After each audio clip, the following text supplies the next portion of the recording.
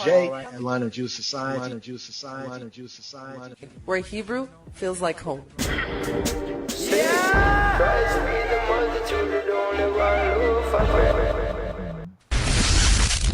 Discipleship Radio. Discipleship Radio. Discipleship Radio. Come be a part of. Alright, LOJ, Atlanta Jew Society. Where Hebrew feels like home.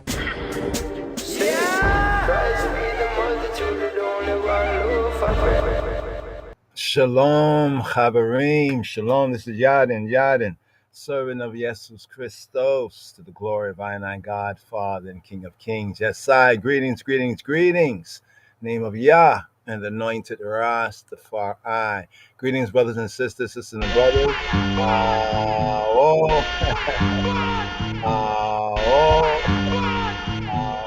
Yes, I.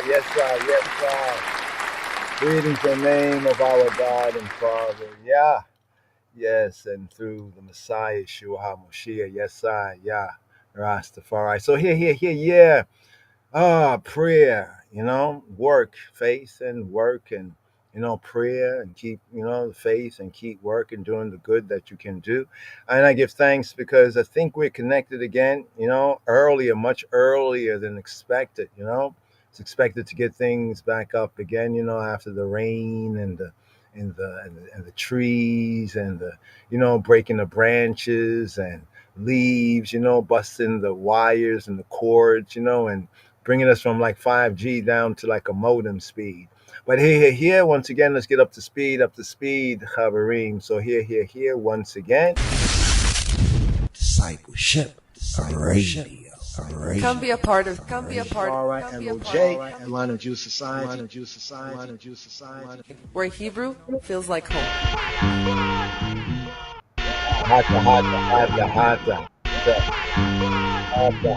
Hot. So here we are in a new Shabua, here with the second day. Here we're at the second day right here for the Monday podcast, the Midrash Monday, study to shoot I and ourselves approved. So we didn't have a full, after the Shabbat, but was able to bring forward hopefully some good and edifying points, points of view, according to the way, the truth, and life of the King of Kings Christ, Jesus Christus, Yeshua HaMashiach. Here, this brings us to the 38th sabbatical study. What we're going to do is going to reflect on the previous 37th sabbatical study, Shalach, send, where we have the matter about the spies, 12 spies, and the 10 bringing back an evil report, and how that evil report, discouraged a whole generation. I've got to think about that right there, because here we have social media.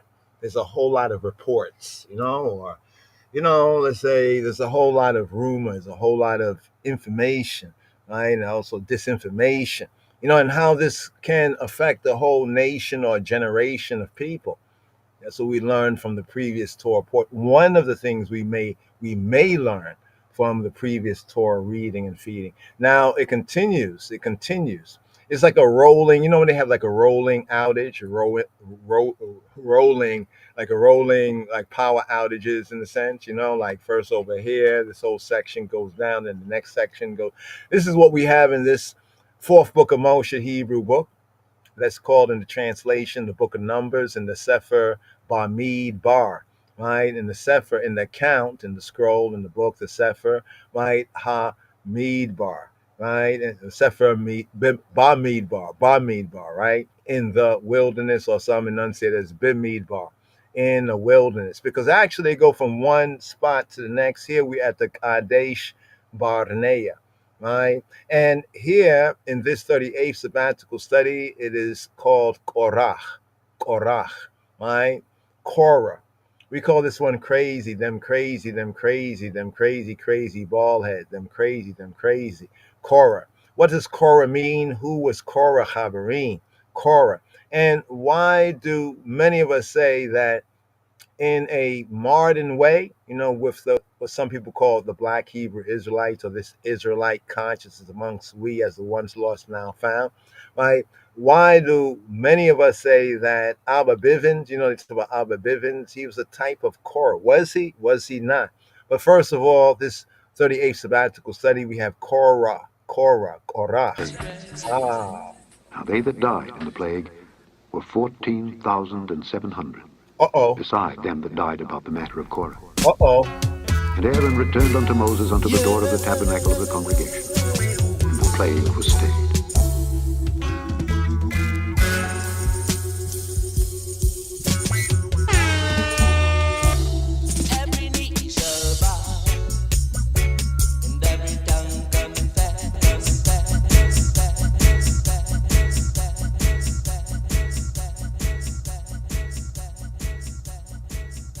Some people would be so-called talking about a revolution. They might view this, you could read this Torah reading and feeding, and you could misinterpret it as a revolution. It has some of the elements of revolution, but really was a rebellion, right? The Korah rebellion. Now, Korah, the name Korah, right? Korach, in the Hebrew, more full enunciation of the Lashon Kodesh, Korah, not Quara, but Korah. Right now, it has a meaning that generally may be translated as cold, right? Cold or frost or even bald head, right? The more better translation of it is bald head. Although getting to the root, it has to do with cold. So how does cold has to do with bald head? Well, the context of bald head. So it is Korah, we call him the crazy bald head, but not just because he physically had a bald head, right? But the meaning of the name and the deed that he and those with him in this rebellion against the rightful leadership of the Israelites in the Midbar, in the wilderness. So here in this Torah reading and feeding 38th sabbatical study, we have Korah. So let's hear some of the Hebrew first words. All right, sabbatical studies, and for this Shabbat strong, Korah. Hebrew first words. Shalom, Chabarim, shalom. Hebrew first words here for the 38th weekly Torah portion reading and feeding an annual Rastafari sabbatical studies, and for this Shabbat strong, Korah. Hebrew first words here as we pick up with Numbers, the fourth book of Moses, the Hebrew book of Numbers, the Sefer Bamidbar, the cipher, the book in the wilderness. So we pick up with Numbers chapter 16, Chabarim. Hebrew first words here.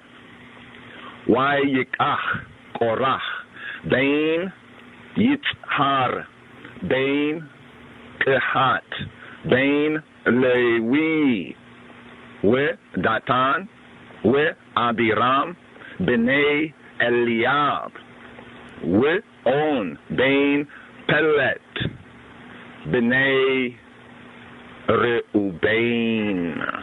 Now, Korach, Hebrew first words, Vayikach Korach.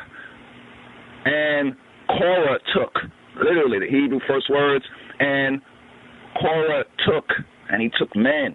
Now, Korah, the son of Izhar, the son of Kohath, the son of Levi, with Datan and Abiram, the sons of Eliab, and On, the son of Pelet, sons of Reuben, took men.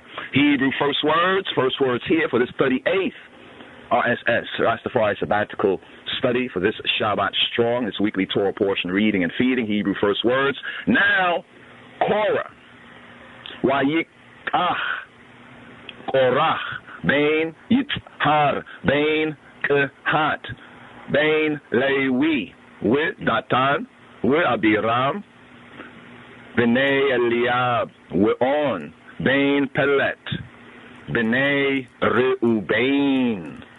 Now Korah took men. Now Korah, Vayikach Korah.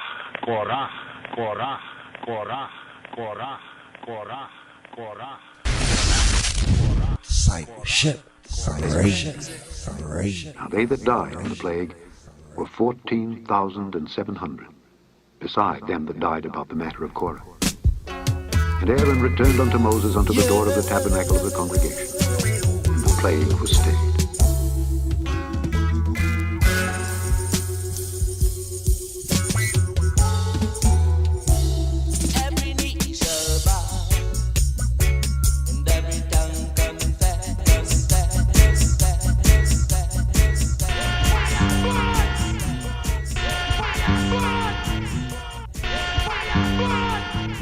And Korah took man. Yeah, the ground, Africa, the rift. There's this rift in this Torah portion, right?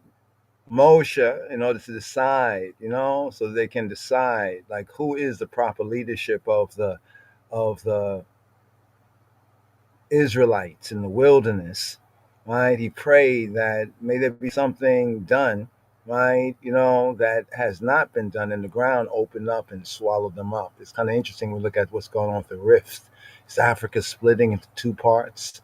Reminds me of this Torah portion, reading and feeding right here. But a couple of first words there. We got to review, right? Because like we said, there's like a rolling rebellion, right? Here we have a rolling rebellion in the wilderness, right? We get up to chapter 10, finish chapter 10, we hit chapter 11, and here the Israelites, the Exodus generation of Israelites go bankrupt, right? Chapter 11. So from chapter 11, we continue to kind of push forward, and we come to here to chapter 16. Chapter 16, right? This Torah reading and feeding constituting Numbers chapter 16, verse 1 to chapter 18, verse 32. Let's bring this up right here. Korah's rebellion. Look more on that. Korah's rebellion. So we have a rolling rebellions here in the wilderness. Now, they already know from the previous Torah portion that, well, they're not going to enter into his rest. Right? 10 times they tested. Actually, they tempted. Right? Also, a whole point on tempt. Tempting. God cannot be tempted with evil, neither does he tempt any man with evil. See, to be tempted, you can be tempted is to test, to prove. Have a whole vid we're going to share on that. Hopefully we get to upload that soon. But here, just to get an overview of where we're at right here in this new Shabua, we come to the 38th sabbatical study. We come to Numbers chapter 16, verse 1. Numbers chapter 16, verse 1. Here we have the incident of Korah. So Korah, he took men, right? He took men, right? And this rebellion right here, when you look at it, it has all the kind of earmarks of being a successful, quote, rebellion, or some might say, quote, revolution, right? A revolution. Oh, the leadership ain't doing the things that we want, the way we want to do it. Well, we got people, we can do this. Are you sure, right? Are you sure, right? The rift, right? Great rift, right? The Rift Valley. So here we're going to touch on the first and second readings here, the first and second aliyot, right? Just a little bit towards the numbers, and the earth opened her mouth, right? So here we have Numbers chapter. So because they opened their mouth, Moshe prayed, and the earth, she opened her mouth. We have the first reading, Numbers chapter 16, right? Focus verses 1 to 13. The second reading right here, Numbers chapter 16, verse 14 to verse 19. All right, so here, just an overview here for the Torah reading and feeding, Parashat Korah. Now, we're going to try to review if we can, right? We're going to go over a review from the previous Torah reading and feeding. Actually, even from the one before that, at least to read on our site, we have like a, we call it like a summary, a reasoning, right? A summary, reasoning. Let's scroll down here. What is it called? The commentary. There we go. Didn't remember that right there. The commentary, some comments on the previous Torah reading and feeding, right? As well as the one before that, right? Just for continuity purposes. Because once you recognize, right, in this book, right? In the Bible generally, but in this book specifically, it says to study, right? To show ourselves approved. Because it's easy to go to a verse here, you can go a verse there, right? And just reading the verse and looking at it with our, so-called Gentile mind, right? And, make a reasoning, right? That might actually, sound good and be nice, but is it the context of what the scripture is really saying? Right. So this is why we study, and this is why we recommend a reading a day of the 7 aliyot, right? The 7 readings of offering that are reading a day. So, for example, for the first day of the Shabuah, for the new Torah reading and feeding, the first reading, the first day that they call Sunday, second reading, right? This is this day right here, the day that has gone forward. Really, this will be like the after the second day. You know what I mean? Because here in the evening time, Erev Tov, good evening, Laila Tov, good night, and a Boker Tov to those in the, in the break of day, depends on where they are at on this earthly plane. So a reading a day is what we recommend, a reading, aka an Ali a day. So here we have the prophets reading the Haftarah, the second of the 3 readings right here. Torah readings, we have First Samuel, chapter 11, focus verses 14 to 1 Samuel, right? Chapter 12, verse 22, and the Berit Hadasha, the new covenant reading, the Adis Kidan. We have Romans, the epistle to the Romans, chapter 13, focus verses 1 to 7. So some of the main themes right here, the key themes, right? The revolt or the rebellion of Korah, right? Korah, aka that crazy, the crazy bald head. As I said, that Korah, right, in the English to bring it out would be bald head, right? But not because he was physically, right, bald, right? But because his character. For example, the root of the name, this is a Torah portion that's named after a kind of a personal individual, right? The root of the name, Korah. Let's actually do this. Let's get into this right here. Let's see if we can bring this up. Numbers chapter what? Numbers chapter 16. Here we go. Numbers chapter 16. Numbers chapter 16. All right. Boom. Here we go. This is the opening verse. Now Korah, the son of Yitzhar or Izhar, Yitzhar, right? The son of Kohat, right? The son of Lewi, and Datan and Abiram, the sons of Eliab, and On, the son of Pelet, sons of Reuben. The sons of Reuben or Reuben, he took. Now, please recall that the italicized words that's in the King James Version are not there. Again, the italicized words, the words in italics in the King James Version are not there. They're not there. No, they're not there. Right? So they're there because, the translators to give people a context, but actually Korah, he took, right? He took, right? He kind of bit off more than he can chew. He took. But what did he take? He took men. He took men to assist him in his revolt, in his attempt to overthrow, right? His attempt to overthrow, right? Yahweh's appointed and anointed, Moshe in that sense being appointed and Aharon being the anointed, the leadership of the Bnei Yisrael, the leadership of the Beta Israel, the house of Israel right here in this Torah reading and feeding. So here with the first verse right here, we have now Korah. Let's bring this up right here because we want to explain why do we say Korah is them crazy bald head. Right? Well, let's get into it. Right? Numbers chapter 16. Now Korah. Right? Korach. Right? So here we have Korach. You see it for yourself? See it for yourself here? Here, according to the BDB, Browns, Drivers, and Briggs definition. Right? Here we have Korah in the English with a K, but actually it's Kof. Kof is a Q in Hebrew. So it's not Korah, but it's Korah. I know some might say Ura. Okay, but actually it's Korah, Korach. So here we see Korach means what? It means bald, right? So was he bald?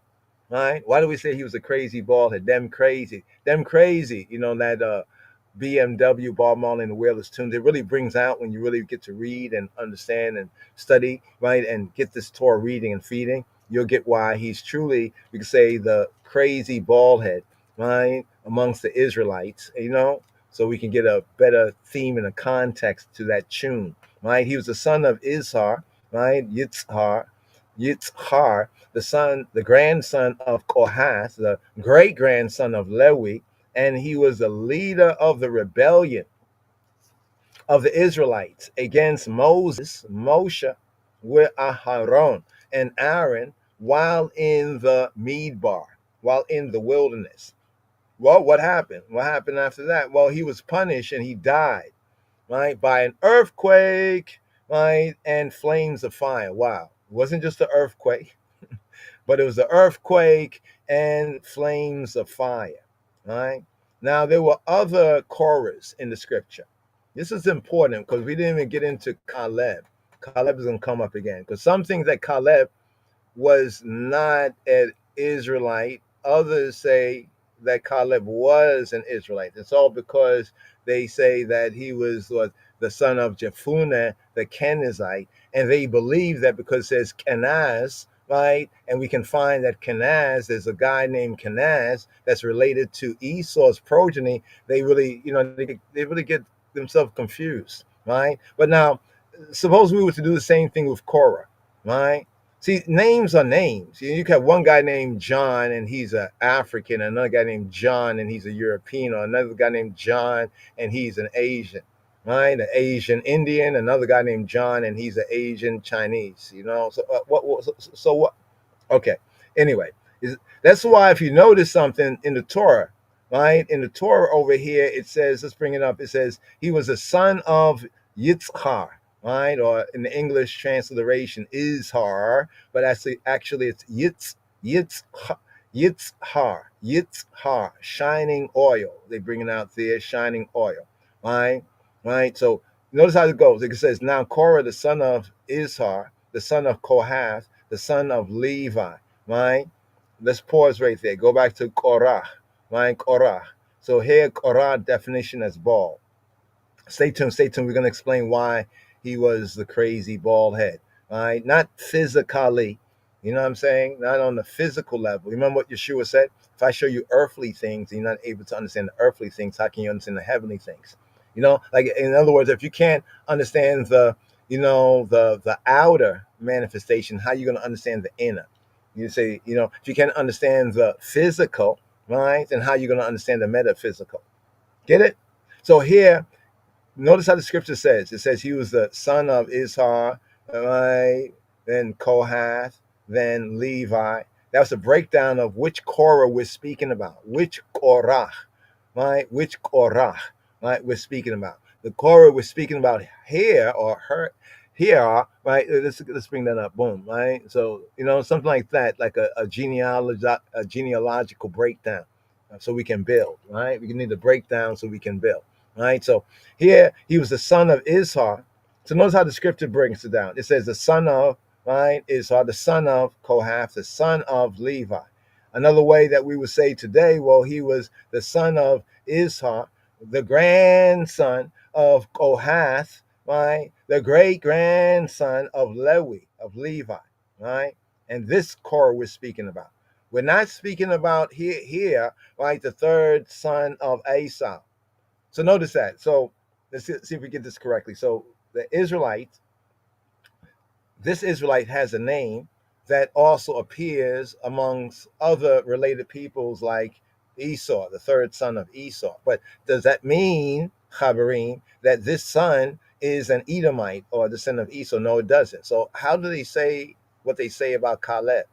Maybe they're just like those haters in the wilderness. Anyway, the third son of Esau by a holy Bama, right? And one of the dukes of Edom. The dukes of Hazard, right? The Edomite. The son of Eliphaz, and we have another one, right? Another one, the son of Eliphaz by Ada, duke of Edom. So another duke of Edom, and nephew of, what says one? Got to look into that. One of the sons of Hebron. So one of the sons of Hebron, another Korah. Right. So why do we say he and his name means bald head, and we call him the crazy bald head? Because think about how crazy, how this is. Right. He is already within, right, a very powerful clan, right, amongst the Israelites, because he's a Levite, right, and he's a Kohathite. Remember, we went through the order earlier in the first 10 or so chapters where Yahweh gave a breakdown of the order in the camp. You know, the order, like that rank and file, duty and responsibility order was broken down. All things be done decently in order, and who would carry what, and, you know, which one, the Kohathites, you know, the Merarites, right, the Gershonites, you know, when the camp was moved. The Kohathites, they had the responsibility of the holy things, right, of the tabernacle. So he's already at a very high level, right, you know, respectively as to even the rank and file Israelites. You know, he's in that, let's say, upper echelon, but that wasn't good enough for him. You know, he wanted to be at the top, right? And he thought he was, what's that word people like to use? Oh yeah, entitled. He thought he had entitlement. Right. So here, Strong's definition, right? We have Korah comes from this right here, right? Karach. So we have Karach, right? Karach is the verb. Korah, right? The noun. Karach means to make bald. You see it right there? Karach. Karach means like he made bald. He was made bald. Karach. Karach. Right? Or he or it. Right? Think about it in the it sense. Don't personalize it, right? To make bald, make a baldness, right? Just breaking down some of the root build of the word, right? To make oneself bald, the nephil sense of the karach, right? Then we have the hefil sense, like to make oneself bald, right? And the hophile sense, to make bald. Now these are the different kind of breakdowns on the grammatical, right? The grammatical menorah. Right? On the grammatical menorah of the biblical Hebrew, there are seven main verbal forms. From the basic, the light form, like the karah. Often when you look in Strong's Concordance and elsewhere, blue letter, you usually see the basic sense, what's often called the kal. The kal is like the light form. You see right there, the kal form, right? In the sense that you see here, karah. Right? But then when we look at it within various areas of the scripture, it could be in the kal form of the verb, or in the nephil form of the verb, or the hefil form of the verb, or the hophil. There's a couple of other forms of the verb. In total, there are 7 main forms. Just like with the true Hebrew, biblical Hebrew vowels, right? There are 7 main vowels. Now I know someone's like to say, well, there's no E, like, you know, there's no this, there's no that.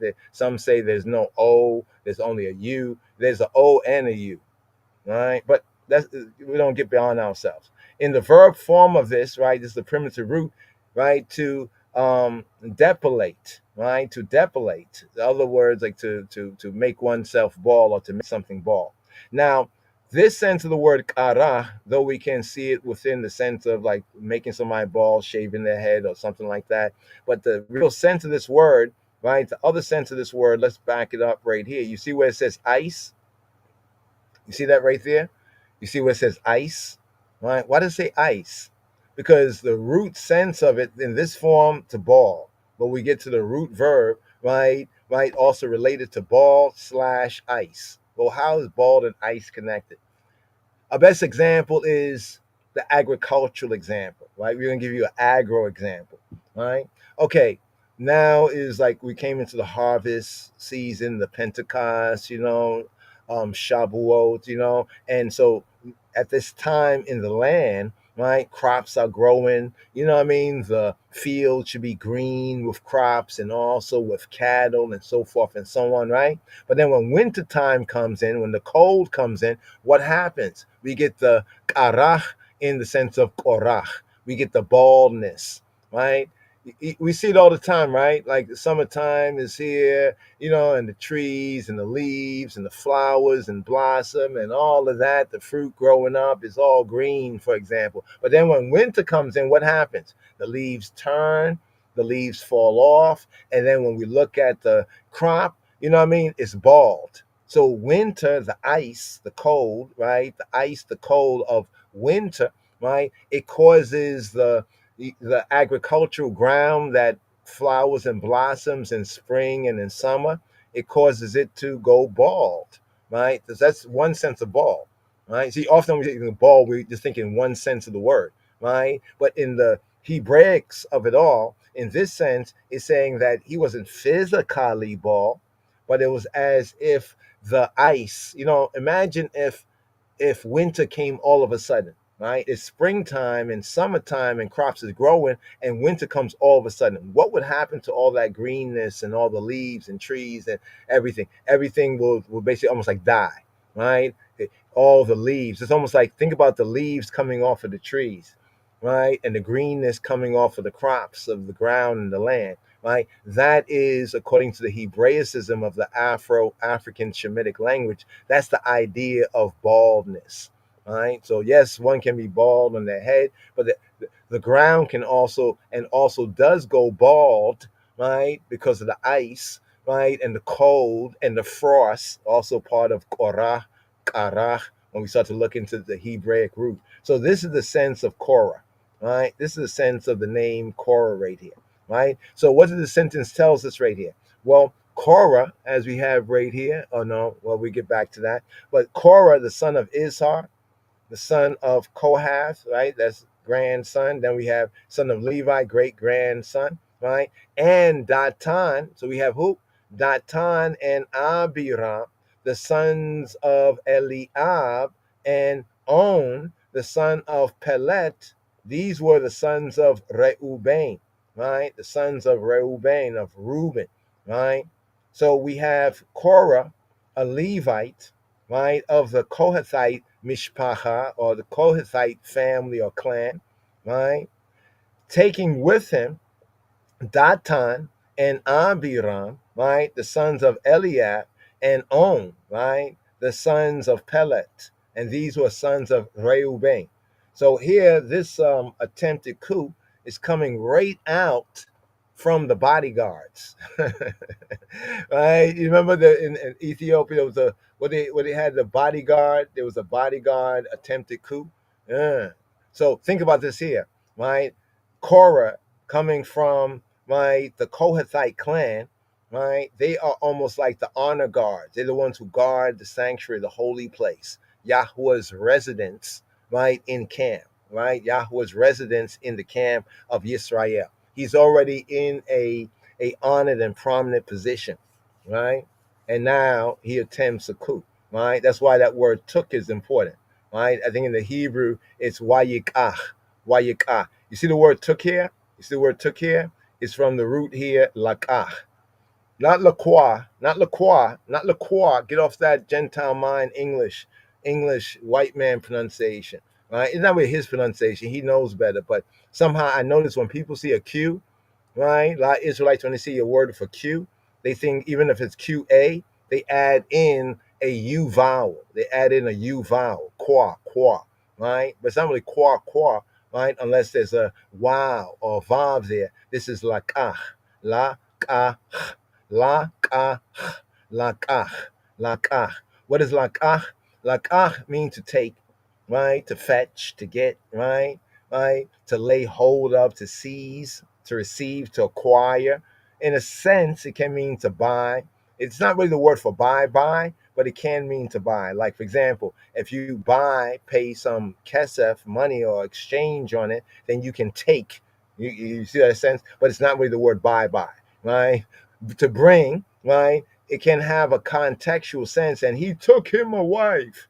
That we can translate generally to be he married, to take a wife or to marry, right? Also, if on take, they can kind of snatch something, right? To take away. It depends on how they take, right? So the basic word here is to take. Right now, notice this right here. Let's bring out the Ivrit, right? The Hebrew right here. We're just going to put this on momentarily, right? It's the same verse, right, from the Masoretic text right here. And reading from right to left, it says, Wayikach Korah. So in the KJV translation, it says, now Korah, the son of Izhar, the son of Kohath, the son of Levi, right? Right? And then it goes on, Datan and Abiram. And at the end of the sentence, there's the word took. Remember that? That was this word here, the first word right here. Come on, come on. Don't just highlight. There we go. Lakach, right? Lakach mean he took. So in the form of the verb here, literally it means it's the past tense, third person masculine past tense, right? Right? Lakach. But here in the verse, bring that out. Here in the verse right here, right? Here in the verse, as you see the highlighted word, wa, right? Or va, some say vayikach, but here Afro-Semitically speaking, wa and yikach, yikach, wa yikach. And he yikah. Yikah means like he took, right? But it's like the verbs consecutive, so it has a sense of like and he taking, right? He taking yikah, right? Korah. And he taking Korah, because in the Hebrew, biblical Hebrew, and the ancient Afro-Shemitic language, like Ga'ez, a Shemitic language there, right? Usually the verb, right? Usually the verb is the first. Like in English, when we say a sentence in English, how do we say it? We usually say it as subject, right?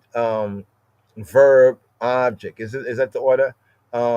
I took this, right? So I is the subject, then the verb follows, took, right? And then the object of what I took, this follows. I took a car, I took a plane, I took a train, I took that, you know what I'm saying? You get the sense. So in English, it's the subject, verb, object. There's some basics. If one's pay attention, it will help out, not just with the Hebrew here, but also with English over there. Subject, verb, object. But now in the Hebrew, right, the usual order, sometimes the order can change, but that usually is like it's a different way of saying it for different sort of emphasis. But the usual order is the verb, right? The verb, subject, object. So usually in the Hebrew, it's different. So the English is normally subject, verb, object. The Hebrew usually, I'm emphasizing usually, because somebody will find one time over here, a rare time, but it's probably poetical or for emphasis. It's like when somebody write rhymes, sometimes we'll switch it up, right? Because it's a different sort of presentation of the word or what you're saying. But the usual order in the biblical Hebrew is the verb first. So the word that's highlighted, wayikach, and he took, or now he took, the sense of now is not there, but the sense of and he took, and in taking, right? Wayikach, Korah, and he took, verb, Korah, noun. What did he take? Right? What did he take? Then it goes into Ben Yitzchar, Ben Kehat. Now, this here is now explaining who Korah is, right? You know, son of Izhar or Yitzhar, right? Son of Yitzhar, right? The son of Kehat, right? Kehat or Kohat, right? Kehat, Kohat, right? Right? Assembly, right? Ben Levi, Ben Levi, Ben Levi, Ben Levi, right? The son of Levi, right? Wa and there's another guy, right? Datan, right? There's Datan, a Reubenite chief. And who was he son of? He was son of Eliab, who was his brother Abiram. They joined Korah's conspiracy against Moshe's authority. Now that's correct, but it's not full. It's not full. Against Moshe's authority, right? And Aaron's and Aharon's anointing, right? Because see, they were going against the anointed, right? Right? It says that put not, your hand, stretch not your hand against Yahweh's anointed. But this is what Korah, right, and those who joined him in his conspiracy were doing, right? So here it says, with Datan wa Abiram. Now remember Abiram, right? Abi my father Ram. Ram. Abiram. Ram. Ram means exalted, like high. Right? Ram is high. Right? The dance Aram. Abiram. Right? The dance is exalted, high. Right? So here we have a Reubenite. He was son of Eliab in Exodus. Right? Then we have a son of Hiel, right, as well, right, who worked to rebuild Jericho. Look at that, right? Jericho. They said we can't find Jericho, but wait, we can't find where Jericho's walls fell down. The Bible said fell down. Archaeologists say we can't find it, but there's a son of Hiel, the Bethelite, who worked to rebuild Jericho. Oh, so I mean, after the walls fell down, look who after that they kind of rebuilt it. See that? See, this is why you can't rely on a lot of these things you hear if you don't have any reading comprehension. If you're not reading with comprehension, right? So, father of height, Abi Ram, Abi Ram. Ram here comes from room, right? In this form, the base form, to rise up, to be high, right? Abi Ram, my father is high. You know, my father is lofty. My father is like risen up. He's exalted. He's set on high, right? Or in the case of Abiram, were they high? Right? With Datan wa Abiram, B'nai Eliab. They were the sons of, right, brothers of Eli, Lama Sabachthani. It's Sabachthani. Just take it slow. Don't give up. You know, just spell it out, right? Eliab, Eli, my father, or Eli, my God, father, right? My God, father, Eliab, God, my God is father, or God is father. He was the son of Helon, right? This one there, so there's a few ones who are known as Eliab, right? So just because we see one guy over here, you know, like Judas Iscariot. They say, bun Judas. But there's a lot of other ones who are Judas too. Like Jude in the Bible. So you bunning him too? Right? This is why it's good when we study the scripture, we can see how it seeks to even identify. Right? Even they understood then, people say, well, which Eliab was this? Right? You know, or which Datan? You know what I mean? Or which Korah? Right? So here it says we're on. And there was another guy, right? We have on, right? On right here. On means wealth or vigor. On, right? On, right? On. What is on, right? Let's scroll it down here. This is a very interesting word, on, right? On, right? Right?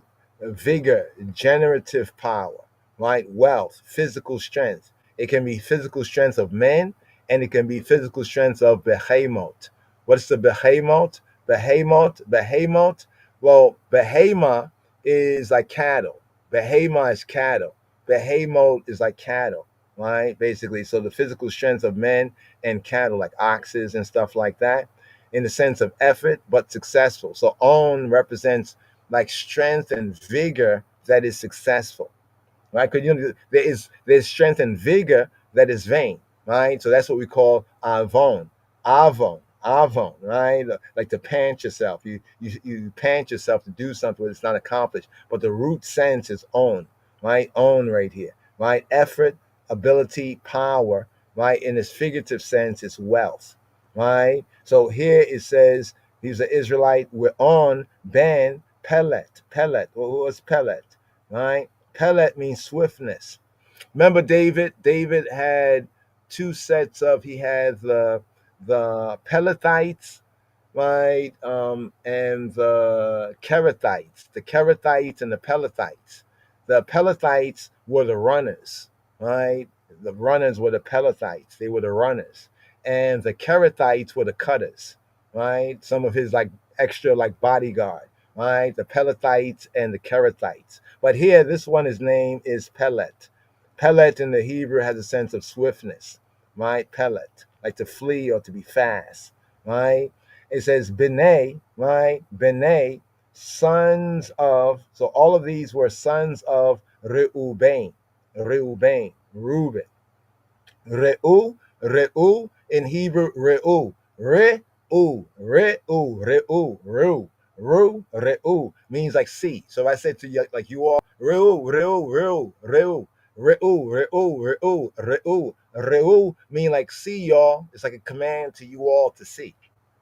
Remember his mama, right, Leah, right, when she had that first child for the patriarch Yaakov. What did she say? She was like, so happy. She's like, Reuben, right, Reuben, see your Ben, right, see your son, Reuben, right, see your Ben, Reuben, Reuben, Reuben. You can imagine, like a son is born and everything, and ones are saying, come, come, come, see, there's a son, it's a son, Reuben, Reuben. Well, that became his name. Behold, a son, see a son, right, Reuben, right, Reuben, see y'all, Reu, y'all, a Ben, right. So all of these, they were sons of, right, those who joined, right. But see how this seems like a little back to front, front to back, the translation here. All right. It says, now Korah, the son of Ishar, the son of Kohath, the son of Levi, and Datan and Abiram, the sons of Eliab, and On, the sons of Pelet, sons of Reuben, took. See, the way it's written here, you have to ask, so like, who who took? Right? Did all of them take? Right? No, it's saying basically in the Hebrew, it would more read like Korah took, right? Like taking, right? Korah, and who is Korah? Son of Ishar, the son of Kohath, the son of Levi, right?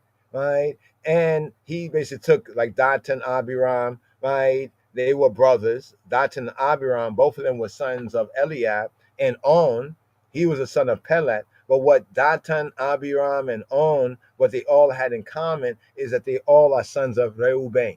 Now, why is this interesting and important here? Well, we have a conspiracy, a rebellion, right? They were thinking it was a revolution, but what they actually were doing was rebelling, right? They were deceiving themselves. You know what I'm saying? And so we have Datan and Abiram and On. These are like chief men of the tribe of Reuben. Why would the sons of Reuben do this? Because remember what happened to Reuben? Reuben, in a sense, lost his spot. Think about it. Reuben was the firstborn. That tribe had kind of, in a sense, lost its spot, right? So think about this. Korah also, he's a son of Kohath, and they are the Levites, right? They have a prominent position among the three clans of the Levites, the Kohathites, the Gershonites, and the Merarites, right? But then Korah, in being part of the Kohathite clan, check this out. We also have Aaron. Aaron and Moshe, they all are of the same clan. So it's almost like saying that ones and ones who felt as though they were entitled, right? This they deserve this spot, right? Even though we already know that Yahweh has chosen and appointed Moshe, right, as well as Aaron. So Moses is appointed in that sense, and Aaron at this point is anointed. So they rising up against the appointed and the anointed. And what happened? Here's what they did. And they rose up before Moshe. Basically, when you read it in the Hebrew, it's almost like they got up in Moses' face. They went up into Moses' face. Somebody said, why you get up in my face? Yo, come out my face. Why you come up in my face? They rose up before Moses, but when you read it in the Hebrew, it's like they got up. They went up in Moses' face. You know what I mean? To say they confronted him, right? With certain of the children of Israel. I would say with certain of the uncertain. No, the certain of the Bnei Yisrael. So it's not just these here. These are like the ringleaders. And Korah is at the epicenter.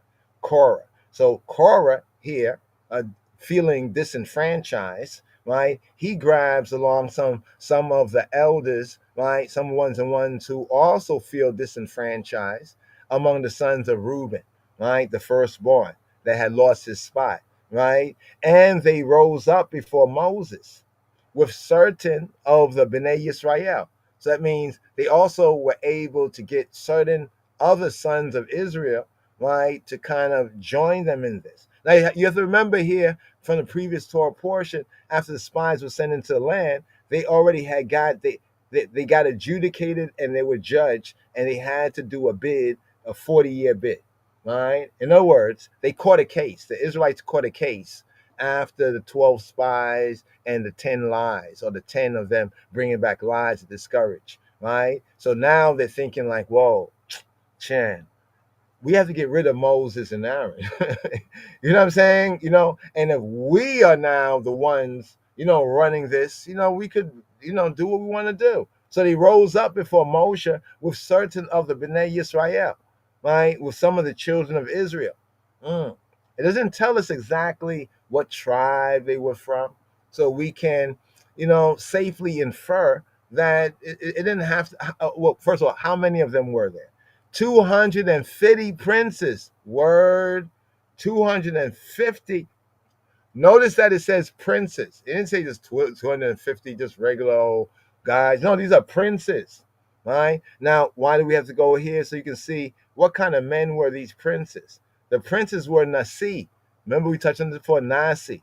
Right? Nasi, right? Two ways of spelling it, fully spelled, right? And the short spelling. Right, the full spelling with the Y, the short spelling with the I, Nasi, right? Nasi, they were Nisim, as a plural sense. They were ones lifted up, right? At least they see their role of being a prince is one lifted up. But we can tell they must have been lifted up in the way they were thinking. They were also ones that felt themselves entitled.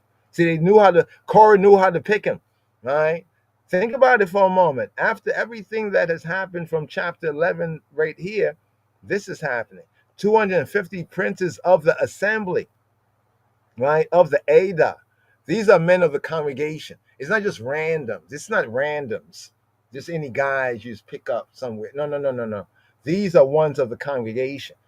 It's like we could say these are one of the church. They're of the church. They're of the. If we were to draw three circles, inner circle, right, or dot in the center, right, then another circle, right, and then another circle. There where the dot is, right? This is the congregation. So that means when Yisrael says call the congregation, they're in that number. You see what I'm saying? They are in that number, right? They are in the gathering, right? They're not just any old, right? They're part of that inner, right? In other words, if you think about the tabernacle, not every Israelite could be in the tabernacle. You think about it for a moment, right? According to the numbers that we have here in the book of Numbers. So we have a sense of order. We have a sense of representation. So they are represented by their princes, by their leaders, by the ones they lift up to represent them. Check. So we have 250 princes of the Ada. They were famous. You saw that? They were famous, right? It wasn't like, well, who's that guy? No, people knew who these ones were, right? They were famous. They had a name. You see? So when we're saying that they were entitled, right? We're not just saying that, just making something up because it sounds this or that way. No, we are saying it. We are showing and proving it, both with the scripture, you know what I mean? And by the study of the scripture, right, there's a common sense. People talk about common sense, but no. In the study of the scripture, when we really are studying precept, line upon line, right? Precept upon precept, right? Here a little, there a little. There's a common sense, right, that we in common come to. Just like these ones here, right, they had a common sense about themselves too, because they were all part of the assembly. But they were not just any old people. They were princes, Nasim, and they were famous. They were Karim. They were Karim, Korim, right? They were Korim. They were those who were called upon. People called their names. Their names are called out. Like somebody say, yeah, I'm with so-and-so. Oh, word, so-and-so, the son of so-and-so. Oh, okay. Right? They were called, they were summoned, they were called ones. Right? Like, you're trying to get in that dance, right? And you can't get in. And you say, well, I know so-and-so. You mention that name. Okay. The gates open up. These are these sort of men. They were famous. They were called, right? Called where? In the congregation. They were called in the congregation, right? Here, the Moed, in the appointed place, right? In the appointed place, right? In the appointment, right? So these are men that actually would represent, like I said, not all the Israelites could just crowd into the tabernacle and the courts based on the dimensions that we have. So they had representatives, right? Like for certain things, their representatives would represent them. right? Others would still gather around, but not everybody could be within the Chatzir, right, in the courtyard, right? This is why when we study numbers and we see the breakdown of who was in what tribe, so forth and so on, this is not just random, right? This actually shows that there was organization. And this is what we have in the book of Numbers. A beautiful sense of organization is brought forward by Yahweh. And then look what happens. Chapter 11, the bankruptcy of the Exodus generation. And then from there to here, chapter 16, we get these rolling blackouts, these rolling rebellions. You know what I mean? And each one is kind of interesting and should be studied. Like I said, we're going to kind of circle around to the previous again and see, well, what is similar and what is different, but what is continuous, even right here. And notice they were famous in the congregation. That means they were called upon, Qorey, Qorey, Qorei, right? And they were men, right? Enosh, mortal men, right? Anashim, Enosh, they were men, right? Of renown. They were men of Shem. They were men of Shem. They were Shemites. No, you just don't understand. All right. And notice nowhere in the Bible even talk about Shemites. Nowhere in the Bible does it talk about Hamites. Nowhere in the Bible talk about Japhethites. Yeah, it talk about people who, according to the scripture, are descended from those antediluvial or post-flood patriarchs. But Shem in this sense is not talking about they're Shemites. No, this is talking about name. The word Shem means name. They were men of name, men of renown. They were men who had a name, and their name was called. They were both called in the congregation, right?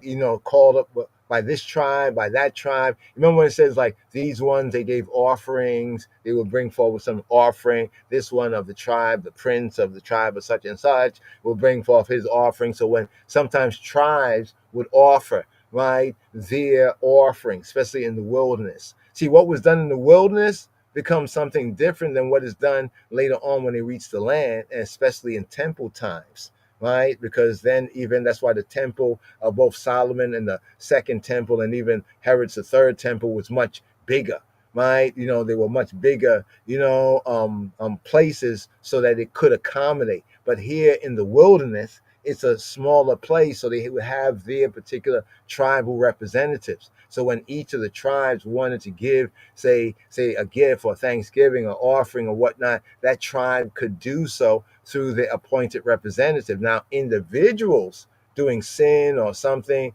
or choosing to come forward individually, well, they're free. But it's not just everybody just bum rush, the tabernacle. But what we have here, right here is like a bum rushing, right? We have them bum rushing, right? Because these are bums, man. The Korah and them, they're bums. I mean, how could you be in that position and then you're gonna do what you do, right? Okay, that's why what happens to you is because you do what you do, and they gather themselves together. Word, right? They gather themselves together. This word kahal is an interesting word, gathering. In Hebrew, right?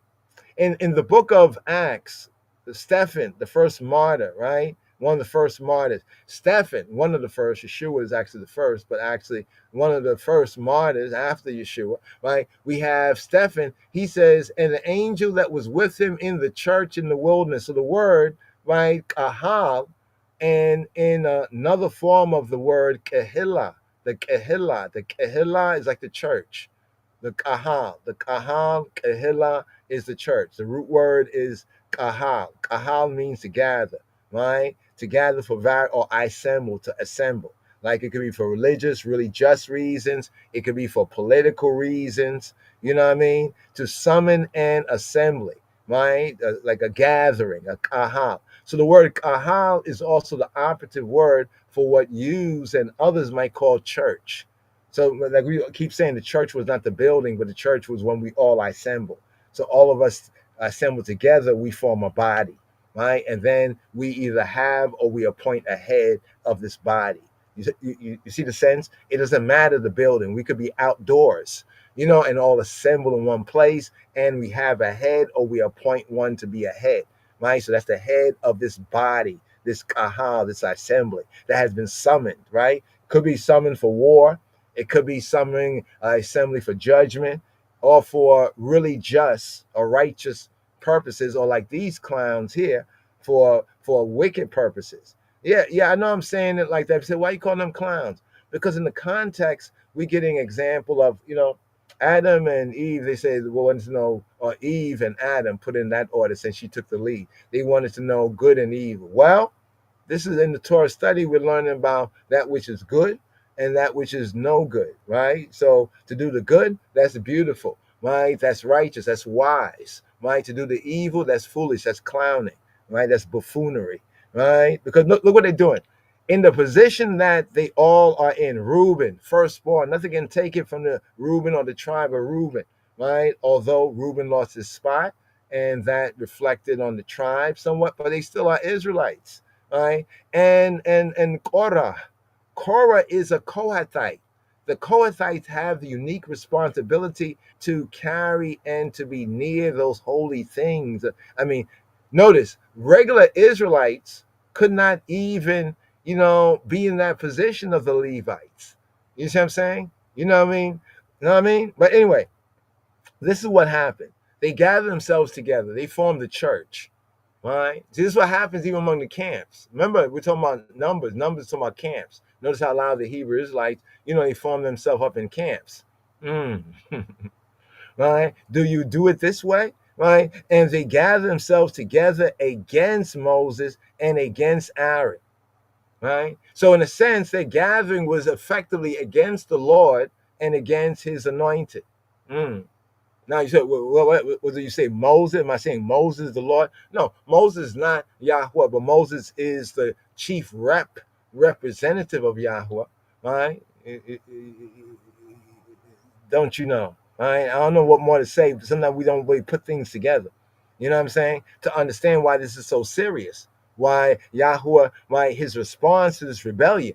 Right? Because remember, Moses and Aaron had just pleaded for them, right? Just a little earlier. They were about to die in the previous Torah portion because of their foolishness, their rebellious foolishness, right? Against Aaron and against Aharon, right? And remember that Moses was made a god, right? There's, or Elohim, a judge, right, to Pharaoh, right?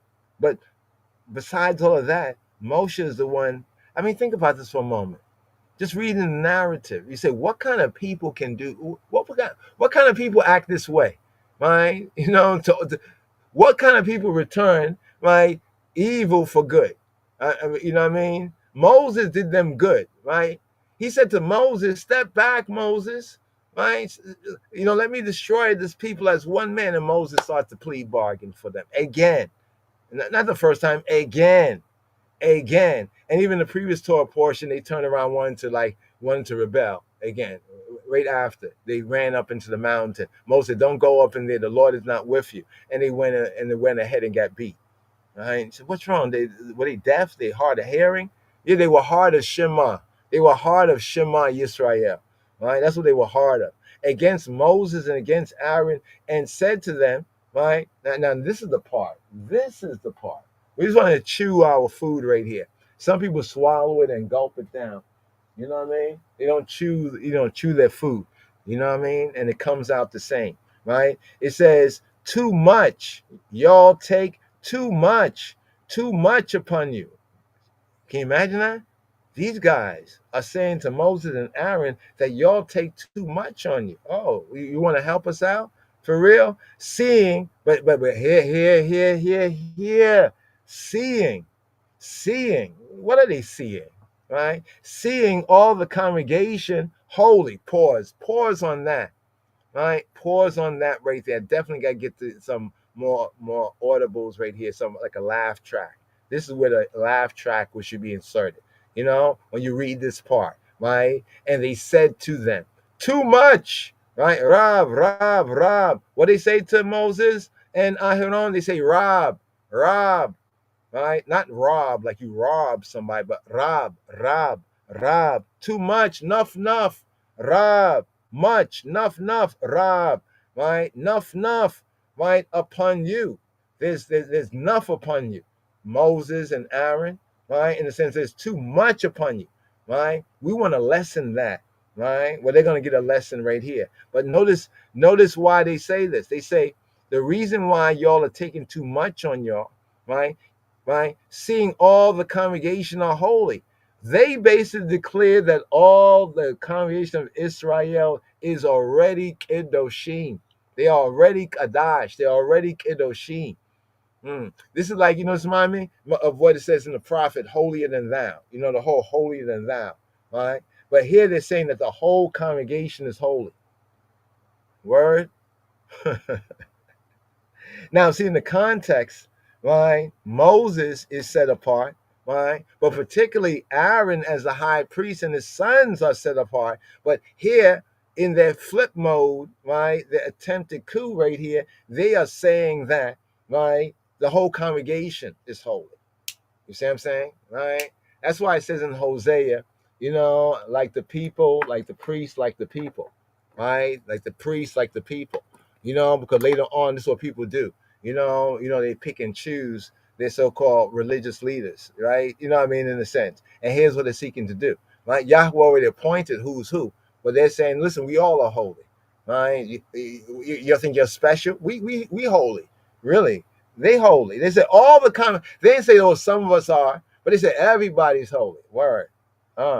Every one of them, right? Not just they said the whole congregation is holy. Look, the whole Ada. Remember I took that word Ada? The Ada, the congregation, the gathering, right? Up here, it says right here, it says, and 250. So notice, we have Korah, we have Datan, we have Abiram, and we have On together with the 250, right? Princes. I gotta say fools, because these are fools here, right?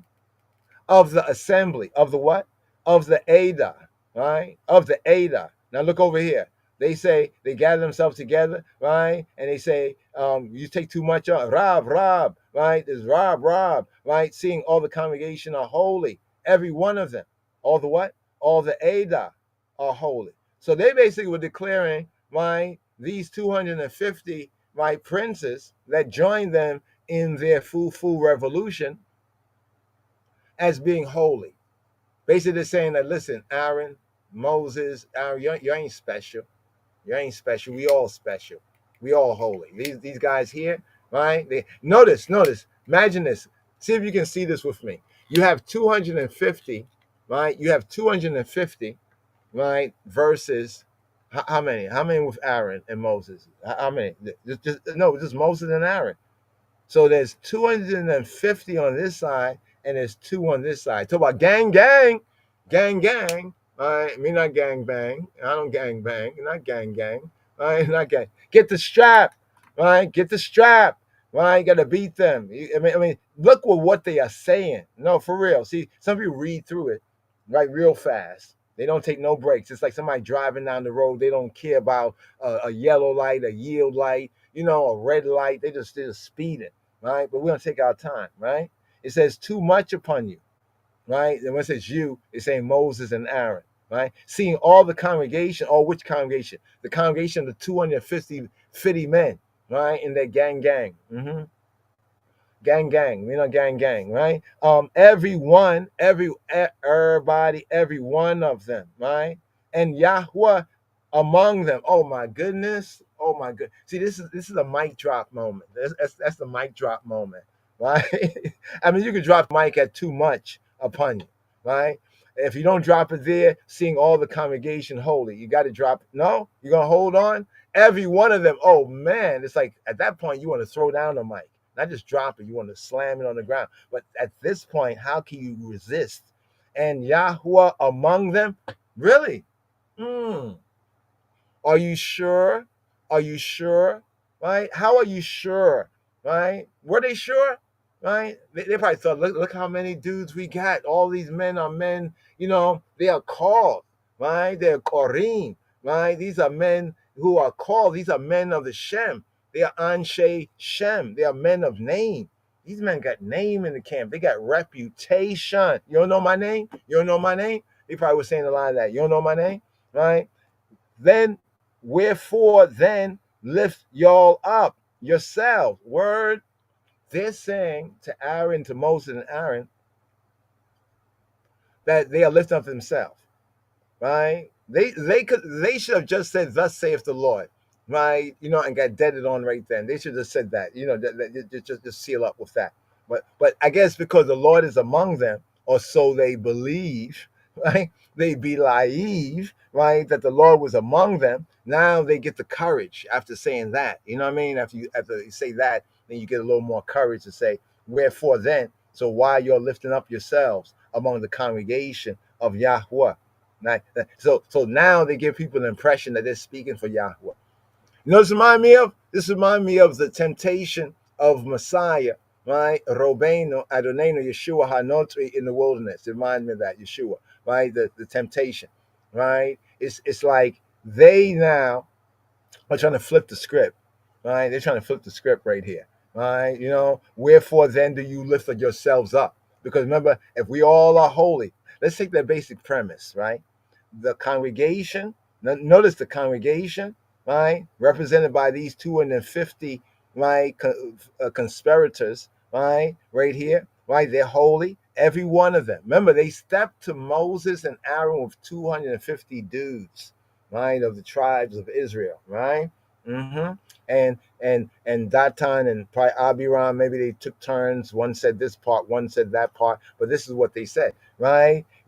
They say, "Wherefore do you lift up yourselves among the above, up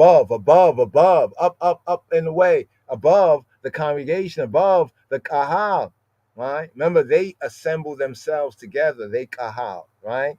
And they're saying that it's actually, we're not doing nothing wrong because we all are holy. Every one of them, right? To say every one of us, right? And Yahweh is among them to say Yahweh is amongst us. Therefore, y'all are doing something wrong because y'all are lifting yourselves up and away above the congregation of Yahweh, right?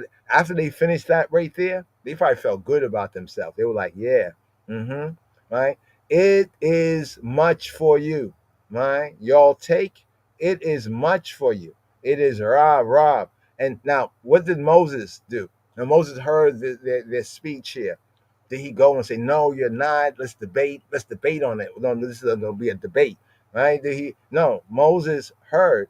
When he heard it, right? Notice this, right? Because this right here is also a principle. Sometimes when you get reproached, right? It says, "Blessed are you," right? When you reproach and reviled, and they say all manners of evil against you, right? Right? Rejoice and be exceedingly glad. Or you could take this alternative route, right? He fell upon his face. I gotta pray, man, right? Because they're lifting up themselves, right? And they're saying that Moses is lifting up himself above them, right? And so Moses said, "I'm gonna humble myself," right? You know what I'm saying? Y'all are lifting yourselves up, right? Y'all are confused. And he spake to Korah, right?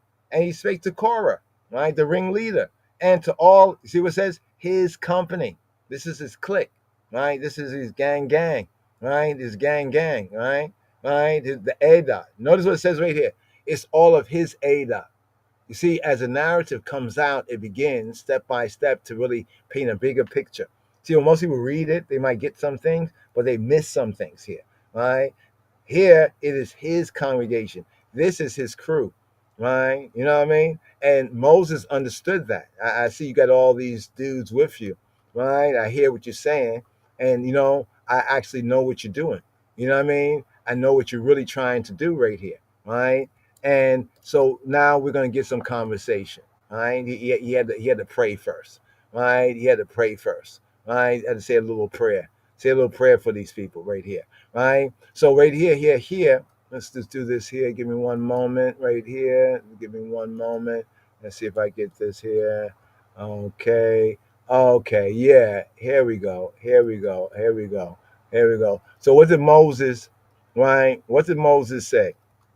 Right, so we know that the company here, right, the 250 dudes, that's what he took. Remember from the beginning, and Korah took, right? He took advantage of the situation.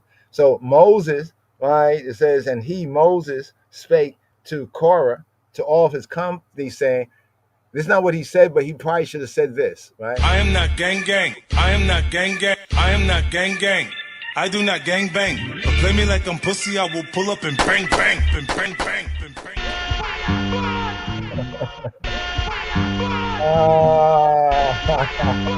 I am not gang gang. No, Moses is Robeno Moses, much more honorable than that, right? Right? He says even tomorrow, he said let's set a date for this. Let's set a date for this, right? You want a showdown and a throwdown? All right, let's set a date for it. Even tomorrow, Yahweh will show you tomorrow who are his, right? He says, even tomorrow, Yahweh will show who his. In the Brit Chadash it says, and the Lord knows who are his. You know what I mean? Well, Yahweh is going to show you, right? He's going to show you, right? But see, in the Hebrew, it's from the root yada, right? The root word is yada, right? In the form here, it's not yada, but let's go through here, right here, right? It says, why daber illa Korach wa illa kola adato lemor, and he said one more time, I am not gang gang. I am not gang gang. I am not gang gang. I do not gang bang. But play me like I'm pussy, I will pull up and bang bang and bang bang. All right. Come be a part of Jay, Atlanta Jews Society, where Hebrew feels like home. Why daber il Korah wa illa kol adato lemor boker. He says boker, the dawning, the morning, the boker. He didn't say boker tov. He didn't say good morning. No, he was like boker. At the break of day, right? The break of light, right? Boker with Yoda Yahweh, with Yoda. He's gonna Yoda you, right? Yoda, right? He's gonna cause you to know. Yoda. Here we go. Let's see if we have the breakdown here. Which form? There goes. It's the po'al form, right? To cause to know. Yoda, right? With Yoda Yahweh, with Yoda Yahweh, right? With Yoda Yahweh, and Yahweh is gonna cause you to know. Et asher lo, right? Et asher lo, who is his, right? Et is the definite object marker. What he's going to show you. What is he going to yoda you? He's going to yoda you, asher, those who are, right? Lau, those who are his. He's going to show you those who are his. And, not stopping there, and who is holy. Right? And who holy. He's going to show you who his and who holy. Yahweh will show you who his and who holy. And will cause, and he's going to cause, right, to come near to him. Come on, come near, even whom he have chosen, right? See, Moses could have said, I'm the chosen people. I'm the chosen person. No. Let Yahweh show, right? Who his, right? And who holy. People be arguing like, I'm of Yahweh, you are not. I'm holy and you are not. Well, Yahweh will show you who his and who holy, and will cause, right, to come near to him, right? Even whom he have chosen will he cause to come near to him, right? Now, here's where it connects with the incense, the Aishans, right? The Aishans. We could pause here because this is just one point we want to bring out, just this opening part, right? This is like the opening part of the movie. Right, it's like the opening part. So like after the credits and everything, this is like how it begins. This episode here, this Torah reading and feeding here.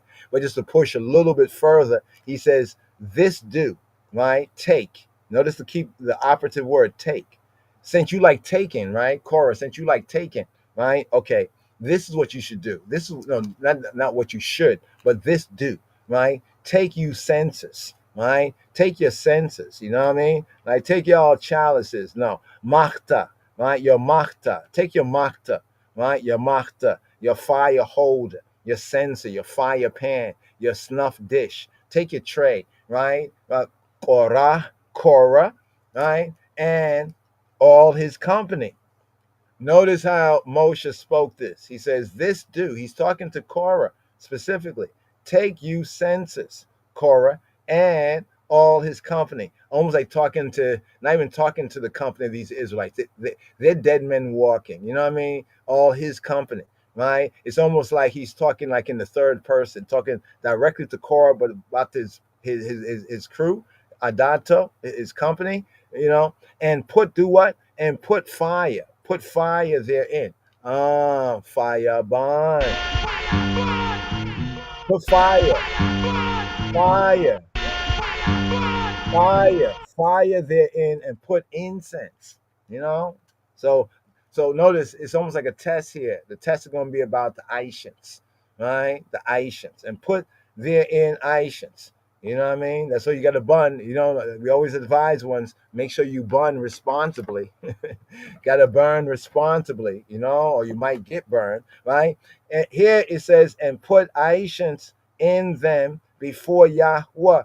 Tomorrow, Yahweh will show you tomorrow who are his. So this do, right? And it shall be, right? The man, right? The man, the who, the man, the ish, the man, the ish, the man whom Yahweh doth choose.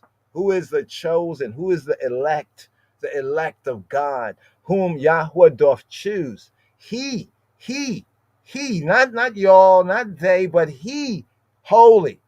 You see this right here? He is Kadosh. He is Kadosh. He Kadosh, right? Too much. Now he flips it back on them, because then he says, y'all take too much on you. No. Y'all take too much upon you, your sons of Levi, right? Your sons of Lewi, right? Isn't it interesting? Notice how he ends off there, you sons of Levi.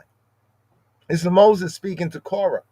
Now Korah was there, but he was there with 3 Reubenites. Did Moses say anything about Reuben?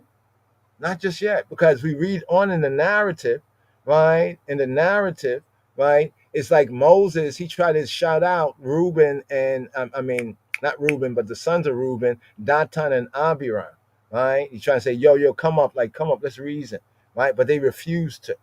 Bad choice, right? And Moshe said to Korah, hear, Shema, right? I pray the I, or Shema'u, right? Hear y'all, right? I pray the I, y'all sons of Levi, right? He says, a small thing. So that means maybe some of them were even Levites. But he says, a small thing to you, in addition to Korah. A small thing. Is it a small thing? Is it ma'at, tinish, ma'at? Is it a little something to you that the Elohei Yisrael, that the Elohim of Yisrael have separated you from the congregation of Israel? Look at that. You remember the 12 tribes were numbered in the beginning of Numbers, and then Levite was not to be included in that number, but to be separate. But Korah, now in his rebellion, he grabs along Datan, Abiram, and On, right? And then 250 men of the Bnei Yisrael, right? And now Moses, in his response, he zooms in on the sons of Levi, right? And he says, is it a small thing to you that the God of Israel, the Elohei Yisrael, have done what? Has badal, separated you from the congregation of Israel. And notice that Korah, in his rebellion, he brings in Reubenites who have no place in the holy place as to the service. Check, right? To bring you near to himself to do the service. Here he's speaking to the sons of Levi, right? To do the service, to do the aboda, or the avoda, to do the service of the tabernacle of the Mishkan. What's the Mishkan? It's the dwelling place, the Shakan place, the place of Yahweh's Shak and Or, of his Shekinah, right? His Shak and Or, right? the tabernacle, the Mishkan of Yahuwah, and to stand, to Ahmad. Here's where we get the Amidah, the standing prayer, right? Like Robeno said, and when you'll stand praying, forgive, right? And to stand, lifnei, and to stand before the congregation. So what Moshe is saying is that you don't even know your duty and responsibility, yo. You got this all backward, right? Right? You think it's a small thing, right? Right? So you want to join up, hitch up with the firstborn, some of the sons from the firstborn son, because Moses knew what was going on. He knew the play, right? Do you see the play? Do you see the play right here? Right? Moses is breaking it down. He's saying that it's not a small thing. Right? He separated you from the congregation, but now you're going to get wrapped up with these ones from the congregation in this rebellion, right? But he chose you separate as the sons of Levi to bring you near to himself, to bring you karav, right? You can come near. These ones can't come near. They can't come near, right? The altar without suffering some damage, right? But he brings you near to himself to do the avodah, to do the service of the Mishkan, the dwelling place of Yahweh, and to Ahmad, to do the Amidah, the standing, even the standing prayer, lifnei, before the congregation, to minister, right? You are to minister to them, right? The Levites were to minister to the tribes of Yisrael, the congregation of the sons of Israel. Not that the Levites and the sons of Israel, they all going to minister together, and that's not the order. Y'all are out of order, right? And he have brought thee near, right? Emphasize that nearness. See, the 12 tribes, they didn't have that nearness in the Sinai covenant, not after the molten calf, right? They lost that after the molten calf, right? And he hath brought thee near, and all thy brethren. Which brethren? The other Israelites? No, it's saying the sons of Levi, the B'nai Lewi, with thee. And seek y'all the priesthood also. So some of the rebels here are also some of the sons of Levi, right? Remember that all of the priests, right, were Levites, but not all of the Levites were priests. The priesthood, the kahuna, right? Here we have the word for priesthood, the kahuna. The kahuna was to be Aharon, the anointed Aaron, and his anointed sons. Check, right? For this cause, because for this cause thou, the I, and all thy company are gathered together against Yahweh. Moses is saying to them, is this what you're doing? Is this what we're doing? This is what you're doing, right? All right, for this cause. Can, right? Can. So, thus, can, right?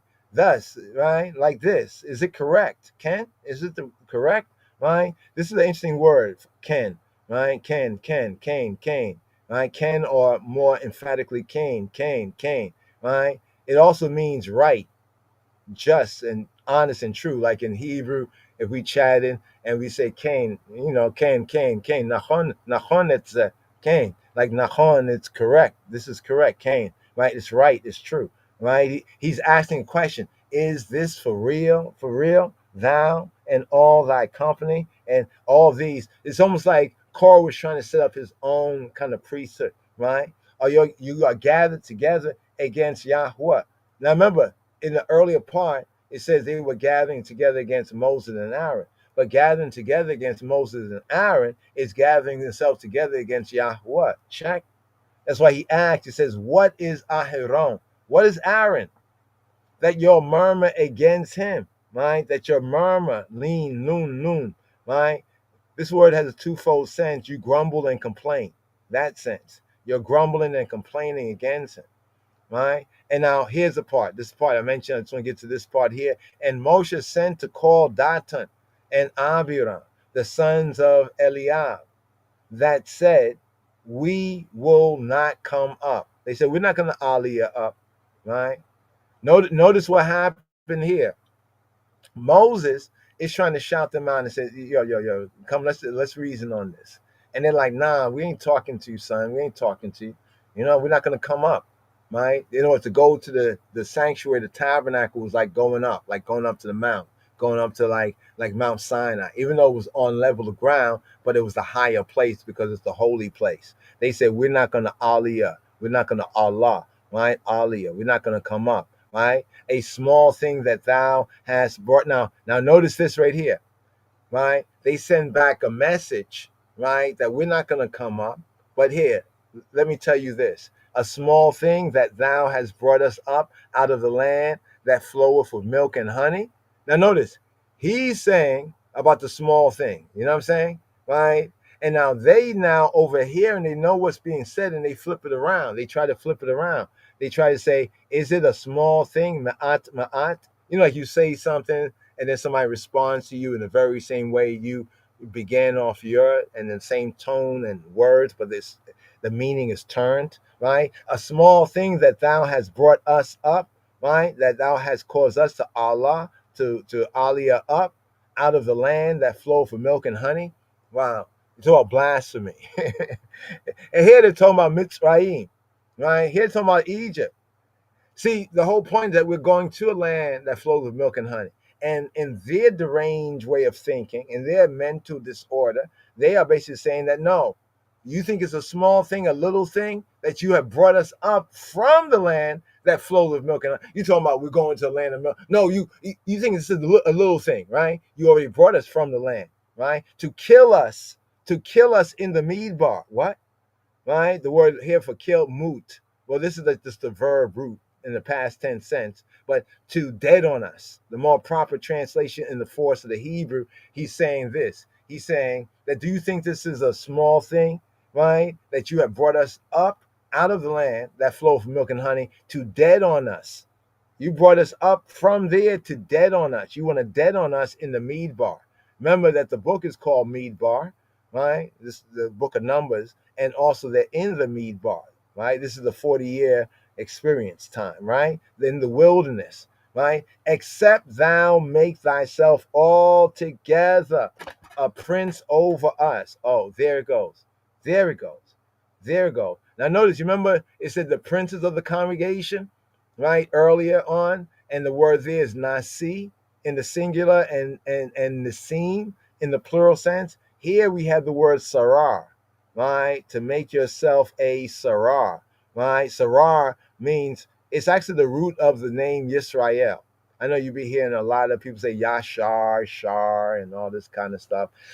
In these ways, right? Kia tisa tarer, right? To make yourself they're saying right here, to make yourself, like to act as a prince, not literally the word prince, but to act as a prince, a ruler, like over us, right? To like act a part, how do you act like a prince? To exercise dominion, right? To exercise dominion over us. We know what you're up to, Moses. That's what they're trying to say, right? We know what you're up to, right? Moreover, on top of all that, right? Thou hast not brought us into a land that flows with milk and honey.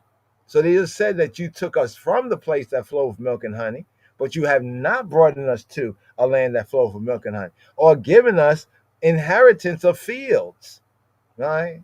And vineyards. Hear them talking. To give us inheritance, to give us a nahala, possession. You have not brought us to give us possession. We don't got the fields in the vineyard. Where are they, Moses? Where's that? Wilt thou put out the eyes of these men? You try to act like we're blind, Moses. We can't see what you're up to. We know what you're up to, man. You know, we know what you're up to, dog.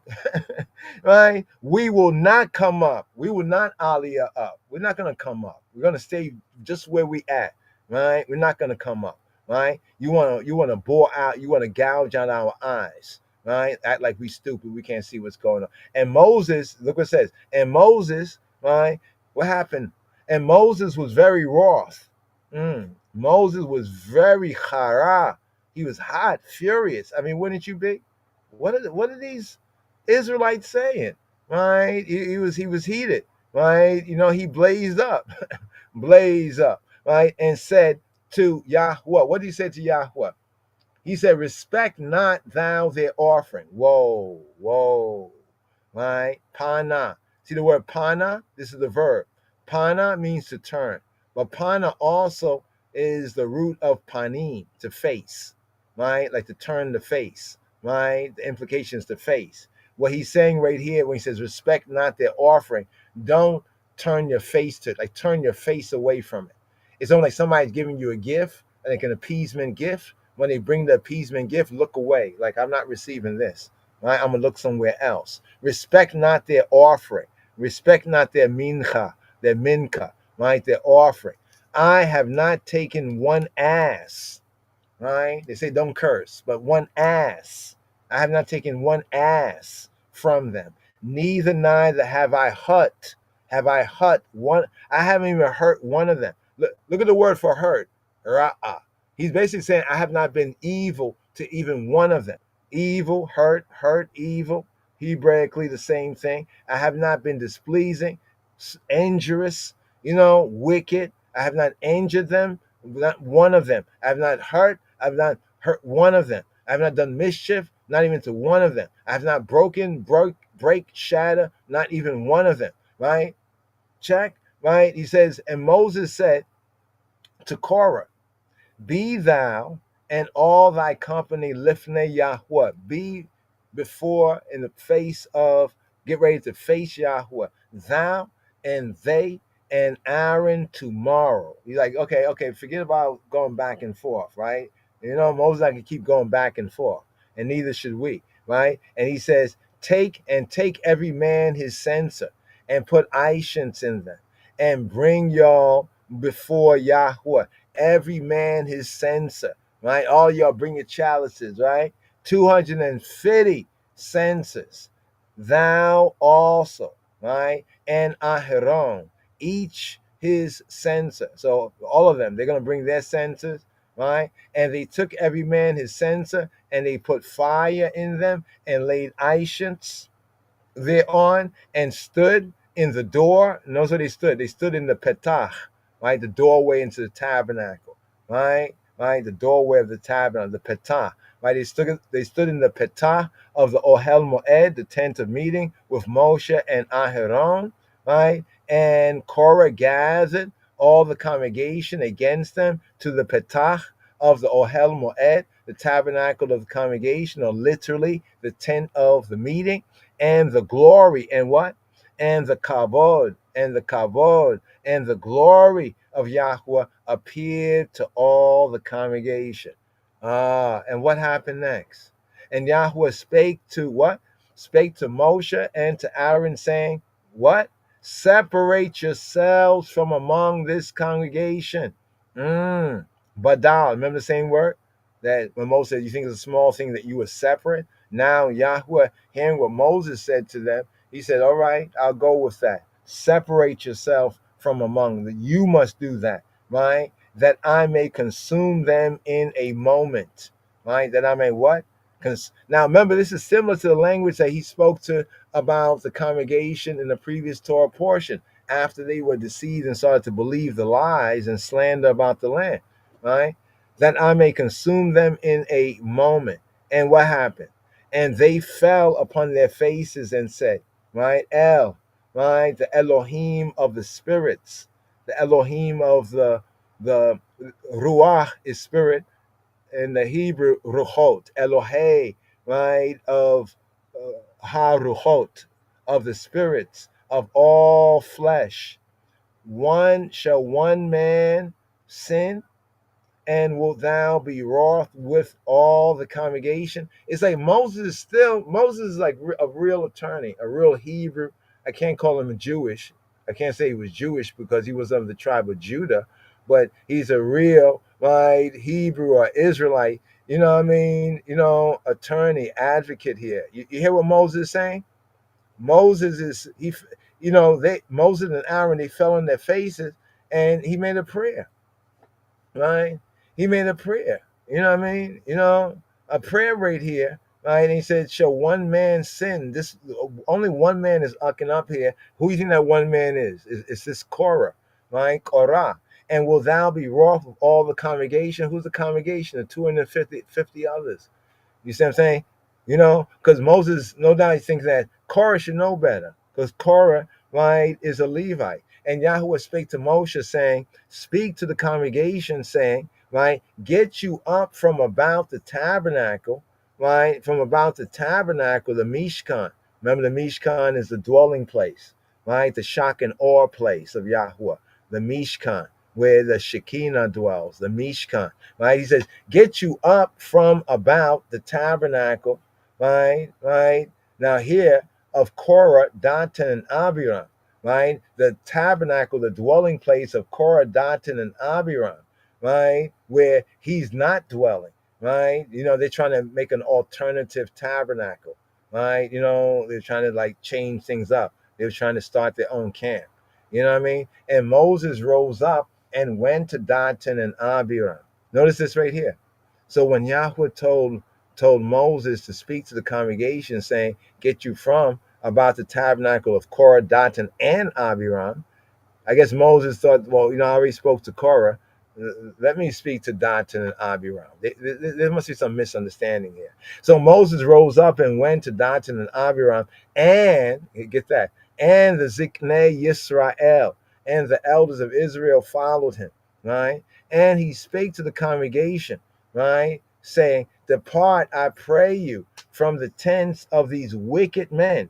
He wasn't parsing his words. These Rishaim, they're criminal, they're guilty, they're wicked, right? And touch nothing of theirs. Leave everything they got alone, right? Don't covet nothing of theirs, lest y'all be consumed in all their sins. It's not an interesting sense, right? Because if they're wicked men, then don't touch anything of theirs, right? Like to touch anything of theirs, you might be consumed in all their sins. You might have just wanted to get something that was theirs, think that, well, they're wicked, I could do this, use this righteously. But if you do, right, you're gonna get consumed in all this. You're gonna be, you know, it's like the other people stole the stuff, right? They stole whatever, say they stole some whatever, right? And then they give you some of that. You touch some of that. Then when they look for the property or the money or whatever was stolen, they find that you got some of this. And you, oh, well, I just took some of it, but those guys, the criminals, they're the Rishaim. I'm not the ones who robbed the place, but you got the goods. What they call that? An accomplice. Therefore, you get consumed. And you want to take the stuff, touch the stuff, well, you can get consumed. Notice the word is naga, right? And this comes from related to the nega, right? That's why they like nigga. Well, here's the naga'a. Naga'a means to touch, right? Naga'a. It also can mean to be stricken. Like the plague of leprosy is called the nigga sarat. The nigga sarat or the nega'a sarat. The nega'a sarat. Or if we just speak plain English, the nigga sarat. The nigga sarat. The plague of leprosy. But this comes from the word meaning to touch.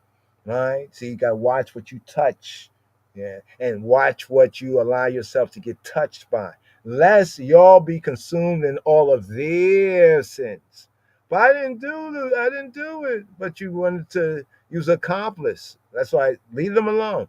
So they got up from the tabernacle of Korah. Now the people heard this, they were like, okay, you don't have to say it twice, Moshe. Datan and Abiram, these three. Notice this pseudo trinity, this counterfeit trinity, Korah, Datan, and Abiram, right? This triad. This is a bad exercise of trying to triad, right, against Yahweh's appointed and anointed on every side. So everybody just dash away, right? And Datan and Abiram came out. They're like, what's going on here? Why are you guys getting away from us? And they stood in the door of their tents. Hey, what's going on here? And their wives and their sons and their little children. And Moshe said, hereby, hear ye, hereby y'all shall know that Yahweh have sent me.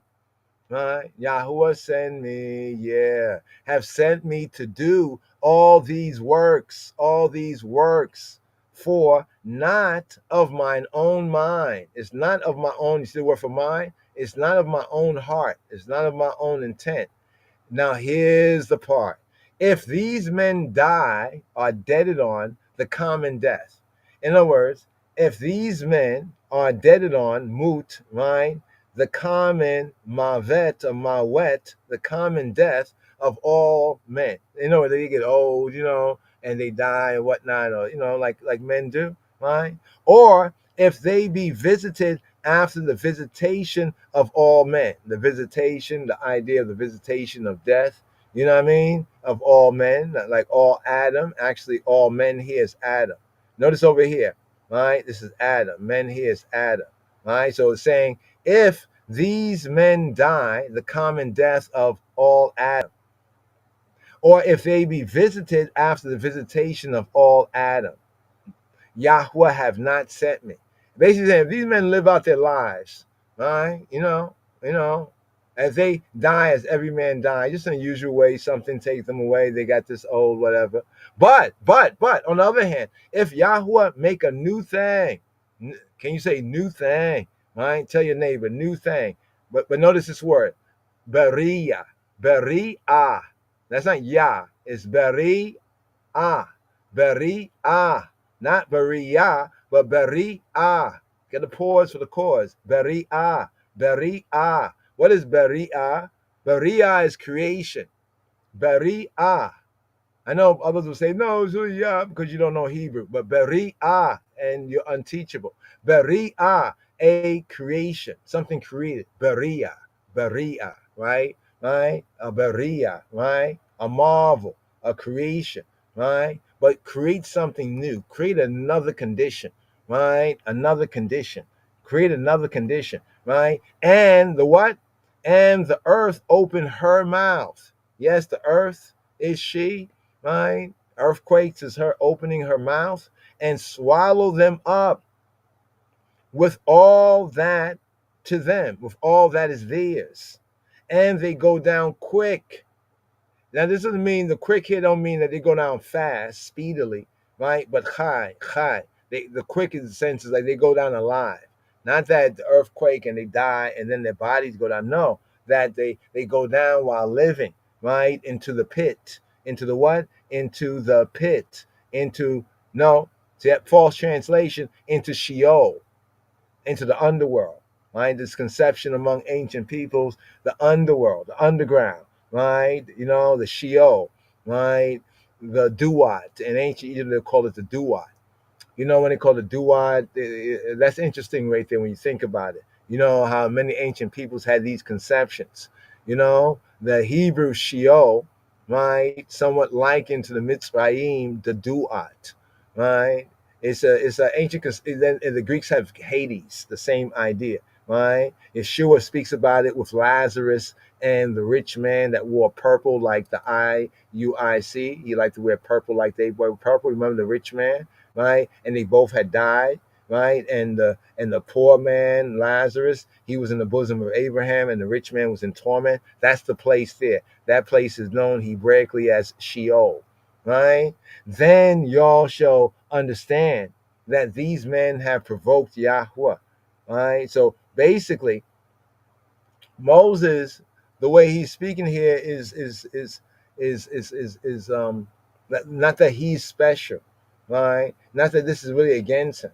Even if y'all are against my position, y'all are really against him, because it's he who sent me and put me in this position. And it came to pass. What happened? It came to pass that he has made an end of speaking. So when he got to the last, right, all these words, that the ground, the what? The Adama, they're gonna Adama is Adama Adam's mama? Is Adama Adam's mama, right? The Adama, the reddish brown ground. But after he finished speaking all these words, that the ground clave, she clave asunder, baka. The ground she split, that under them. So the ground under them split, right? Not there, right? The ground under them split. And what happened? And the earth, the eretz, the earth, the land, the earth, the eretz, scroll down here. You see it's a noun feminine, the earth, right? And the eretz opened her mouth. and swallow them up.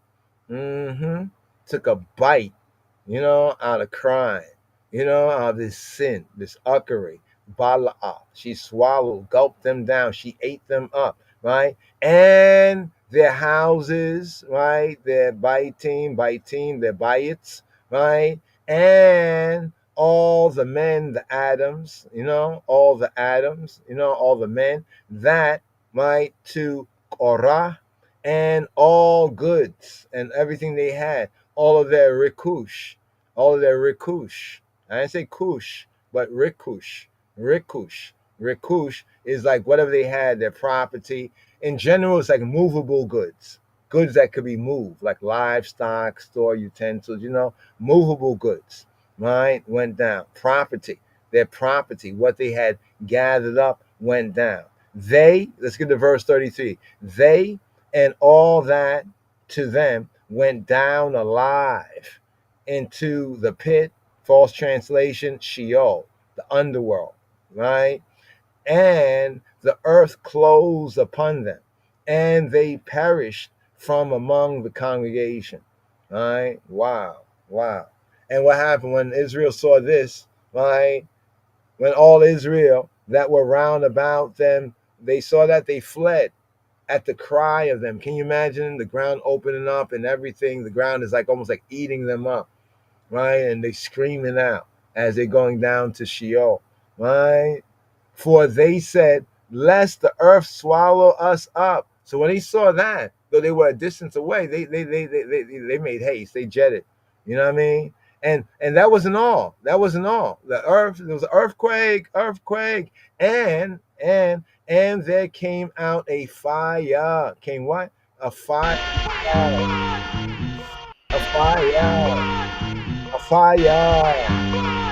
A fire from Yahweh, and consumed the 250 men that offered Aishans. Note the language. A fire came, right? And there came out a fire from Yahweh and consumed. Now, what does it mean that it came from Yahweh?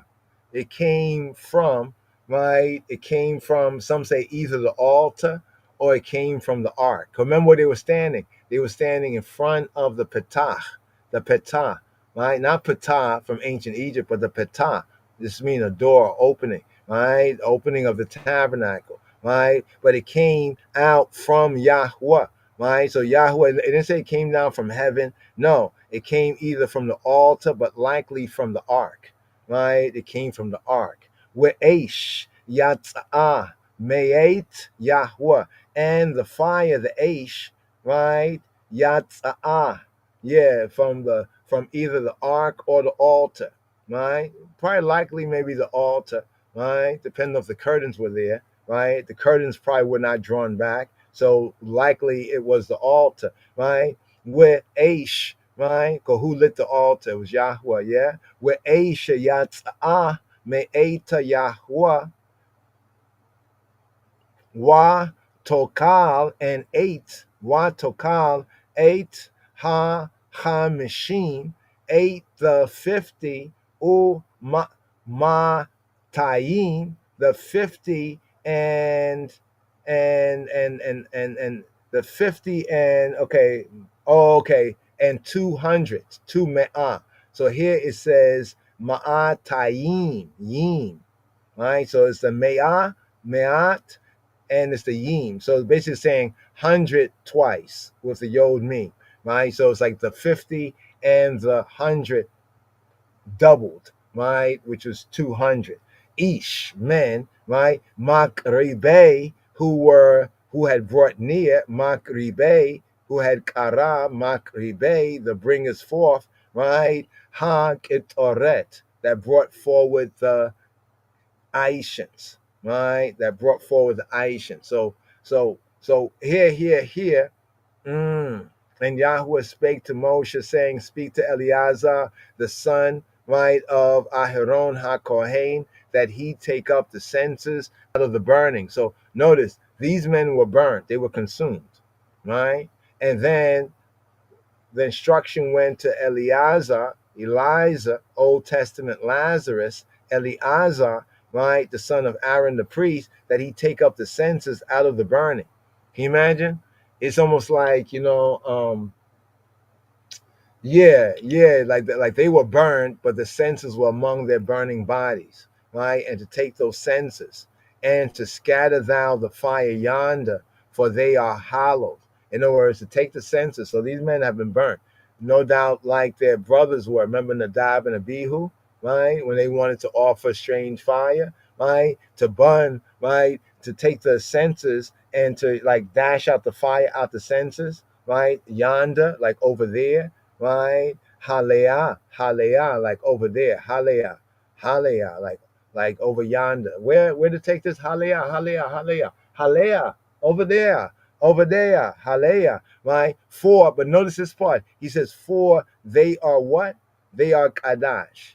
So they were saying before that they were holy, but now after they got burnt, now are they holy, right? The senses of these sinners. Get this here, get this point here. The senses, right? The fire pans of the sinners, right? Chataim, against their own souls.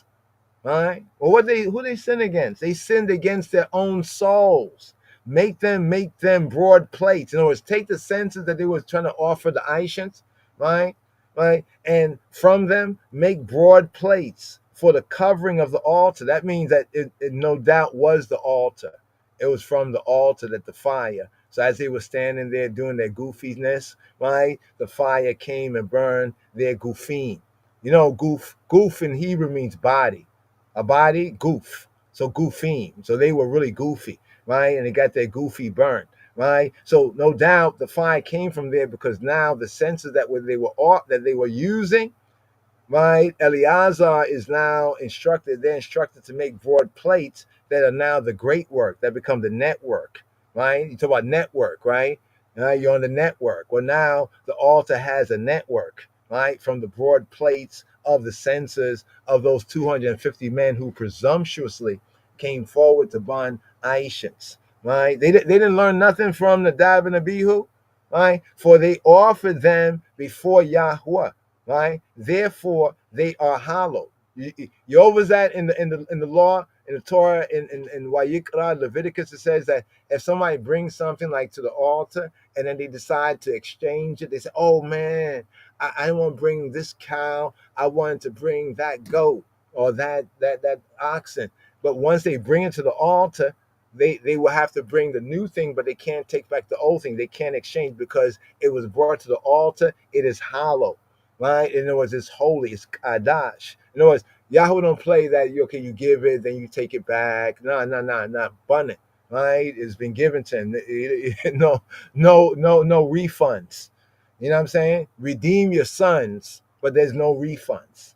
Check? You can redeem your sons, right? But there's no refunds. When you bring it to the altar, it is holy. It stayed there, right? There's even this one Torah instruction that says, like, even if somebody want to exchange it, and so I say, yeah, I can exchange it. It says once it's there, then the new thing they want to bring and the old thing they brought, the old thing stay there, and the new thing is added to the old thing. Right? Yeah, the ground split, something like that, right? For they offer them before Yahweh, therefore they are set apart, right? Because he who be is set apart. And they shall be a sign. It shall be a what? It shall be a sign of what? A sign, oat. The word oat is sign. Oat, there it is. You say, oops, not oops. It's oat. There it is. It shall be a sign to the B'nai Yisrael. Right? And then it goes on to speak about, how Eleazar, made them into the, the brazen censers, right? They were made of what? They were made of nechoshet. Now, nechoshet is an interesting word, nechoshet, right? Nechoshet, copper, in a secondary meaning, as a more figurative sense, it can refer to lust, right? But this is an interesting word, nechoshet. Right? Why is this word interesting? Well, this word is interesting because the next word related to it, nechushta, right? You have nechushtan, a thing of brass. You remember the serpent, the brazen serpent, right? Yeah, That's what it's linking to. That's what I'm trying to get to right here, right? The Nachshon, the enchanter. Yeah, but the brazen serpent was made out of brass. And so was the, yeah, where we at right here? Okay, here we go right here. So here, and Eleazar, the priest, took the brazen censers wherewith they that were burnt, they got their burn notice, right, had offered, and they were made broad for a covering of the Mizbeach.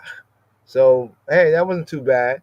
They actually gave a pretty good offering.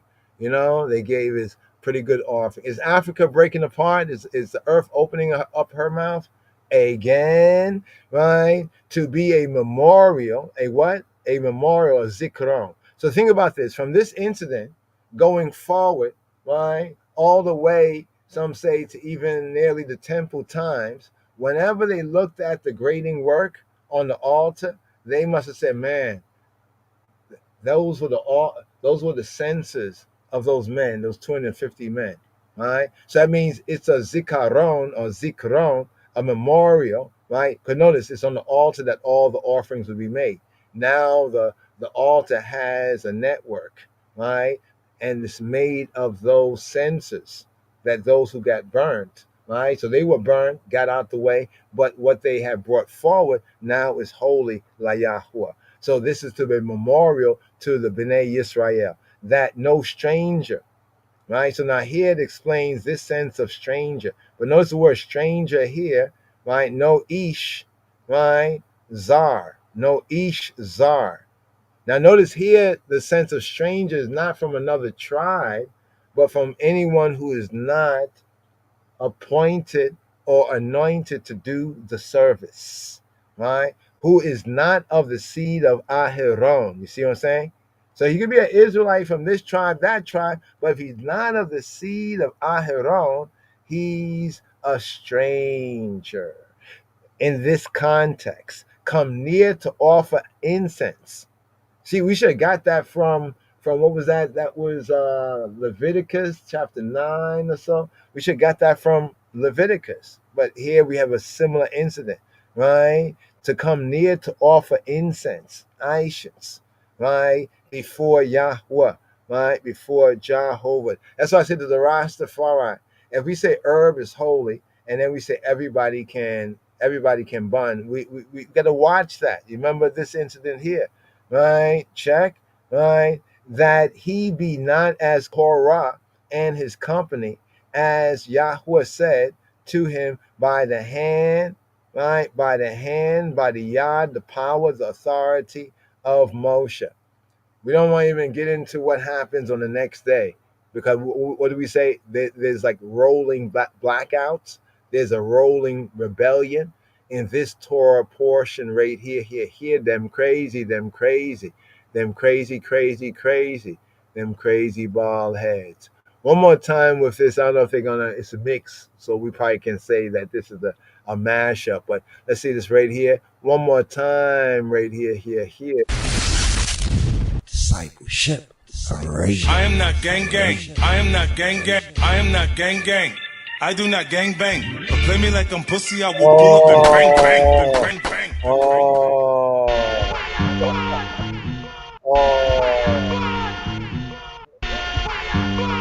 Does this offend you? Now they that died in the plague were 14,700, beside them that died about the matter of Korah. And Aaron returned unto Moses unto the door of the tabernacle of the congregation, and the plague was stayed.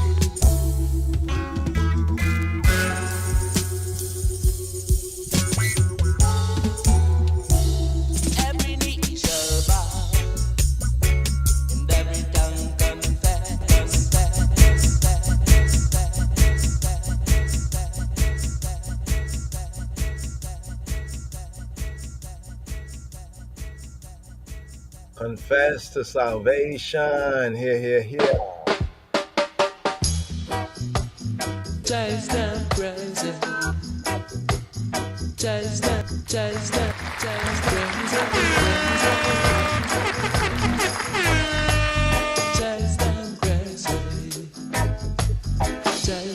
crazy.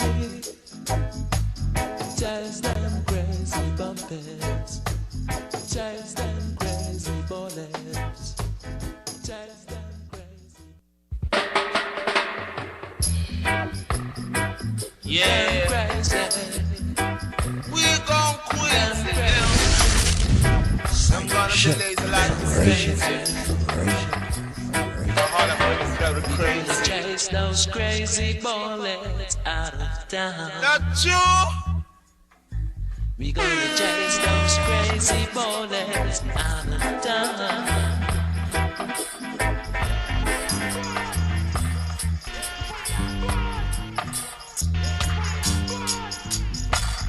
Chapter 16. Now Korah the son of Izhar, the son of Kohath, the son of Levi, and Dathan and Abiram, the sons of Eliab, and On, the son of Peah, sons of Reuben, took men. And they rose up before Moses with certain of the children of Israel, 250 princes of the assembly, famous in the congregation, men of renown. And they gathered themselves together against Moses and against Aaron, and said unto them, Ye take too much upon you, seeing all the congregation are holy, every one of them, and the Lord is among them. Wherefore then lift ye up yourselves above the congregation of the Lord.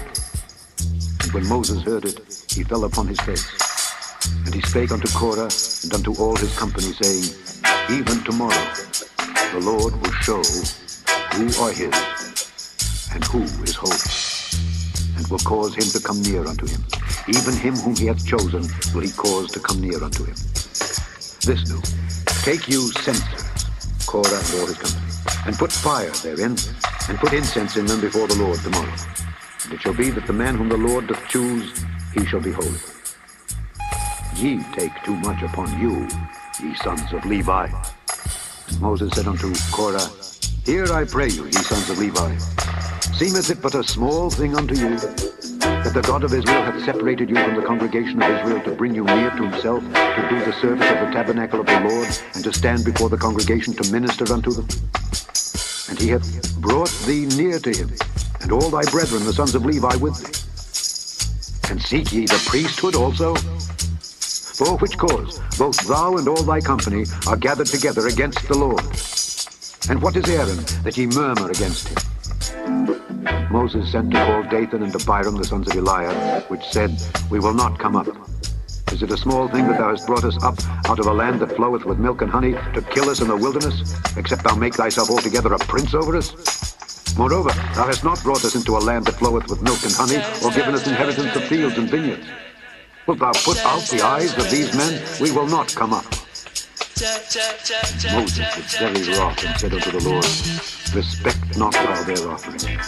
I have not taken one ass from them, neither have I hurt one of them. And Moses said unto Korah, Be thou and all thy company before the Lord, thou and they and Aaron tomorrow. And take every man his censer, and put incense in them, and bring ye before the Lord every man his censer, 250 censers, thou also and Aaron, each of you his censer.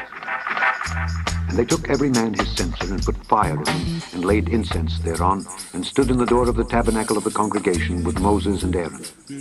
And Korah gathered all the congregation against them unto the door of the tabernacle of the congregation. And the glory of the Lord appeared unto all the congregation. And the Lord spake unto Moses and unto Aaron, saying, Separate yourselves from among this congregation, that I may consume them in a moment. And they fell upon their faces and said, O God, the God of the spirits of all flesh, shall one man sin, and wilt thou be wroth with all the congregation? And the Lord spake unto Moses, saying, Speak unto the congregation, saying, Get you up from about the tabernacle of Korah, Dathan, and Abiram. And Moses rose up and went unto Dathan and Abiram, and the elders of Israel followed him. And he spake unto the congregation, saying, Depart, I pray you, from the tents of these wicked men, and touch nothing of theirs, lest ye be consumed in all their sins. And they got up from the tabernacle of Korah, Dathan, and Abiram on every side. And Dathan and Abiram came out and stood in the door of their tents, and their wives and their sons and their little children. And Moses said, Hereby ye shall know that the Lord hath sent me to do all these works, for I have not done them of mine own mind.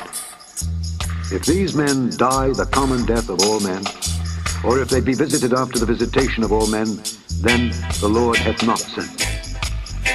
But if the Lord make a new thing, and the earth open her mouth and swallow them up with all that appertain unto them, and they go down quick into the pit, then ye shall understand that these men have provoked the Lord.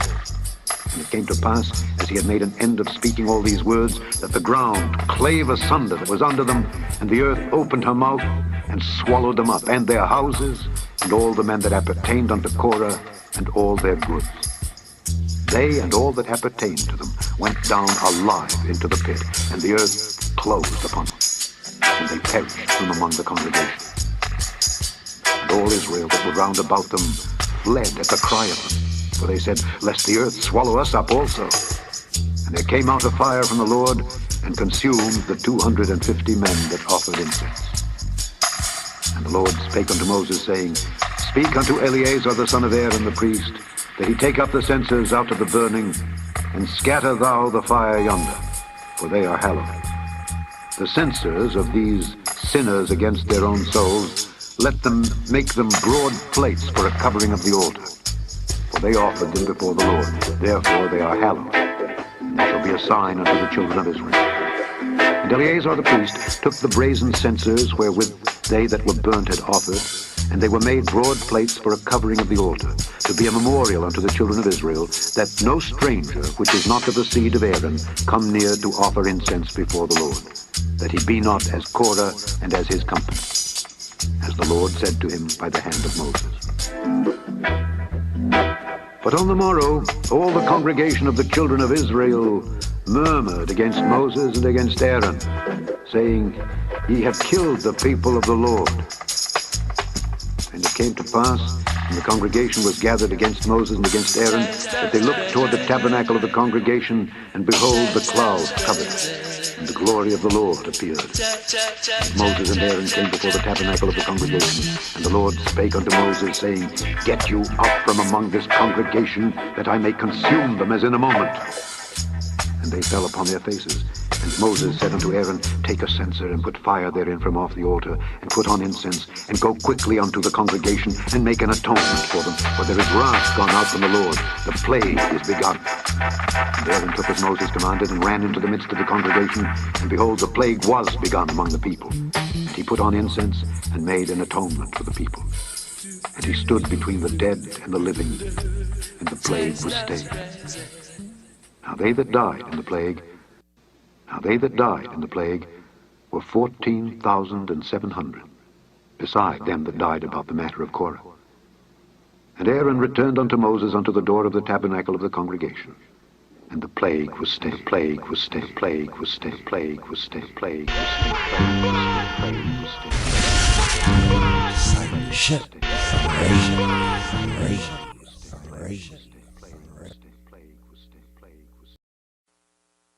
Rastafari, Africa is a must. So nobody force now cause.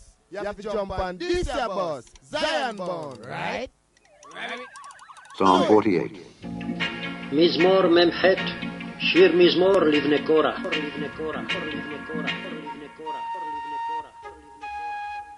Great is the Lord, and greatly to be praised in the city of our God, in the mountain of his holiness. Beautiful for situation, the joy of the whole earth, is Mount Zion on the sides of the north, the city of the great king. God is known in her palaces for a refuge, for lo, the kings were assembled. They passed by together, they saw it, and so they marveled. They were troubled and hasted away. Fear took hold upon them there, and pain as of a woman in travail. Thou breakest the ships of Tarshish with an east wind. As we have heard, so have we seen in the city of the Lord of hosts, in the city of our God. God will establish it forever. Selah. We have thought of thy loving kindness, O God, in the midst of thy temple. According to thy name, O God, so is thy praise unto the ends of the earth. Thy right hand is full of righteousness. Let Mount Zion rejoice. Let the daughters of Judah be glad because of thy judgments. Walk about Zion, and go round about her. Tell the towers thereof. Mark ye well her bulwarks. Consider her palaces, that ye may tell it to the generation following. For this God is our God forever and ever. He will be our guide forever, forever, forever, forever, forever.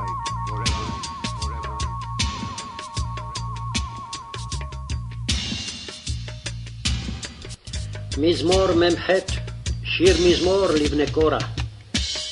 גדול אדוני ומהולל מאוד, בעיר אלוהינו הר קודשו.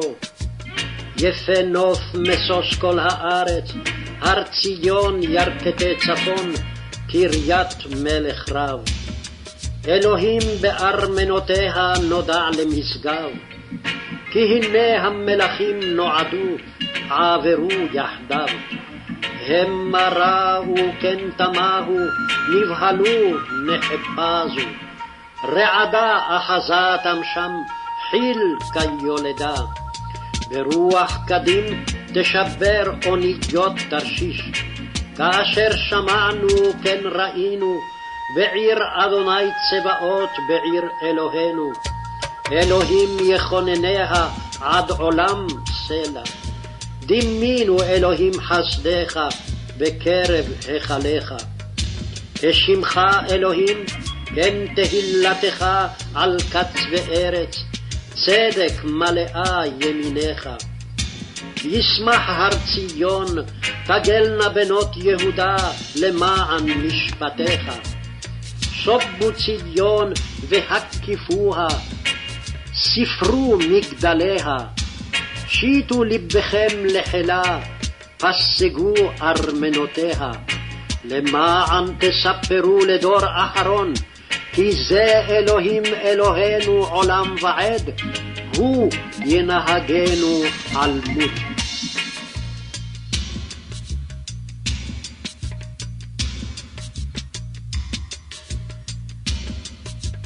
Come be a part of Korah and Korey and Line of Jew Society. where Hebrew feels like home.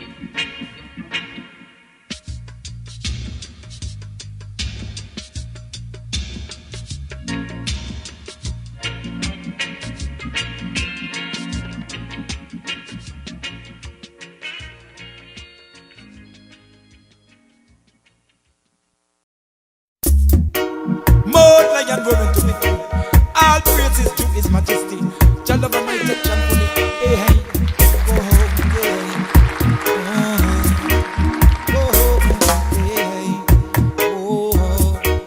Because we take out the cardinal chains. After how I come, your blood ship set sail.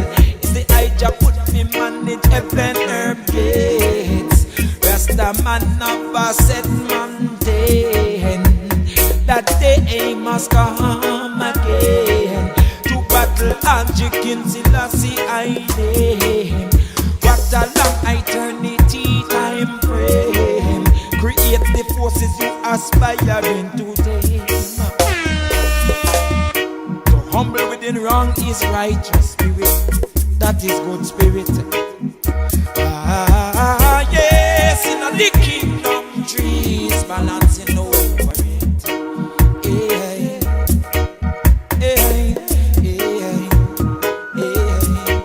Come here to see the old dragon slain. Come here, come build man, cause man build I say. One me walk the mental pain. Me youth hygiene gone in again. The humble within wrong is good spirit. That is good spirit. That is good spirit. Yes, in the kingdom trees balancing over it. Hey, hey, hey, hey. Technological pruning hooks and plowshares. Every room full of back camera these days. What your mama don't say, change your ways. Federal crab gun, this squeeze, listen in the end. Listen in the end.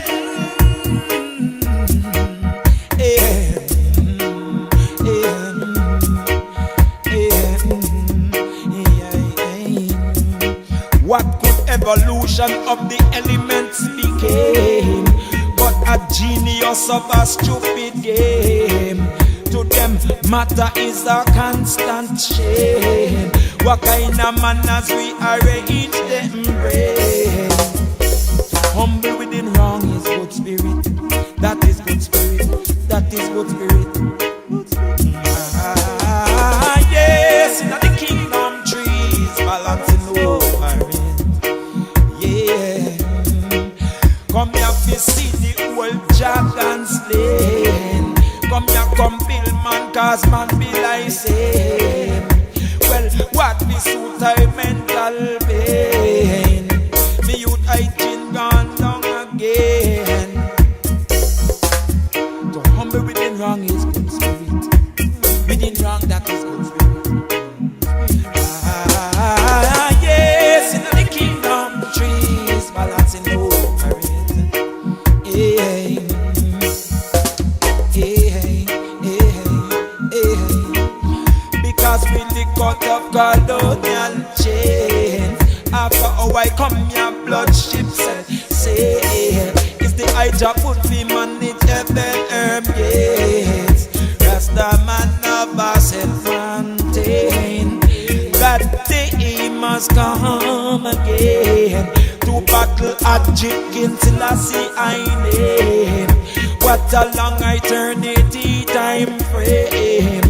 Create the forces you aspiring to tame. Yes, in the kingdom trees balancing over it.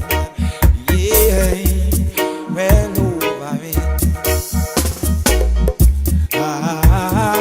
Yes, in the kingdom trees balancing over it. Zion, yeah.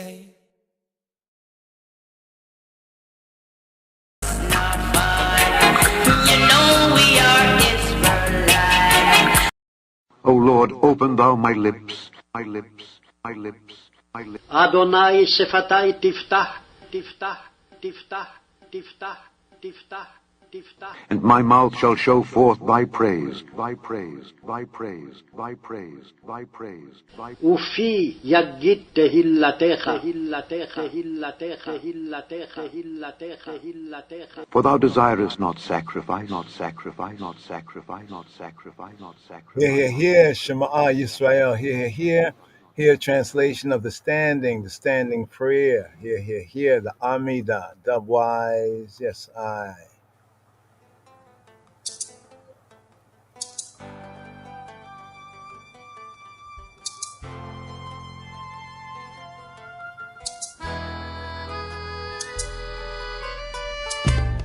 My Lord, open my lips, and my mouth shall declare your praise. Blessed are you, Lord, our God, and God of our fathers, God of Abraham, God of Isaac, and God of Jacob, the great, mighty, and awesome God, exalted God who bestows bountiful kindness, who creates all things, who remembers the piety of the patriarchs, and who in love brings a Redeemer to their children's children for the sake of his name. O King, you are a helper, a savior, and a shield. Blessed are you, Lord, shield of Abraham. You are mighty forever, my Lord. You resurrect the dead, you are powerful to save. You sustain the living with loving kindness, resurrect the dead with great mercy, support the falling, heal the sick, release the bound, and fulfill your trust to those who sleep in the dust. Who is like you, mighty one, and who can be compared to you, King, who brings death and restores life and causes deliverance to spring forth. You are trustworthy to revive the dead. Blessed are you, Lord, who revives the dead. We will hallow and adore you as the sweet words of the assembly of the holy seraphim, who twice repeat, Holy unto you, as it is written by your prophet. And they call one to another and say, Holy, holy, holy is the Lord of the hosts. The whole earth is full of his glory. Blessed be the glory of the Lord from its place. And in your holy scriptures it is written thus, the Lord shall reign forever, your God, O Zion, throughout all generations. Praise the Lord. You are holy, and your name is holy, and holy beings praise you daily for all eternity. Blessed are you, Lord, the holy God. You graciously bestow knowledge upon man and teach mortals understanding. Graciously bestow upon us from you wisdom, understanding, and knowledge. Blessed are you, Lord, who graciously bestows knowledge. Cause us to return, our Father, to your Torah. Draw us near, our King, to your service, and bring us back to you in wholehearted repentance. Blessed are you, Lord, who desires repentance. Pardon us, our Father, for we have sinned. Forgive us, our King, for we have transgressed. For you are a good and forgiving God. Blessed are you, Lord, gracious one who pardons abundantly. O behold our affliction and wage our battle. Redeem us speedily for the sake of your name. For you, God, are the mighty Redeemer. Blessed are you, Lord, Redeemer of Israel. Heal us, O Lord, and we will be healed. Help us, and we will be saved. For you are our praise. Grant complete cure and healing to all our wounds. For you, Almighty King, are a faithful and merciful healer. Blessed are you, Lord, who heals the sick of his people Israel. Bless for us, Lord our God, this year and all the varieties of his produce for good, and bestow blessing upon the face of the earth. Satisfy us from your bounty, and bless our year like other good years for blessing. For you are a generous God who bestows goodness and blesses the years. Blessed are you, Lord, who blesses the years. Sound the great shofar for our freedom. Raise a banner to gather our exiles, and bring us together from the four corners of the earth into our land. Blessed are you, Lord, who gathers the dispersed of his people Israel. Restore our judges as in former times, and our counselors as of yore. Remove from us sorrow and sighing, and reign over us. You alone, O Lord, with kindness and compassion, with righteousness and justice. Blessed are you, Lord, King, who lives righteousness and justice. Let there be no hope for informers, and may all the heretics and all the wicked instantly perish. May all the enemies of your people be speedily extirpated, and may you swiftly uproot, break, crush, and subdue the reign of wickedness speedily in our days. Blessed are you, Lord, who crushes enemies and subdues the wicked. May your mercies be aroused, Lord our God, upon the righteous, upon the pious, upon the elders of your people, the house of Israel, upon the remnant of their sages, upon the righteous proselytes, and upon us. Grant ample reward to all who truly trust in your name and place our lot among them. May we never be disgraced, for we have put our trust in you. Blessed are you, Lord, the support and security of the righteous. Return in mercy to Jerusalem, your city, and dwell therein as you have promised. Speedily establish therein the throne of David, your servant, and rebuild it soon in our days as an everlasting edifice. Blessed are you, Lord, who rebuilds Jerusalem. Speedily cause the sign of David, your servant, to flourish, and increase his power by your salvation, for we hope for your salvation all day. Blessed are you, Lord, who causes the power of salvation to flourish. Hear our voice, Lord our God, merciful Father. Have compassion upon us, and accept our prayers in mercy and favor. For you are God who hears prayers and supplications. Do not turn us away empty-handed from you, our King, for you hear the prayer of everyone. Blessed are you, Lord, who hears prayer. Look with favor, Lord our God, on your people Israel, and pay heed to their prayer. Restore the service to your sanctuary, and accept with love and favor Israel's fire offerings and prayer. And may the service of your people Israel always find favor. May our eyes behold your return to Zion in mercy. Blessed are you, Lord, who restores his divine presence to Zion. We thankfully acknowledge that you are the Lord, our God, and God of our fathers forever.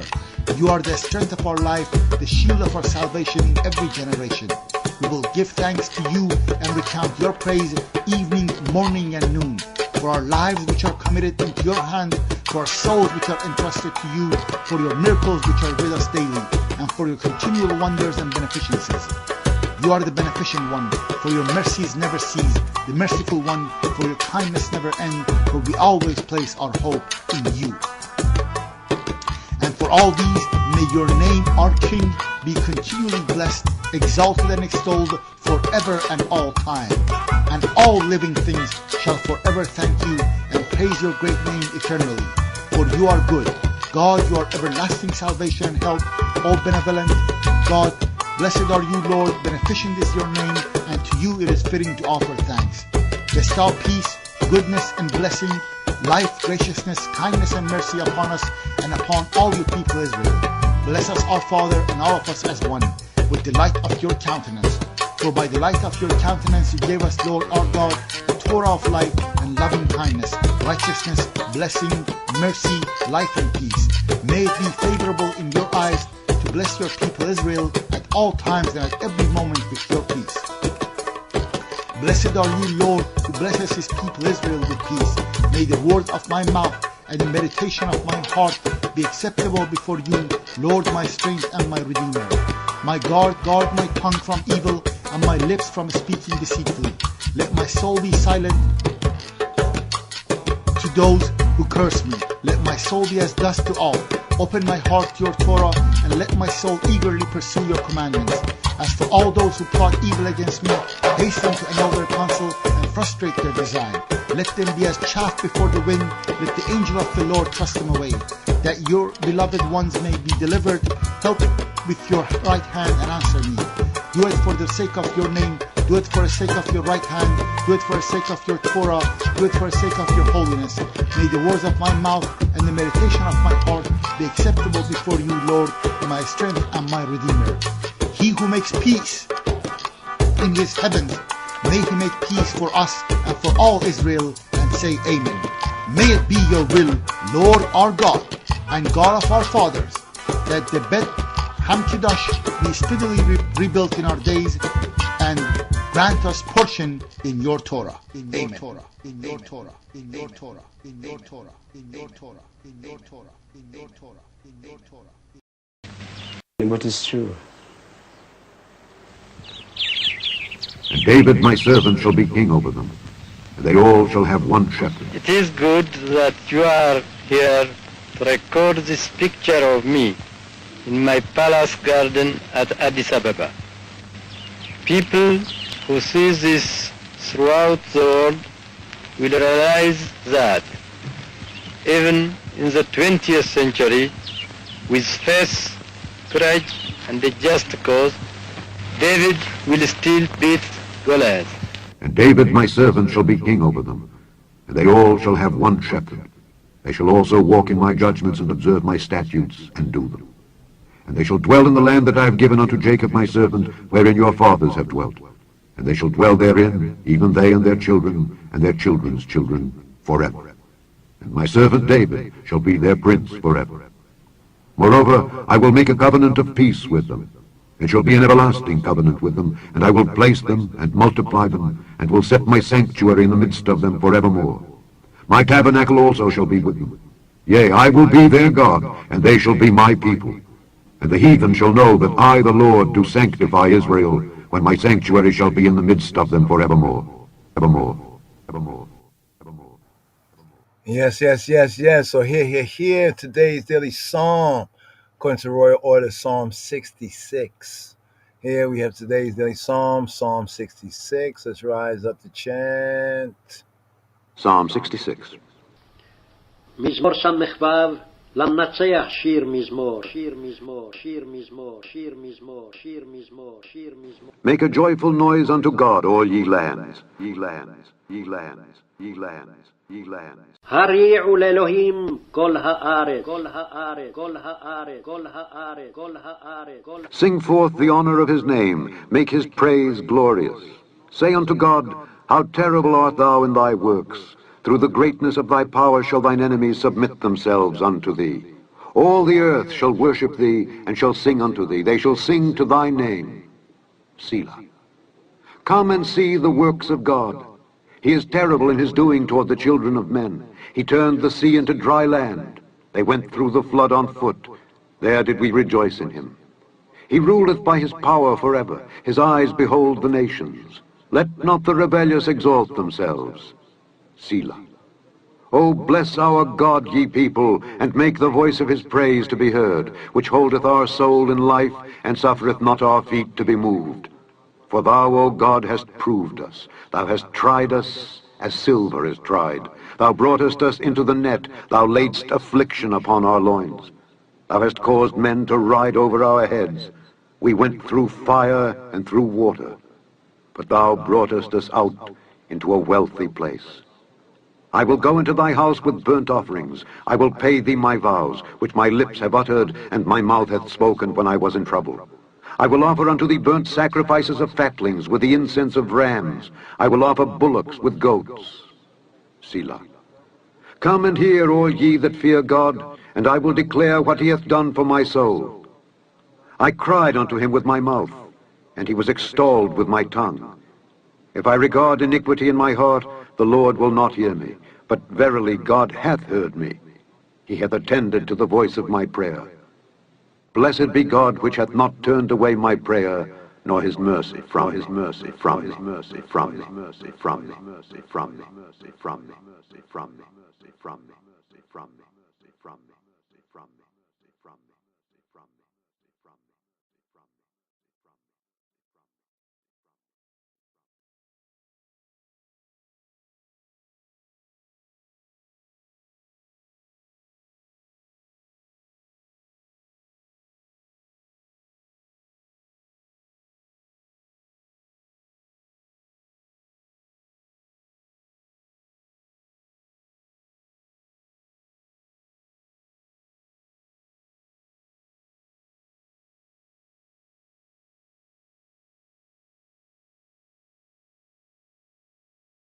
Yes, yes, yes. Apologies, apologies, brothers and sisters. Speaking right here, here, here. But here we have today's daily psalm. Today's daily psalm, according to the royal order, is Psalm 66. Right, 66 psalm here as we begin off this 38th sabbatical study here in the season. Reason for the season, we have Parashat Korach. Right, but here we have, according to the royal order, right, of the Ethiopian Hebrews after the order of Melchizedek. Here we have a song of deliverance, Psalm 66. We have a psalm of deliverance. Here. Mizmor Samek Wow Samek Vav. Samek Wow Samek Vav. Psalm 66, Psalm LX VI. LX VI. Song of deliverance. What is called a peon, right? A peon, a peon. Let's bring out this word here, peon. You know, we like to look things up, like to get to know the truth for ourselves. So a peon, what is a peon?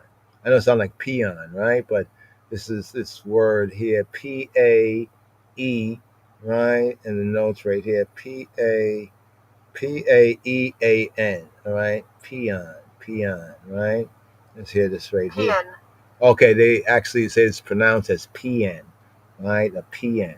A PN here is a song of triumph or praise or triumph. So what we have here, Mizmor Samek Wow, Samek Vav, is a PN, a song of praise or triumph, a PN of praise for the great poets, for example. But here we have a PN, right, for a safe ending to a national crisis that rings through this poem, this composition, Psalm 66. Now it's interesting because here, according to royal order in this particular season, the reason for the season, we're in the book of Numbers, right? And we're after chapter 10, right? From chapter 11, from the bankruptcy here in the wilderness.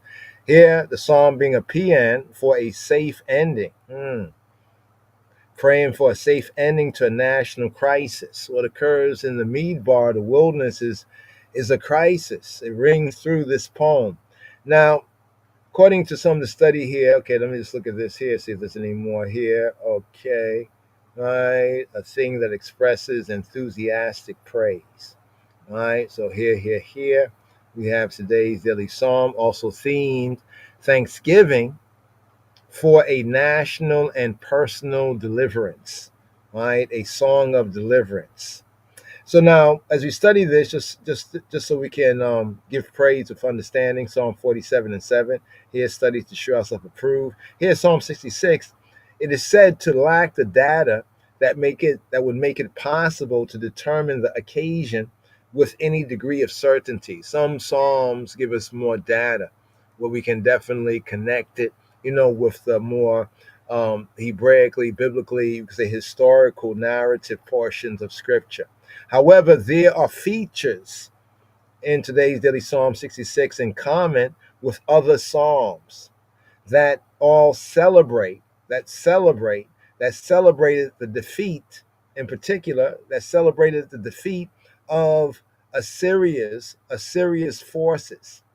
And it is likely to be included in that group. So we can see kind of a grouping, a connection right here with today's daily psalm. There's a peculiarity of the psalm, the composition, Mizmor Samek Wow, Samek Vav. What is this peculiarity? Well, the psalm, right, uses its particular use of the plural. So in some cases, it'd be like I or the singular sense, but its use of the plural up to the end of verse in the verse 12. I think, yeah, this would be verse 12. Verse 12. I think it kind of lines up in this numbering, Psalm 66. Right? So we have the plural use, right? The use of the plural up to the end of verse 12, and the subsequent change to the singular. Right? So from the sense of the how should we say, from the sense of the we, right? The we, then we go to the I, right? Like kind of the I and the I and I, but here it's like the I and I to the I, the we to like the me, right? Now on a particular kind of a hypothesis, right, that the psalm, it relates to the overthrow of Sennacherib's army. So some in studying today's daily psalm, they said it relates, right? It's said to be related to the overthrow of Sennacherib, right? Sennacherib's army. And it has been suggested also, based on certain of the points of reference here in today's daily psalm, that the individual in the last section, so from the we, right, or the I and the we, in the earlier portion to the latter portion, more the I and the me, right, in the last section, that this is King Hezekiah, right? Chizkiah, Hezekiah, Chizkiah, right? Now, some have drawn attention to the claim of integrity in the psalm, which is like it's like praise. Yes, it's musical, but it's like often prayer. It can be prayer. Some psalms are particularly prayer psalms. Here we have praise, and many of the psalms, especially in this more Latin continuous use, became like the service, right, for Yisrael, like in worship, the service, like in times of the Christian times, even in the true church, it's called, like they call it the liturgy, right, or Hebraically the Kaddish and the Kiddush, right, the Kedasse, right.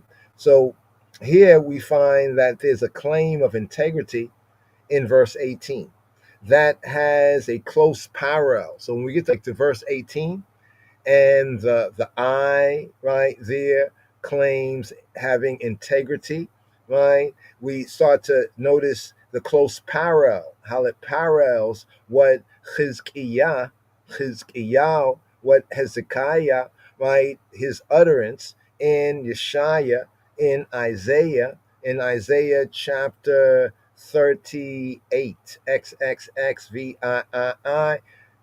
Isaiah chapter 38 and 3. Chapter 38 and 3. Hold on for a moment. Let's just go there. 38 and 3. 38 and 3. Here we go. 38 and 3. Let's bring out the verse here. Give me one moment to line this up. So here we have the verse, right? There we go. And said, right, remember now, Yahweh, I beseech, I beg thee, how I have walked before thee in your face in truth and with a perfect heart. Nobody's perfect, they say. Well, here we have a perfect heart, a perfect mind, and have done good, right? Have done good in thy sight. And Hezekiah, Hezekiah, he wept sore. He wept very sore, right? For great weeping, the sense of sore. He like wept and weeping. And weeping, he wept. He wept and weeping, to say like he really, really wept. Or it was a sore weeping. So here they say this here matches, right? This is said to match, right? Verse 18, right? Verse 18 here. If I have regarded iniquity in my heart, Yahweh would not hear, right? The sense of if I regard iniquity in my heart, right? So here, let's go back over here, One more. Let's go. Okay, let's bring this over here. Here we go. And let's make it light for right now, just to take a look at verse 18. All right. It says, if I regard iniquity in my heart, Adonai, right, the Lord, right, even the Lord of his mercy, Adonai will not hear. Right? Aven im raiti ve'libi lo yishma Adonai. If I had regarded, in the Hebrew it more reads like Aven or Awen, im raiti, if raiti, if I see, seen, sight, if I see, im raiti, if I see, awen, right, bit libi, in my heart, in my mind, in my determination, my will, you know what I mean, my center, right, lo yishma, lo not yishma, will hear, he will not hear, lo yishma, Adonai, lo yishma, Adonai, even the Lord of his mercy will not hear. It will meditate on that right there, but it does, the general sense of what Chizkiah, right, what Hezekiah had said right there. Now, remember once again, today's daily psalm, Psalm 66, Mizmor Samek Wow Samek Vav, that what we have here is a song of deliverance, or in the notes before us, in the K&D, right, summary here, thanksgiving for a national and personal deliverance, right? Psalm 65, right? The previous psalm, which is themed the harvest hymn. Now, a few Shabuas ago here in the season, according to the royal order, after the order of Melchizedek, we had Psalm 65. I think it rose up like twice, right around the time of Shavuot, right, of harvest, right? So there we have a harvest hymn. And here, that's Mizmor Samek Hey, and here in Samek Wow, or Samek Wawe, right? Samek Wawe, Samek Hey, 65, Samek Wow, Samek Wawe, in Psalm 66, right? The connection. So from Psalm 65 onward, we find ourselves in the midst of a series of psalms. Take note. Let's take this down as note, right? Talmudim, Chaverim. Let's take note of this right here. From Psalm 65 onward, right, we find ourselves in the midst of a series of psalms, a series of chants, of Isis, that with a varying arrangement of words, like songs with a varying arrangement of words, right, are described as mizmor, as a psalm, and as a shir. A mizmor and a shir. Mizmor is psalm, and shir is a song. So a psalm and a song. Psalm and a song. Right? So mizmor and a shir. Right? So here from Psalm 65, right, to Psalm 68. So take note, Psalm 65, 68, we have a series of psalms that described as a mizmor, right, from Zamar. Now there they say song from the heart. Well, that's what's the Chaim, the Chaim site right there. That is a, how can we say, not an interpretation of it, but it's somewhat in a kind of a figurative sense. Zamar means to chant, right? To chant, like to sing, to chant with musical accompaniment often, like to chant, like when we say Isis in a sense. So that's the mizmor, that's the psalms. And the shir is a song. In the execution of it is like the mizmor would be like a chant, or in a somewhat of a, we could say rap on a certain level, but it will be in a certain cadence, a certain chant, right? We kind of hear it within some of the true church, chants as well, but a certain sort of a chant, right? But often accompanied by music, whether it's stringed instruments, or whether it's like on the harp, right? And a shir is like a psalm. So psalms that are mizmor shir, for lack of a better expression, some of y'all get it, some might not get it. I'll try to find another expression, but it will be more like, what shall we liken it to? like sing J, like where somebody can sing, right, or sings, and they also kind of what we call DJ or chants. Chants. It's in a certain rhyme, a certain pacing, a certain effect, certain flavor, but more in that sense. So it's like a sing J, right? Both can sing, you know what I mean, and in a sense DJ, or rap and rhyme, as many of the psalms do, kind of rhyme and have interesting measures, like how to, you know, um, how to see the sequence of rhyme. You know what I mean? So anyway, just to give you that overview, because sometimes people take these words as just like extraneous, but no, they are keys. That's why I said study to show ourselves approved. So the two words, the mizmor, shir, right? The mizmor, it's a mizmor and a shir. It's both a chant or isis and a song. They stand according to the accents, right? Then this is getting more into the detail of biblical Hebrew. We could say the science of the biblical Hebrew, getting into a deeper study of it. But there's a certain structure of the accents, right? Psalm 88:1 is a kind of a point of reference, right? And therefore signify a psalm song, almost like a chant singing, right? Sing J, right? So can come psalmist, that's going to the Latin there, so forth and so on. We'll scroll over that and return to that more among the discipleship studies, deeper studies for those who, seek this series here, as is universally the case. So we have Psalm 65 to 68, right? It's universally the case, is arranged according to the community of prominent watchwords. So we find as we study the Psalms that even the order in which we find them in, from the Hebrew perspective, might have certain patterns, right? By studying, line upon line, precept upon precept, here a little, compared with like there a little, right? We begin to find, the order.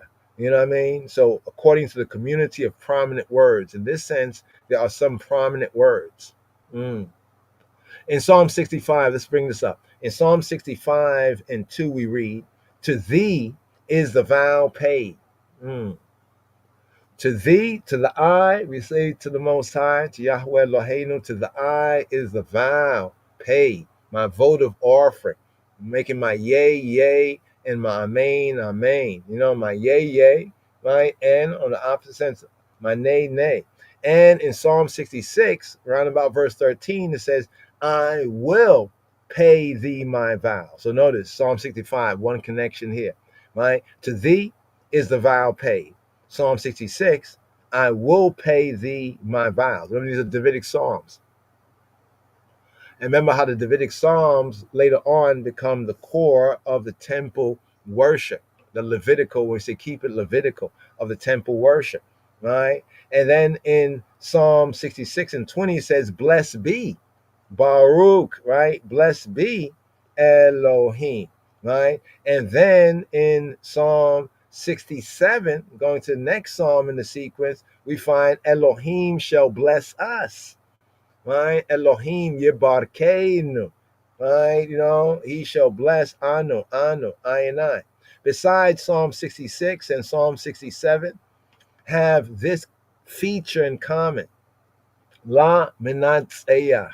That word there, La Menatzeach, to the Menatzeach, to the chief musician, to the presenter, right? To the musical leader and director, right? Le, for, of, ha, the Menatzeach. Le, ha, Menatzeach, pointed, La Menatzeach, La Menatzeach, which occurs 55 times in the Psalter. Let's take note of that right there. All right, let's write this down right here. 55 times. 5, right? Mr. 5 by 5. Yeah, all right, like David, right? All right, David. So we have 55 times it has to the chief musician, La Menatzeach, and is accompanied by the name of the poet in every instance. In every instance, we get the composer of the composition, right? With the exception of these two anonymous psalms. with the exception of these two anonymous psalms, also indicates that they were intended to have a musical accompaniment. So not to be a cappella in a sense as certain prayers at sometimes, but to have a musical accompaniment. These annotations referring to the temple music favor the pre-exilic rather than the post-exilic origin. This is an important thing. Let's take note of this. Whether it was before the exile, right, the exile of the tribe of Judah, because after 10 tribes kind of broke the covenant that they would let go, right, there was only Yehuda, right, only Judah in that sense left. So after Yehuda went into the Babylonian captivity, right, during the time of the Nebuchadnezzar, right, yeah, so that will be pre, right, before, right, the Judahite captivity in Babylon, and post, that's after. So when we study the psalm, we can find important notes, like a note, and they call it an note, and notations that referring to temple music, right? The temple music. I would say the temple music flavor, and that there, it favors the pre-exilic before the exile, right? Rather than before the exile, the Geula in the Hebrew, right? Or we can say before the Falasha or after the Falasha, because Falasha actually means exile, but before the exile rather than post, after the exile origin of the two Psalms. And both are purely Elohimic. In other words, the key name, right? And we see this a lot in certain congregational worship, because really it was not proper in temple worship with the proper priesthood, right? For everyone all the time to say the divine name, right? But that the secondary reason, which is the primary reason, is that Elohim psalms are usually psalms of Yahweh, right? He who be, who he be. HaKadosh, the Holy One, Baruch Hu, blessed be he, Baruch Hashem, blessed be the name, right? As creator, ruler, and judge, right? Only in one instance, right? What's the psalm?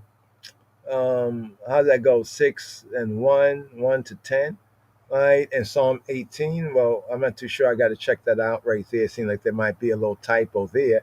Does Adonai, right? Now this is Adonai, understanding the spirit of the Hebrew, but it could also be Adoni. But in the sense of Yahweh, it will be Adonai, right? Adonai, right? In the sense of like if I have a Lord or boss, that will be Adoni, right? Equally belonging to this style of song, this style of Mizmor. They alternate with Elohim, right? Just giving a good kind of little overview, because it's important to kind of pick up on some key notes. And when we go through the song, we're like, oh, then it's like a whole new picture or deeper picture. You know what I mean? It's like 1080. It's like HD. You know what I mean? It's like 4K, right? On a study level, right? On the ground of some deliverance out of oppressive, rephrased, down-pressive bondage that has been experienced by Yisrael, or the Ayanai, the Beta Yisrael, here in these Americas and Caribbean, arises in Psalm 66. The summons to the whole earth, to all the earth, to raise a shout out, a shout of praise, yeah, right, hallelujah, right, hallelujah, right. The congregation is the subject speaking. So the congregation, so this once again favors temple worship, because it's the congregation, the aggregation that's speaking, as far as Psalm 66 verse 12, what we read in our hard copy notes here, right? From Psalm 66 and 13, the person of the poet appears in the foreground, right? However, that brings him under obligation to present a thank offering is nothing more nor less than that the whole congregation and he together with it has experienced. It's almost like how David would worship, right? The priests would still do their priestly duties, right? And the Levites would keep it Levitical with the Psalms of David, right? And it's parts of the chant that we can chant all together. And then it's almost like when the priest is now ready, like before even bringing the offering, rise up a chant. And then at that point, from the language change, right? Because now it's the poet or the presenter, or even the priest, right, who now appears in the foreground, right, and he is obliged, right, as the priest is obliged to do, to present a thank offering, or one may at this point present a thank offering to the priest, right, but it's representative of the whole congregation together, right? It is hardly possible to define this event more minutely, right? Because giving a pattern, but it's not saying it was this time or that time, but it was at certain worship times, right? The lofty consciousness of possessing Elohim, right? Elohim Chaim, a living God, a true God, not the Acharei, right? The Elohim Acharim, right? But the true Elohim, Ha Elohim, Hailahim, to whom all the world must bow, whether cheerfully or against its will. Like it says, every knee shall bow. Wow, that's this Korah Torah portion. Every knee, right, shall bow, right? Every knee shall bow. That's the makam, right? The chant tune right there, right? Rhythm corresponding to this Torah portion. This psalm here, 66 in the season, right? The more lofty conscious, the higher heights, the heavens, right? Right? In the heavens consciousness, right? The lofty conscious that we possess, that we have, right? Elohim, right? Ha Elohim, the Elohim, to whom all the world, they say a God, but actually it's the Elohim. The others have other Elohim, but we have the Elohim, to whom all the world must bow. Every knee shall bow, every tongue confess, whether cheerfully, whether happily, or against its will. Bow, get down, right? Right? Become strong among the, here they say Jewish, but among Jah people, among Yahweh's people. But in the context of the tribe of Judah, right, for Jew, right, the tribe of Judah for Jew, it is correct, right? More especially, right, because we're talking about the tribe of Judah and Hezekiah, tribe of Judah, right, after the overthrow of Assyria, after the overthrow of Assyria, right, in the reign of Chizkiah. Now, people talk about wars and rumors of wars, but, right? However, there is no ground for conjecturing, right? Either Isaiah or Hezekiah to be the composer of this psalm, because there's a connection in the psalm with this particular period of time, right? There's really no grounds we have, right, to conjecture, right, that Isaiah, Yeshaya, or Chizkiah, Hezekiah, to be the composer of the song, right? Now, if the word olam, that often translates forever, right, in Psalm 66 and 7 signified, it can also signify world, right? In some senses, olam can be world or olam can be forever. We prefer olam as the vanishing point, or in terms of time as time indefinite, therefore the forever sense. But if it's the world, right, then he would be, right, Psalm 24 and 9, one of the latest among the Old Testament writers. So there's some things in the language of different psalms and different areas of scripture that give us tell about whether it was older or it's a later development of the language. But it has the same meaning here that it has everywhere, right, in the Old Testament Hebrew, right? And that main meaning has to do with time and forever, or time indefinite, time out of mind. You know what I mean? Time beyond what you can even conceive of, right? In other words, can you conceive of a time when there's no time, right? How do we know? What time is it, right? But here, we're getting to the opening part right here, right? So let's get right into it right here, today's daily psalm. And there's some correspondence here, right? Definitely right here. Let's do as we do, right? Here, get this ready, right? Check that out for a moment. Okay, so here we got the Aleph verse set. So here, today's daily psalm, Liku Batalawa, right? Here we have, let's scroll over here. We have a song of deliverance, psalm, right? Verses 1 to 4. Verses 1 to 4 is the call, calling. The call to mankind, or more better, the call to humanity, right? To praise, right? To praise Elohim, Eloheinu, our Elohim, in order to hallelujah, right? To praise, right? Eloheinu, our Elohim, verses 1 to 4. In verses 5 to 7, Elohim, Eloheinu, our Elohim's, his mighty deeds that he done did and that he does, right? And then we have, okay, then we have verses 8 to 12, Thanksgiving, the Thanksgiving here for deliverance, right? And then in verses 13 to 15, the king, right? We have the king discharges his vows. So let me just pause it here. You know, as they and some of the scholars, they give some good information, but they don't say, okay, what time it was.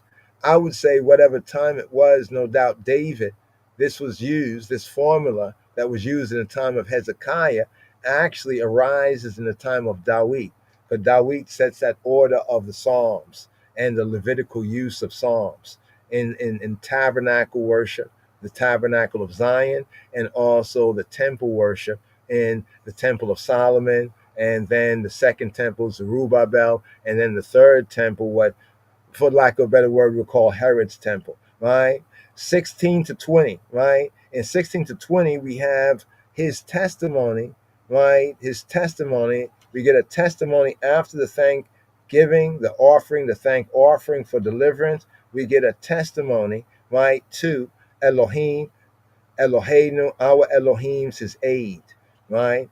So even by looking at those highlights there, it definitely has the order, right, of the temple music and temple worship, congregational worship. First is a call to humanity, right, to praise, right? We say like the hallelujah. Then we have, say, verses 5 to 7, right, speaking of, well, who he be, right? Elohim's mighty deeds, the creator, the ruler, the sovereign judge, the judge of judges.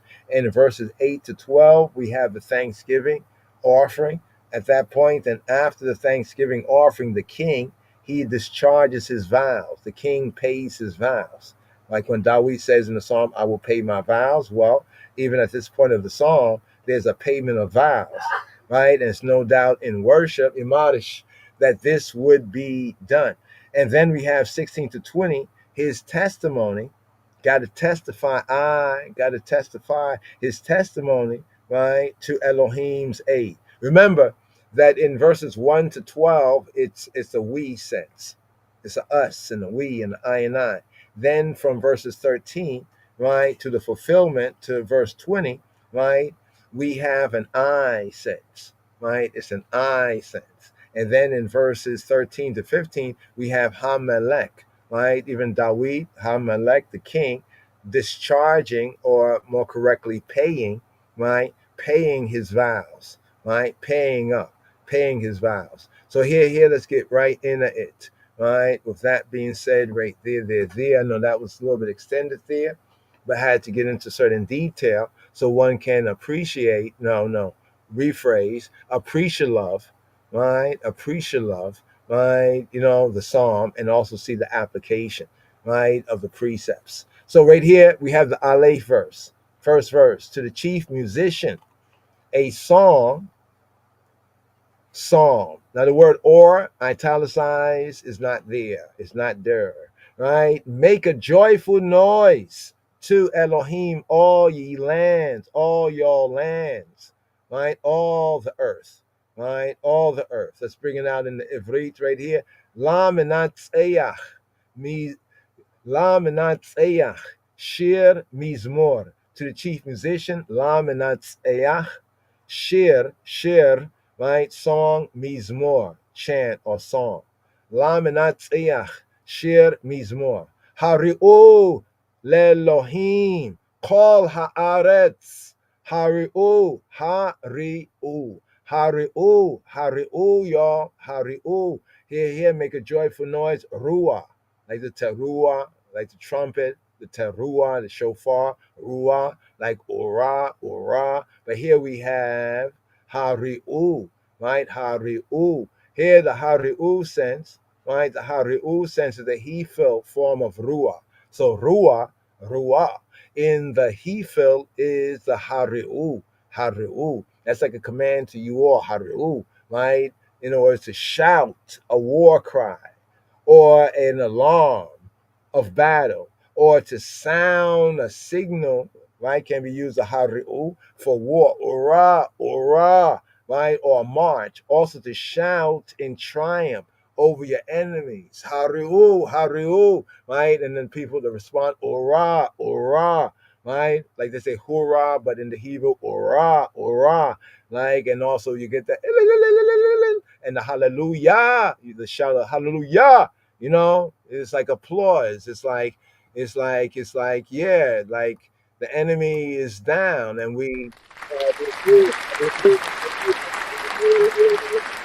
to shout in applause, to shout with really just impulse. Now, it can also be, in some sense, the same hari'u and the ora, right, can be like a cry, to cry out in distress. The enemy's attacking us, ora, ora. And there, when we break down the word, right, to the roots, right, in Hebrew, it's another word that actually has a different, it has different roots, but then in the form of the ura, it means to like be awake, be mentally alert. You know, I'm like if I be alert, be mentally on foot. You know what I'm saying? There's danger, right? You know, hari'u, right? Shout. But the sense here is like triumph, right? Shout in triumph, right? And the sense of this word, the ru'ah, in the hari'u, is like to mar. You see what it says, especially by breaking, right? Almost like splitting the ears, you know, almost like splitting the ears with sound. As well as when that would go on, also the shofar, right, can be brought in. Hallelujah.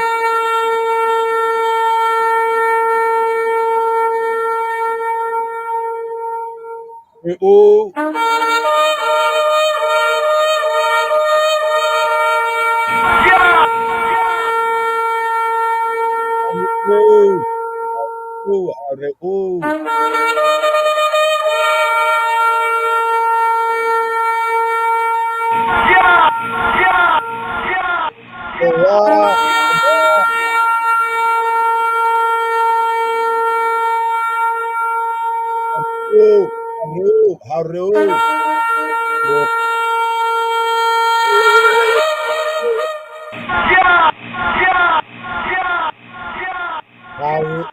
So the sense of it is like you see in the figurative sense is from the ruah, is like to ruah, actually ruah, like almost like a roar, ruah, right? Figuratively to split the ears with sound, right? So when that shout, it's like, you know, it's like a loud sound. You know what I mean? That's what it said. That's why in some translations they'll say like make a joyful noise, right? It's like a loud sound. We just get loud. You know what I'm saying? That is to shout, right? For alarm, like in danger, or for joy, as in triumph over the enemy, right? So here it says, Hari'u, Hari'u, Lelohim, shout in triumph, Hari'u, right? Le for Elohim, Lelohim, Hari'u, Lelohim, to Elohim, to the creator, to the ruler, to the judge of judges, right? To Elohim, call haaretz, call haaretz, call all the aretz, all the land. Now you see the translator says all ye lands, and then the other translator says all the earth.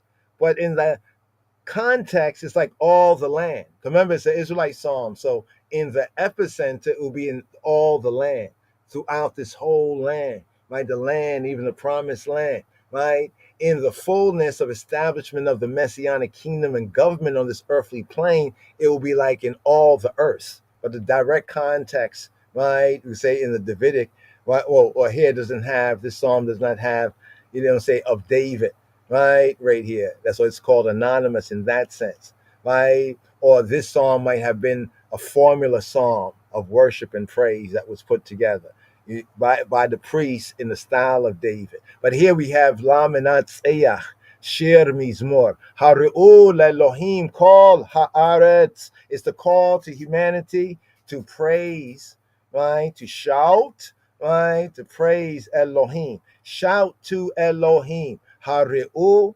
Lelohim, right? Hari'u Lelohim, Lelohim. Now, Lelohim is because It's the prefix, the lamed prefix li, right? And then we have Elohim, right? And then understanding the vowel and vocalization, because that's the letter. Remember the letter of the law, right? That's the letter, but it's the spirit, right? The spirit of it, the li and the Elohim combined together in the usual flow of biblical Hebrew would form Lelohim, Lelohim, Lelohim. But if you want to like slow it down and emphasize, you say li Elohim, li Elohim. If I want to emphasize to God, li Elohim, right? But if I was just at a lively pace singing or whatnot, Lelohim, right? Haru, Lelohim, Kol Haaretz, all the land. So more fully, we have it in Psalm 40, right? Psalm 47 and 1, where it reads, shout to Elohim with the voice of triumph. All right. So in Psalm 47, I think that's a Davidic psalm right there. Psalm 47. So what we're saying here, right, is correct. That's a psalm of Korah. Check this out. 47 is a psalm of the sons of Korah. Remember, the Torah portion here is Korah. I remember Korah and everything he had went down, right? Went down to Sheol.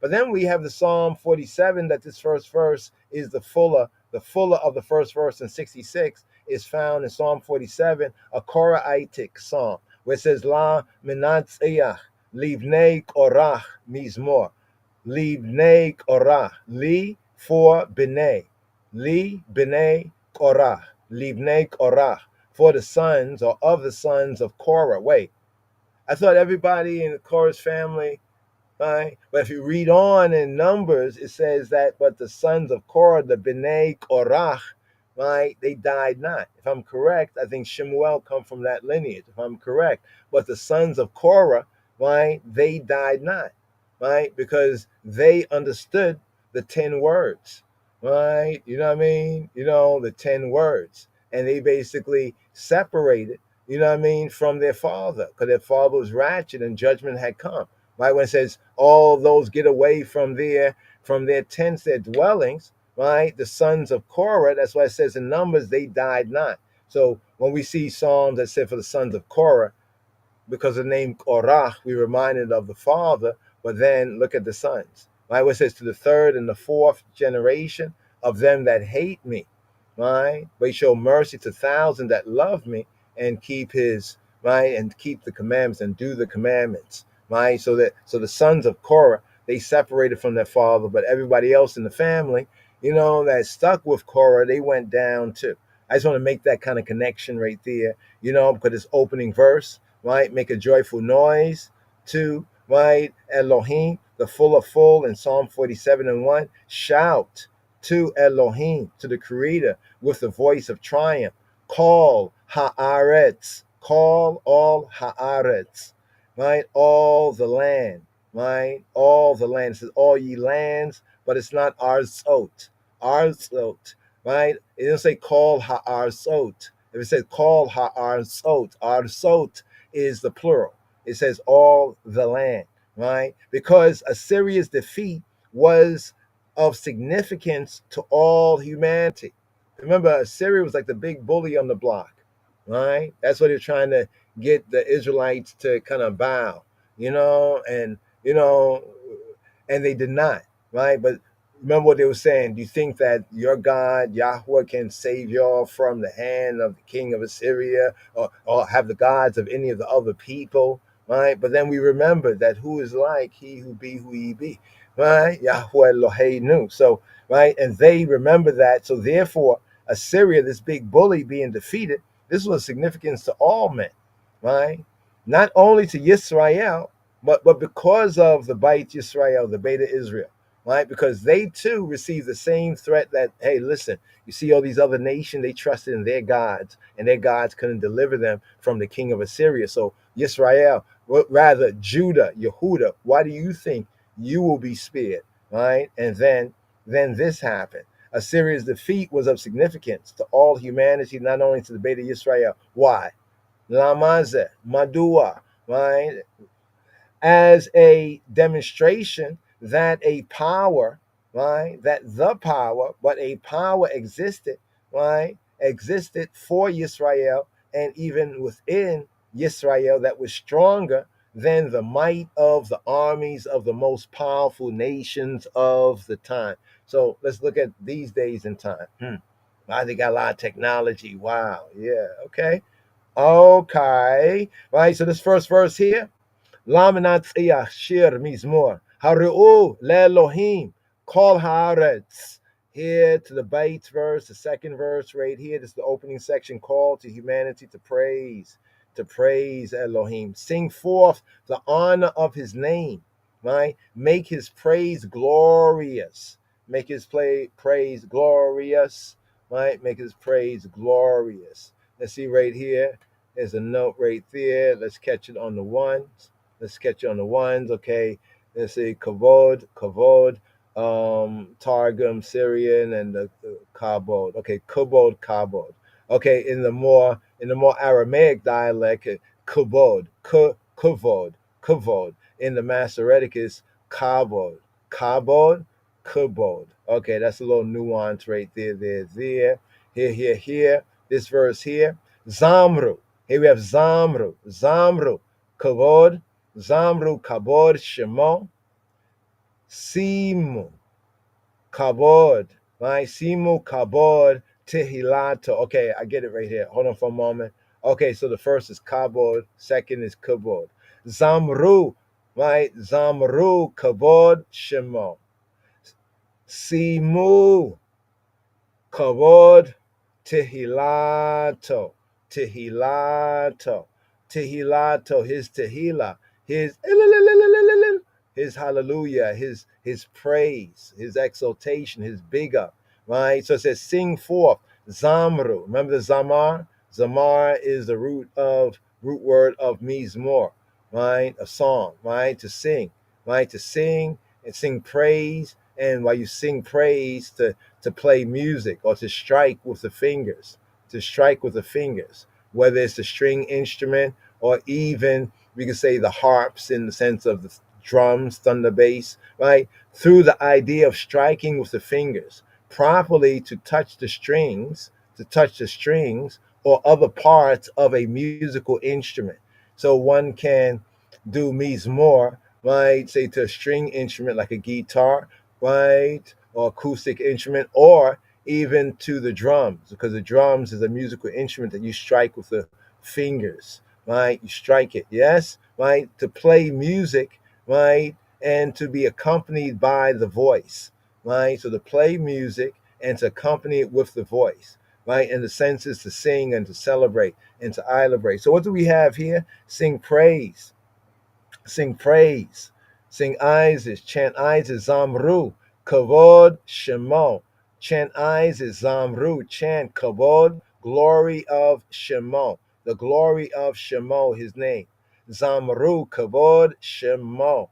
So the translation, sing praises, chant Isis to the glory of his name. Celebrate, elaborate in song, right? Elaborate in song. Right, the glory, the heaviness, the weightiness, the kavod, right, the kavod. Here, the honor, kavod, the honor, the abundance, the heaviness, the gravitas, the gravity, the weighty, right, the splendor, the honor or the glory of Shemo, the kavod Shemo, the revelation of his glorious being, right, he who he be.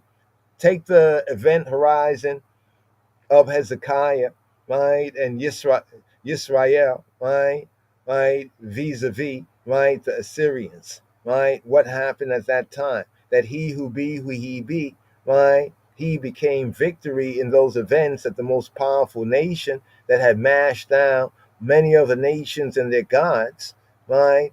And when we were asked by Rab Shekah and Sennacherib's, puppet, to submit that don't trust Hezekiah, right? Don't trust him, and don't think that our God, that Yahweh would deliver us, out of the hand of the king of Assyria, because look what he did to all these other nations. Well, he who he be, right? We proclaim his glory.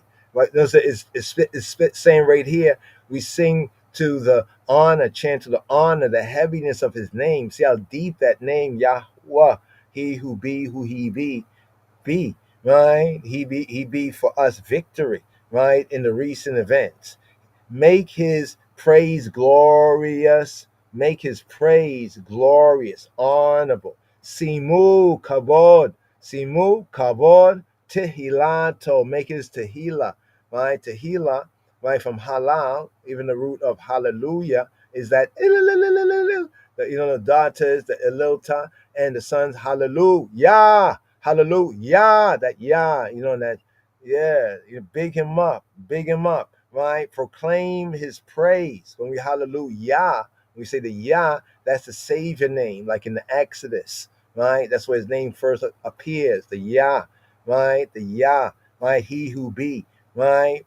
Right? Proclaim his praise in terms of glory, in terms of his weightiness, his gravity, right? The gravity, yeah, there we go. The gravity of he who be who he be, right? What's the gravity of he who becomes that which he seeks to be, right? That he's the Almighty, right? He has that ability, right? The Elohim Acharim, they can't do that, right? So right here, this verse, second verse right here we go. Zamru, kavod shemo, simu, kavod tehilato, right? Simu.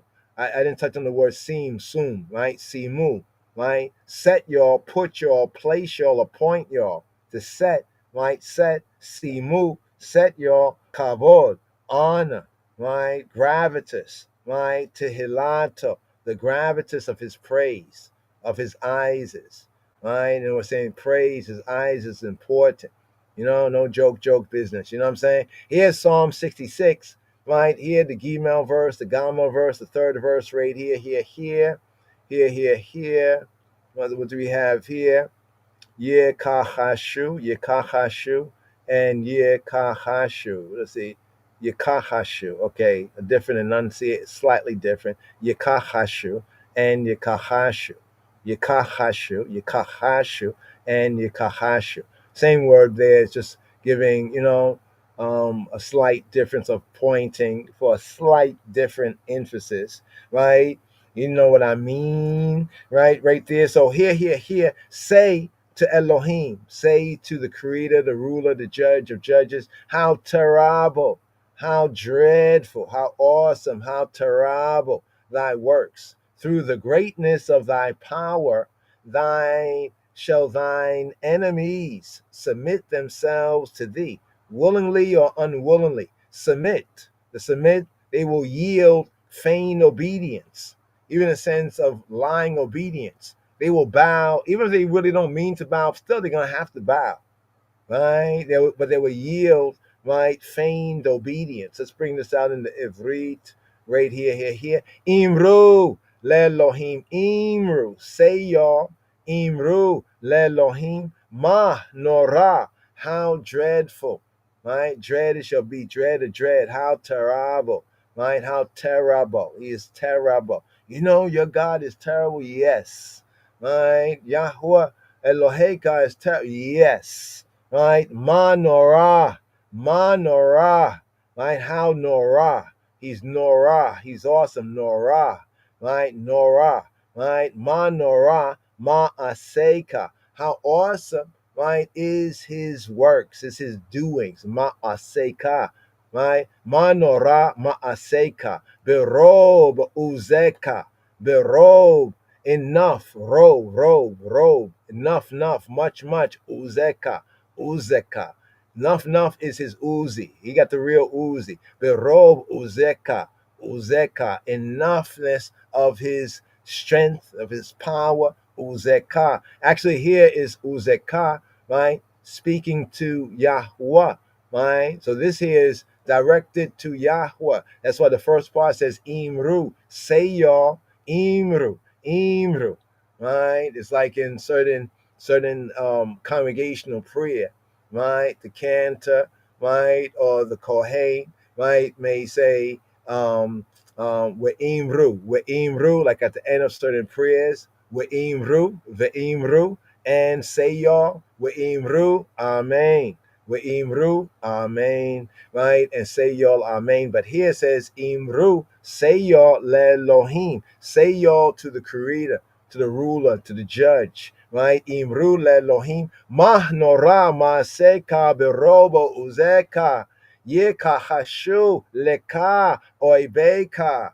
Here, say to Elohim, how awesome, how dreadful, yes, is ma'aseka, is your doings, your makings, your doing, berob uzeka, in the enoughness of your strength, uzeka, right? Yekahashu, they will cringe, right? Yeah, they cringe, right? Cringe worthy, right? You know how people use these things, they will cringe, right? To cringe or bow, right? Yekahashu leka, they will bow to the eye, right? Kahash, right? Yekahashu, right? Leka, to the eye, male, oibeka, your male enemies, right? So the full, imrul Elohim, manorama seka, berob uzeka, yekahashu leka, oibeka.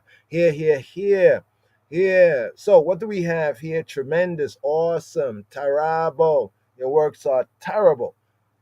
Jehovah's works is terrible.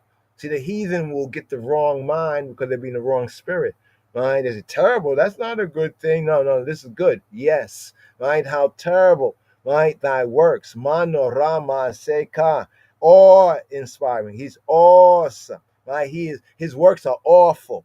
Right? Are terrible. Right? You see, those in the Gentile mind, they're going to be thinking like the Gentile, but we know that the awesomeness, yes, is dreadful, are his works. More on this is in Psalm 65, round about verse 5, Hebraically verse 6, right?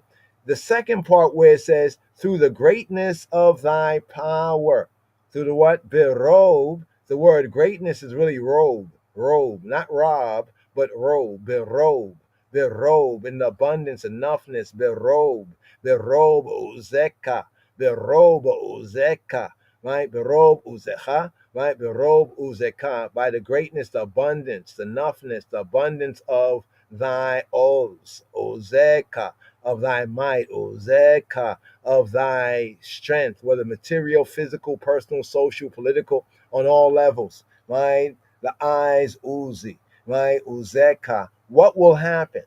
It says, through the greatness, the abundance of thy power, shall thine enemies submit themselves to thee. Thine enemies, right? Ye kahashu leka oibeka. Ye kahashu leka oibeka. Right? Literally saying they will submit to the eye, your enemies. Literally in the order of the Hebrew, ye kahashu lecha oivecha. Right? Ye kahashu leka oibeka. So the submitting, kahash, they will kahash. It's an interesting word, ain't it? Right? They will deceive to the eye, lie to the eye, fail to the eye, be disappointing, be untrue, be insufficient, be found liars, right? One form of the kahash, yeah, right? The kahash, but in the hit pa'el sense of the verb, right? It can have to cringe. In the sense of obedience, it's a feigned. It's like a feigned obedience. It's like an untrue obedience, right? Like 72 nations bow to the anointed elect of Elohim, the elect of Xavier. But we know, you know what I mean? Even the times where they bow to, right? To the anointed, right? You know what I mean? You know, to the king's Messiah. But they be untrue in word.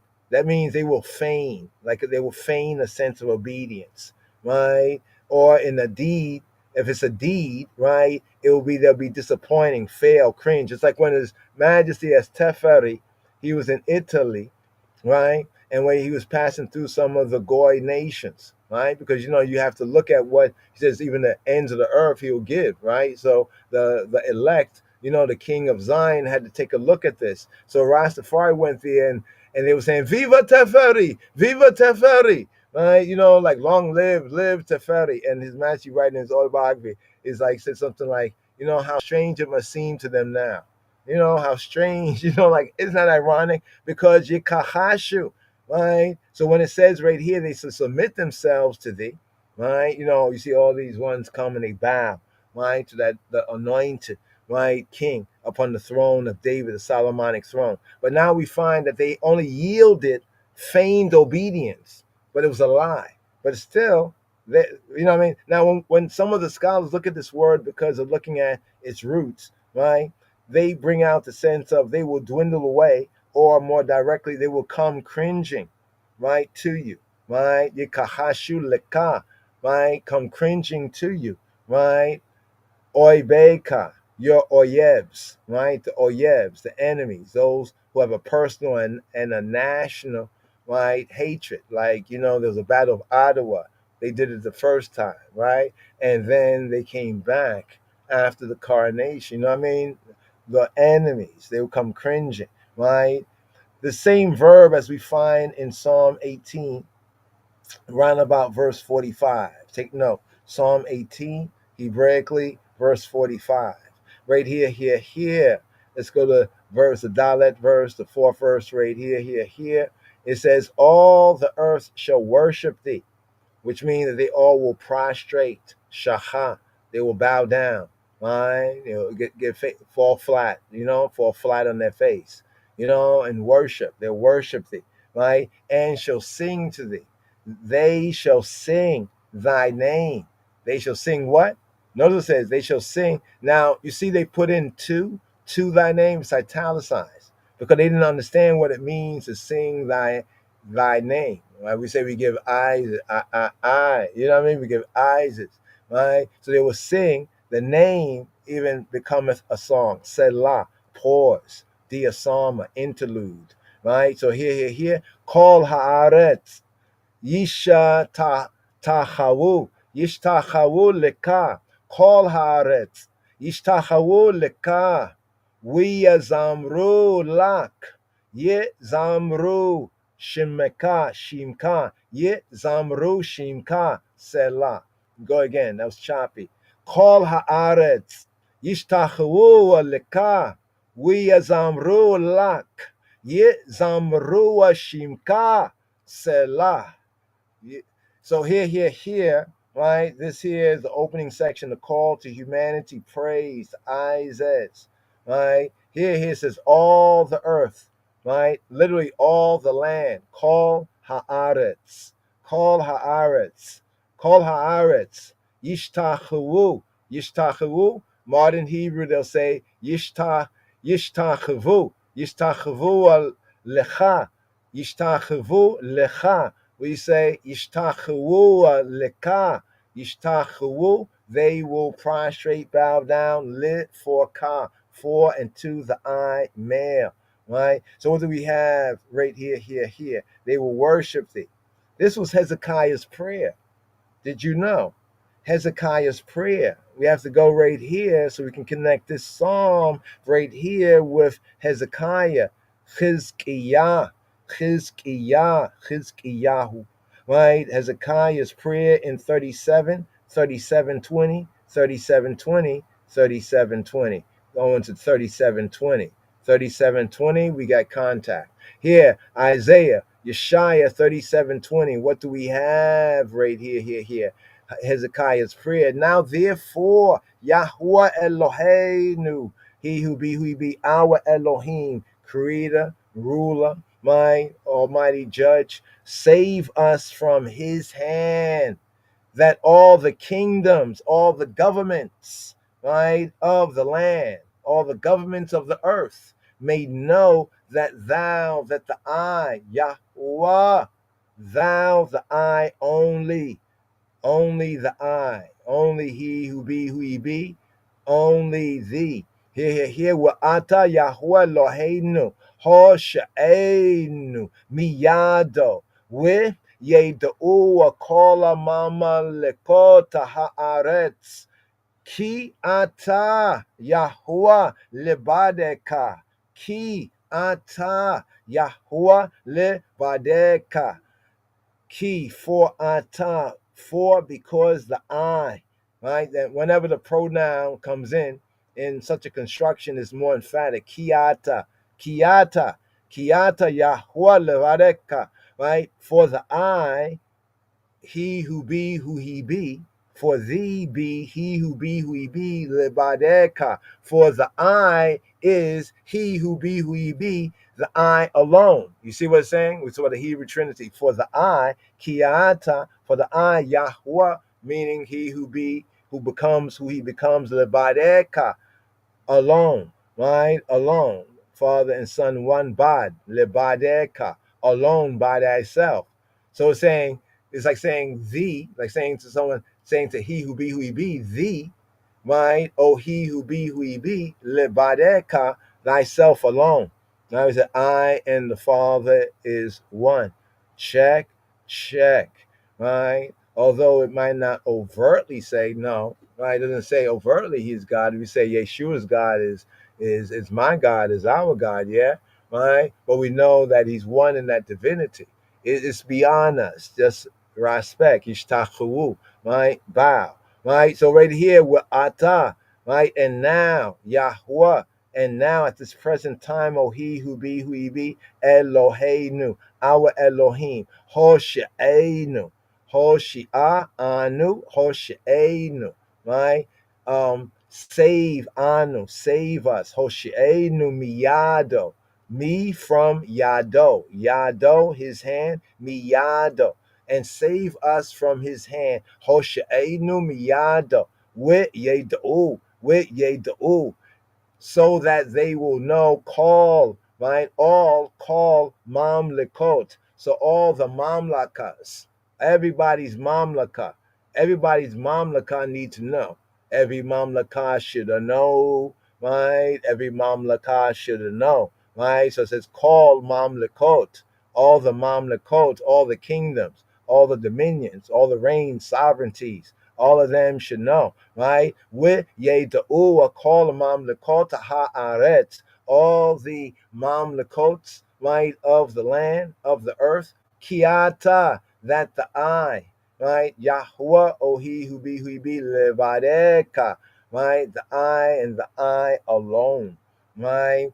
So, what do we have right here, right here, all the earth, Hezekiah's prayer, right? So we see with Hezekiah's prayer, right here, and then we go right here. We have Kol Haaretz Yishtachu Leka, we Zamru Lak, Yit Zamru Shimka Selah.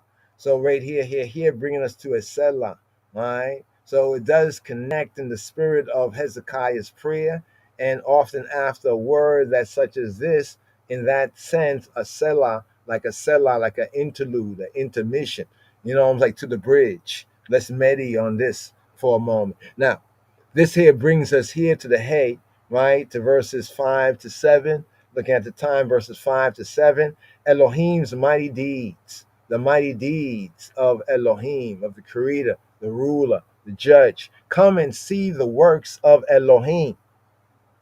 Terrible, right? Terrible, right? Doing, right? Terrible doing, dreadful, awesome doing toward the children of men, right? Sometimes people have this idea of God. They say God, right? But is it our God, right? Here it says that he is terrible. His doing is terrible to humanity because he's God, right? You know what I mean? Know what I mean? Like it says, Lekul Oreu, Leku Oru, Leku Oreu, Leku, come.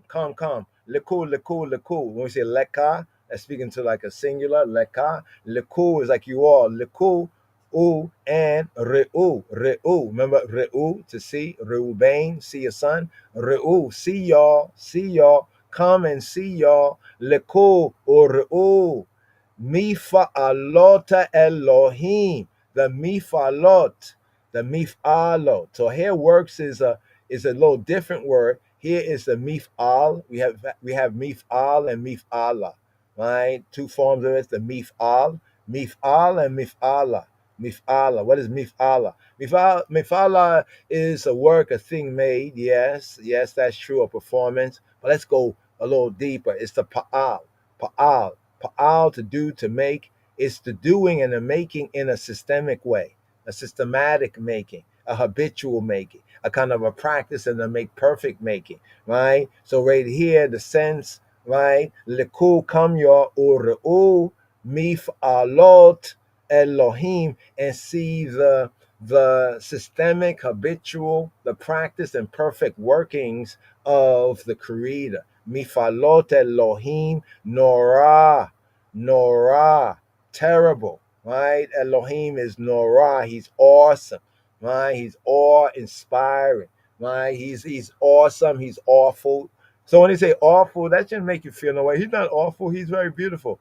Well, yes, there's beauty in he who he be, but Elohim Norah, right? You gotta respect, right? The dreadfulness, right, of the Creator. I mean, okay, go out in creation and see nature, right?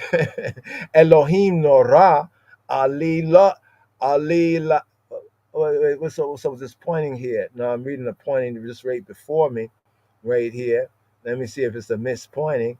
Right here. Okay, yeah. We should have read this one here. Leku u're'u amif alot Elohim Norah alila al b'nei Adam. So here it says, come and see. Leku, come y'all, right? Leka. Leku u and re'u, and see. Mif alot Elohim, the works, the doings, the practice, habitual works of the Creator, Norah, right? Awesome, right? Dreadful. Alila is his alila, all upon B'nai, the sons of Adam. So on the sons of Adam, or it could be construed as against the sons of Adam, not towards, but like I said, it's more like against, right? On behalf of the people. No, that's not very good there. On behalf of all is often used as like above, but it can also be against, right? So here, as you can see right here, what do we have? Terrible, right? Exciting awe, right? Yare is from the Yare, the Norah. The Norah is the Nifal. You see the Nifal? It's Yare in its base, Kal, and then when we bring it to the Nifal, right, is to be fearful or dreadful, right? One to be feared, teferi, tefara, to cause astonishment, to be in awe, to be held in awe, to inspire reverence or godly, goodly fear or awe, right? That sense of terrifying and awesome, and that sense of terribleness, right? But here, toward is really over, as we mentioned. That's the all right here. All, you see, all, not al. This is not al. Al mean not. Al mean not. All here, right, mean upon. Like on the ground of, on behalf of, yes, concerning, right? In certain contexts, it can mean in a prepositional sense against, right? But here, denoting his superior might that is above, right? And if man get out of hand, they can be used against the B'nai Adam, against the sons. You see what it says, descendants of Adam? Let's scroll over here. The children of men is the B'nai Adam, right? When referring to a singular, it can be a man, but in this context, it's speaking about humanity, right? Denoting his superior might as compared with human strength, right? The verse 6 right here, the Vav, the Wow verse right here. Here, he turned the sea into dry. They went through the flood on foot. There did we rejoice in him. Recalling even the Exodus narrative. Hafak Yam, right? The sea, the Yam. The word for sea is Yam, right? So here is Hafak Yam le Basha ba nahar ya'avrua bi ragel sham nisa mecha bau nismacha bau. Here, he turned the sea into dry land. Hafak yam le yabasha. Hafak yam le yabasha, right? So the sea was hafakt. The sea got the sea got kind of upped up, right? The sea got hafak, right? Hafak means to turn in the sense of to overthrow. Hafak yam, right? Hafak yam, you got changed, you got transformed, right? In some senses, to turn oneself, to change oneself, get in reverse. In this sense, to be overturned or overthrown, or got upturned, to get hafakt. Don't get hafak, but to transform oneself, right? To turn, to change, right? To change, to overturn, to return, or even in a sense to pervert, right? But like to turn, like they say, you flip the script, to hafak the script. But here the sea, the yam, got hafakt. It got a fak li yabasha. It got a fak into a yabasha, right? The yabasha, right? What is the yabasha? So the sea turned into dry land, dry ground.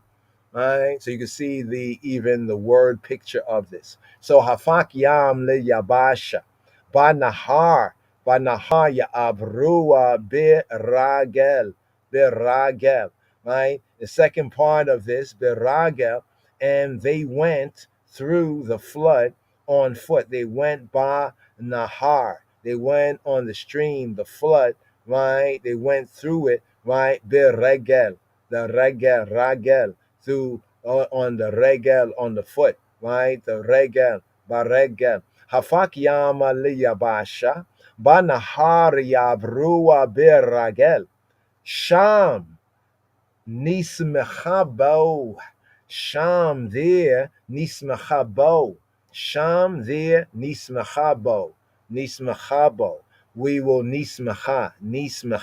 We will be like samach, right? To rejoice, sameach, samach. We will be glad, ba'u, nismaha. We will be glad, ba'u, in him, in it, in him. So the sea turned, right? Turned to sea, hafak yam liyabasha, into the dry land, like into like a shoreline, like the yabasha, dry land.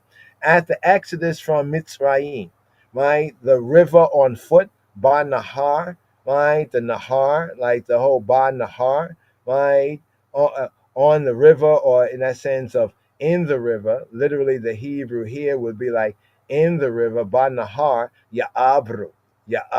When it says they went, they abar, they Hebrewed, they crossed over, they passed over, they crossed over. Abar, the root of Hebrew. Here it says Ya'abru. Right, Ya'abru, Ba Nahar Ya'abru Biragel, right, by way of foot. The crossing of the Yarden. Remember how they crossed the Jordan, right? There, let us rejoice in him, right? There, Sham is there, right? Sham is there, right? Just to bring this out, right?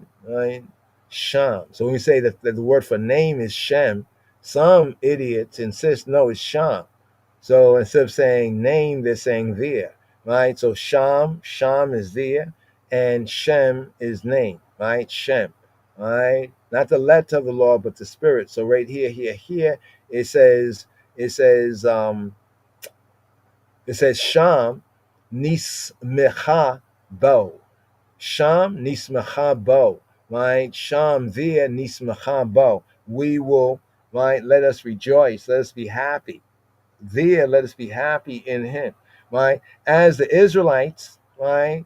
The Beta Israelites, they did on those occasions, so should humanity continue to look, right? To look and reflect upon those memorable, right, events, right? And rejoice in them, right? Because they are the pattern, right? It's a pattern recognition, pattern of Elohim's working, right, of his working, Allah, right, in the destinies, right, of the peoples, right, in the destinies of the people. So right here, verse 7, remember we are in this section here, last verse in the second section, speaking of Elohim, the Creator's mighty deeds. Here the Zain verse right here. Let's get the English first. He ruleth by his power forever. His eyes behold the nations. May not the rebellious exalt themselves. Make not the rebellious exalt them dirty self. Selah. Here, bring out the Hebrew here. Moshel be Geborato. Moshel be Geborato Olama Enayo Bagoyima. Titza pena ha sorim al yarumu lamo selah. Here, Moshel, Michel, no, not Michel, but from Mashal, right? And the one who does the marshaling, the marshal, no, mashal, to rule, to have dominion, is the Moshel, right? So right here, Moshel be Gaborato. Moshel, how does he rule, right? Moshel from mashal. It's an interesting word, mashal, to rule, right? It's also related to the word for parable. So they don't understand the parables. No wonder they don't rule, right? But here he's the Moshel be Gabrato Olam, forever, right? Olam, there's the Olam there, right? So he ruleth by Giborato.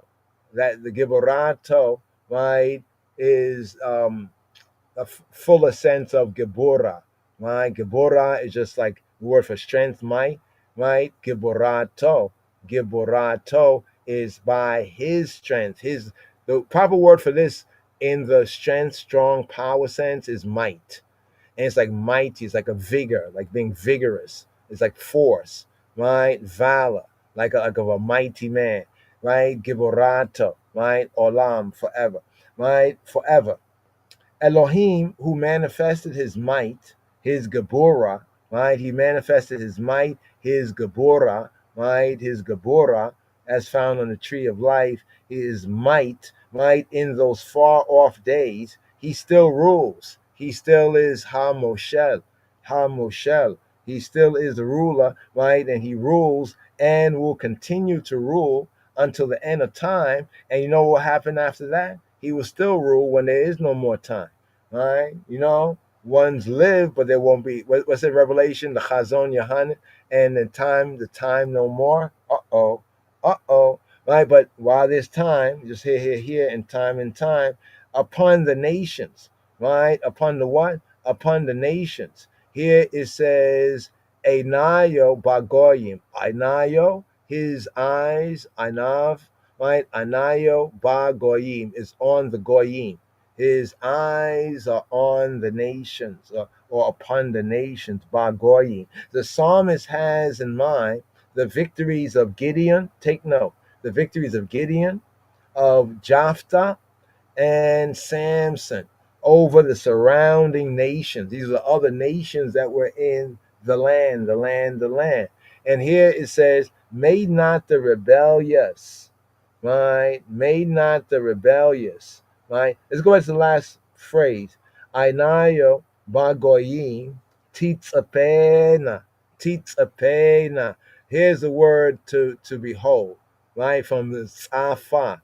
Titzapena. They look about. So when it says it beholds, it's like not just behold, but it's a special word that means to watch closely, like to spy in a different sense, not the other word tour, which is like a tourist, but this is a more deeper sense, to lean forward, to peer, to observe, to wait. It's like to spy, to pre, right? So his eyes pre, right? His eyes pre the goyim, his eyes pre the nation. Anayo ba goyim titzapena ha sorim, right? The rebellious al.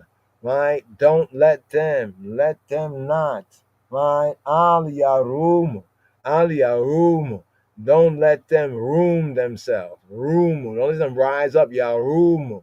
Don't let them remember, say al, not yarum. Don't let them rise up. Al yarum. Right? Don't let them rise.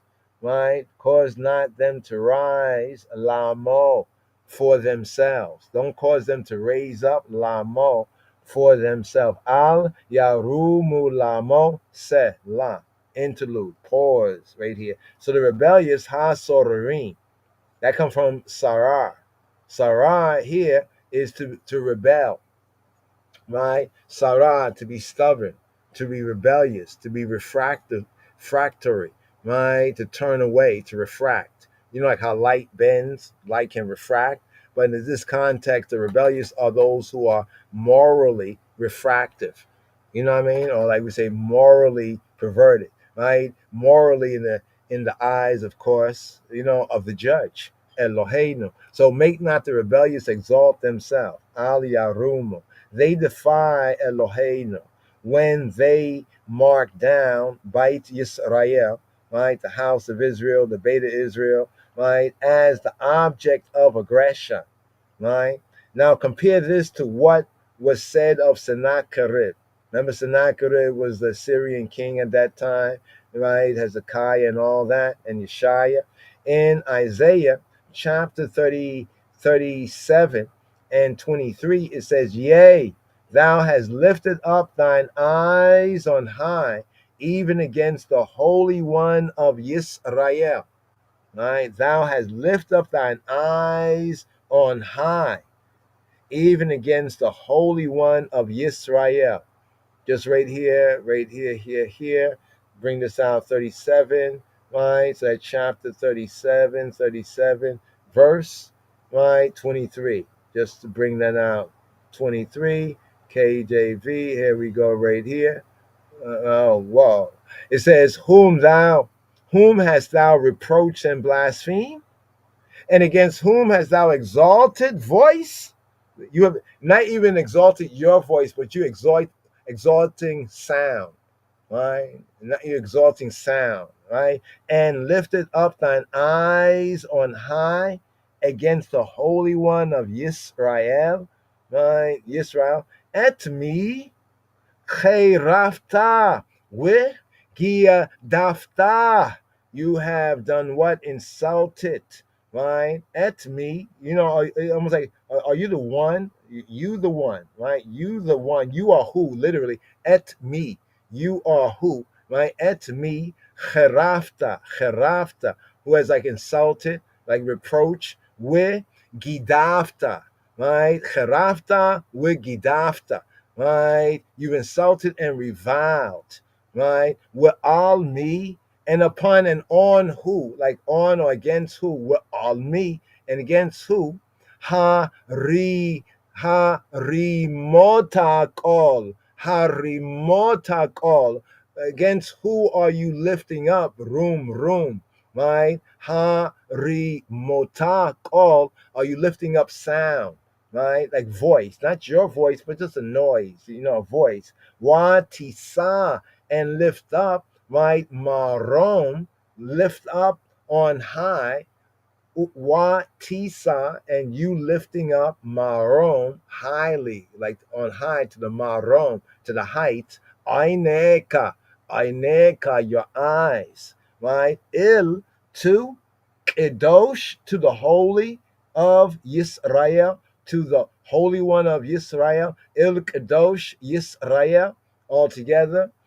Et mi yachrafta wegidafta we'almi ha rimota kol watisama rom aineka Il Kadosh Yisrael.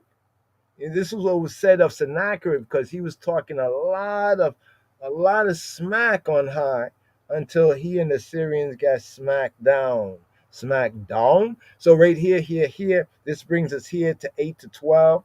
Let's catch up now. Here we had the opening, right? Opening with the call. First is the call. Many are called, right? The call to humanity, the praise Elohim, the creator, the ruler, the judge. Then in verses 5 to 7, Elohim's mighty deeds, the creator, the ruler, the judge's mighty deeds. Then here, verses 8 to 12, the Todah. This is a time for Todah, for thanksgiving, Todah, thanks and praise, Todah, for deliverance. Here, picking up on verse 8, right, the Chet, right, Pasuk Chet, verse 8 to 12, thanksgiving for deliverance. Oh, bless Eloheinu, bless our Elohim, I Elohim, right? Oh, bless Eloheinu, your people, and make the voice of his praise Tehilato to be heard. You heard? Make the voice of his tehillah. Hallelujah. The Yah, the shout of Yah, the Elilta, his tehillah, right? To be heard. Here. Barku. Amin. Bless y'all, right? Amin. People. Right? So here's like a command to you, like to peoples, right? Amin. Right? To like peoples, right? Barku, right? To bless. So bless y'all peoples, right? Eloheinu, our Elohim, Eloheinu, the Elohe of Anu, of us. Eloheinu, right? Barku, Amin, Eloheinu, where Hashamiu, Hashmi'u, we're Hashmi'u, and cause it to be Shemad, right? Shama, we're Hashmi'u, right? And cause it to be heard, all, right? The voice, like cause in a sense, cause them, right? It's like it has something like they cause them to hear the call, the voice, Tehilato, right? So like while to the enemy was said that you raise up voice, you lifting yourself up, right? And you're lifting up your voice to who you're lifting up your voice to. And here for the people, the worshipful people, it's where Hashmi'u, cause them to hear. See, because they've been boasting and bragging and lifting up against Yahweh, but cause them to hear the call, the voice of Tehilato, the call to Hilato, where Hashmi'u, all to Hilato, right? Hear the voice of his praise, right? So they can learn something better. So the Amim is the plural of Am is people. Amim is like peoples, right? Ye peoples, y'all peoples, conscious of the Beta Yisrael, Beit Yisrael, right? The mission, right? The Beta Israelites' mission to the world. The psalmist here can call up on them to give thanks for Yisrael's preservation because of what Yisrael's mission, the true mission of Ayanai Beit Yisrael, the Beta Israelites is, right? Therefore, it's calling upon them to give thanks for Yisrael's Ayanai's preservation to fulfill its work, for Ayanai to fulfill our work, right? So when we're delivered, they should be given praise so we can fulfill our work for them, right? And put in that work, right? But first, the call to the peoples, Baruchu Amim Eloheinu we Hashmiu, call Tehilato, So here, cause his right praise to be heard. Here's the 8th verse, the 9th verse right here, right?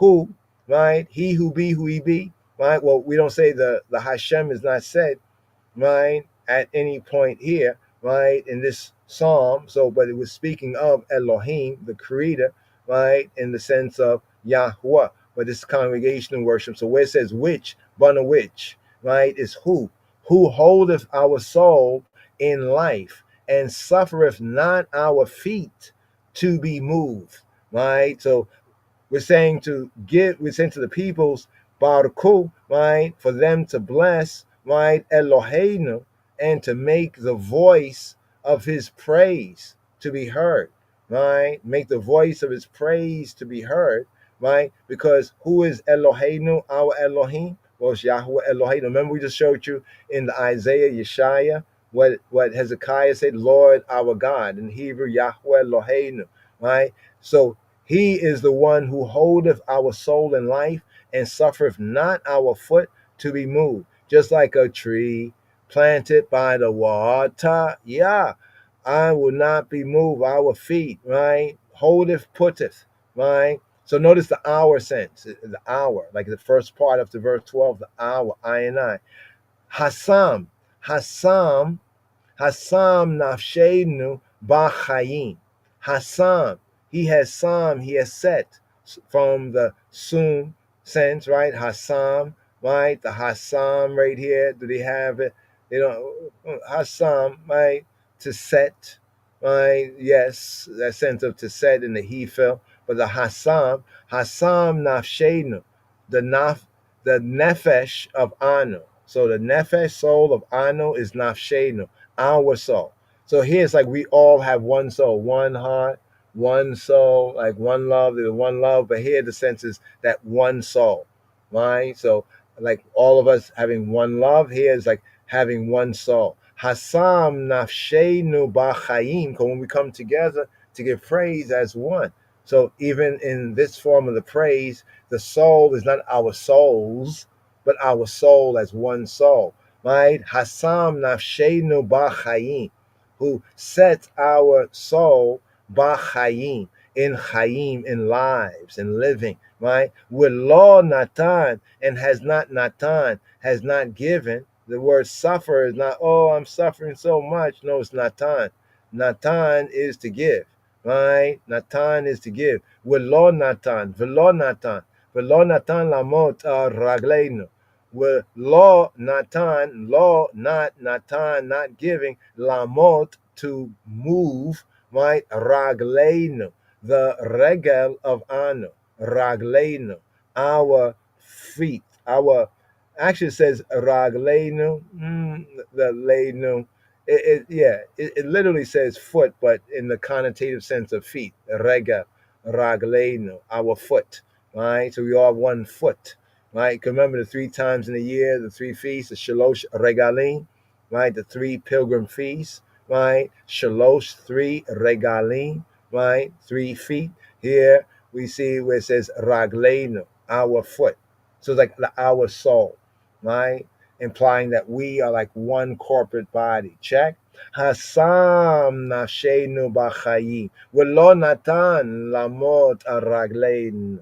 Right. So what we have here, right? Mot, lamot, right? To waver, right? To shake, to waver, right? To be wavering, right? Sometimes happy, sometimes sad, all that. To be moved, to stumble and fall before the enemy.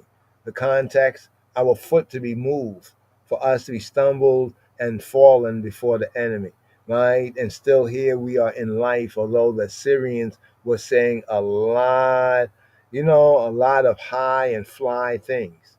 They was saying a lot of high and fly things against the Kadosh Yisrael, and he heard and he answered. That's why we give him praise here, right? For thou, Elohim, creator, ruler, sovereign judge, has proved us, right? This is Bahan. The sense of Bahan is like to try to examine.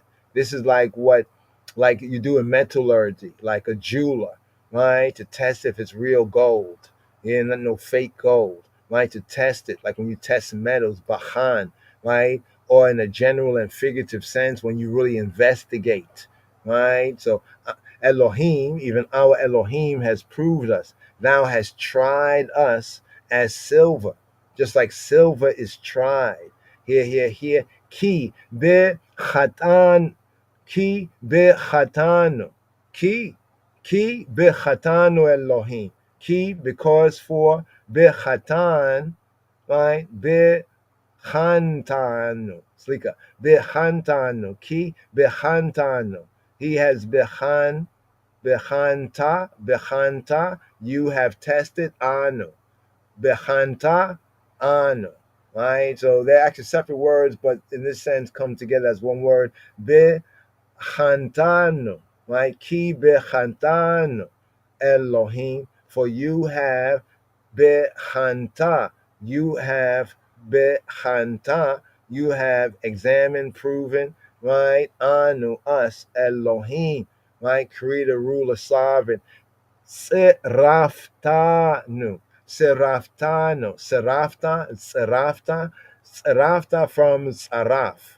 So saying to a man, Serafta, is like you have smelted. Serafta, you have refined, you have tested. Serafta, right? You have proven true. Almost like the smelter, the refiner, right? Right? Fused, but it's in the sense when metal is fused, but in the sense of literally or figuratively when you refine metal. So by the experiences that Kol Yisrael has gone through, we have been, in that sense, tried or refined. Tzarafta anu, tzaraftanu, ki tzaraf, like tzaraf, right? Like tried, tzaraf, Saraf is like that which has been tried. Saraf, kasef, like silver that is tried. Kia saraf, kasef. Full of full. Ki bechantanu Elohim. Tzraftanu. Ki tzraf kasef. Just like the kasef or the kesef, like the silver money. Tried us. Right? You have tried us. Bechantanu. Bechanta anu, tried us. As precious metal is treated and tested and purified in the refiner's crucible, in the fire. Yisrael, the Beta Israelites, was made, nine ancestors to pass through the fires of suffering, and we issue forth from the ordeal clean, chabarim, and cleansed of the dross, right, in him, right? Yes, so right here, ki behantanu Elohim, tzraftanu, ki tzraf kasef. Here, the Yod Aleph. Here, thou, the I, and none other, lebadeka, right? Thou broughtest us into the net. Thou laid affliction up on our loins, upon our loins. Ha betanu, ha betanu, ha betanu. You have brought us, right? You have brought us, ha betanu, from the bow to go, causing us to enter in. But it can also have the sense of bringing, right? In the he-fill sense, to the heveta, right? Here you've caused us, you brought us, right? Ha betanu, right? Anu, us. Ha beta, anu, ha betanu. Bama mitsuda.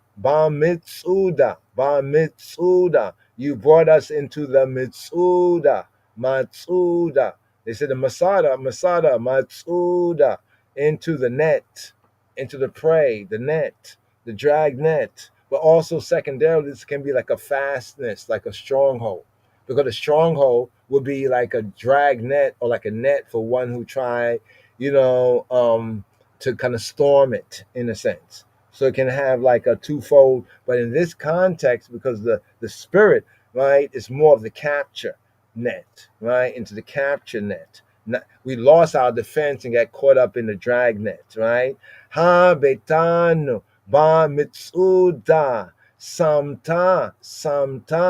You have set place samta, right? Samta muaka. You have set what? Muaka. Right? You set muaka. Chant. Muaka. You set compression. Right? So Elohim put us through that compression mode. Right? That distress. See how the word compress, distress, pressure. Right? For sure. Right? Compression. Right?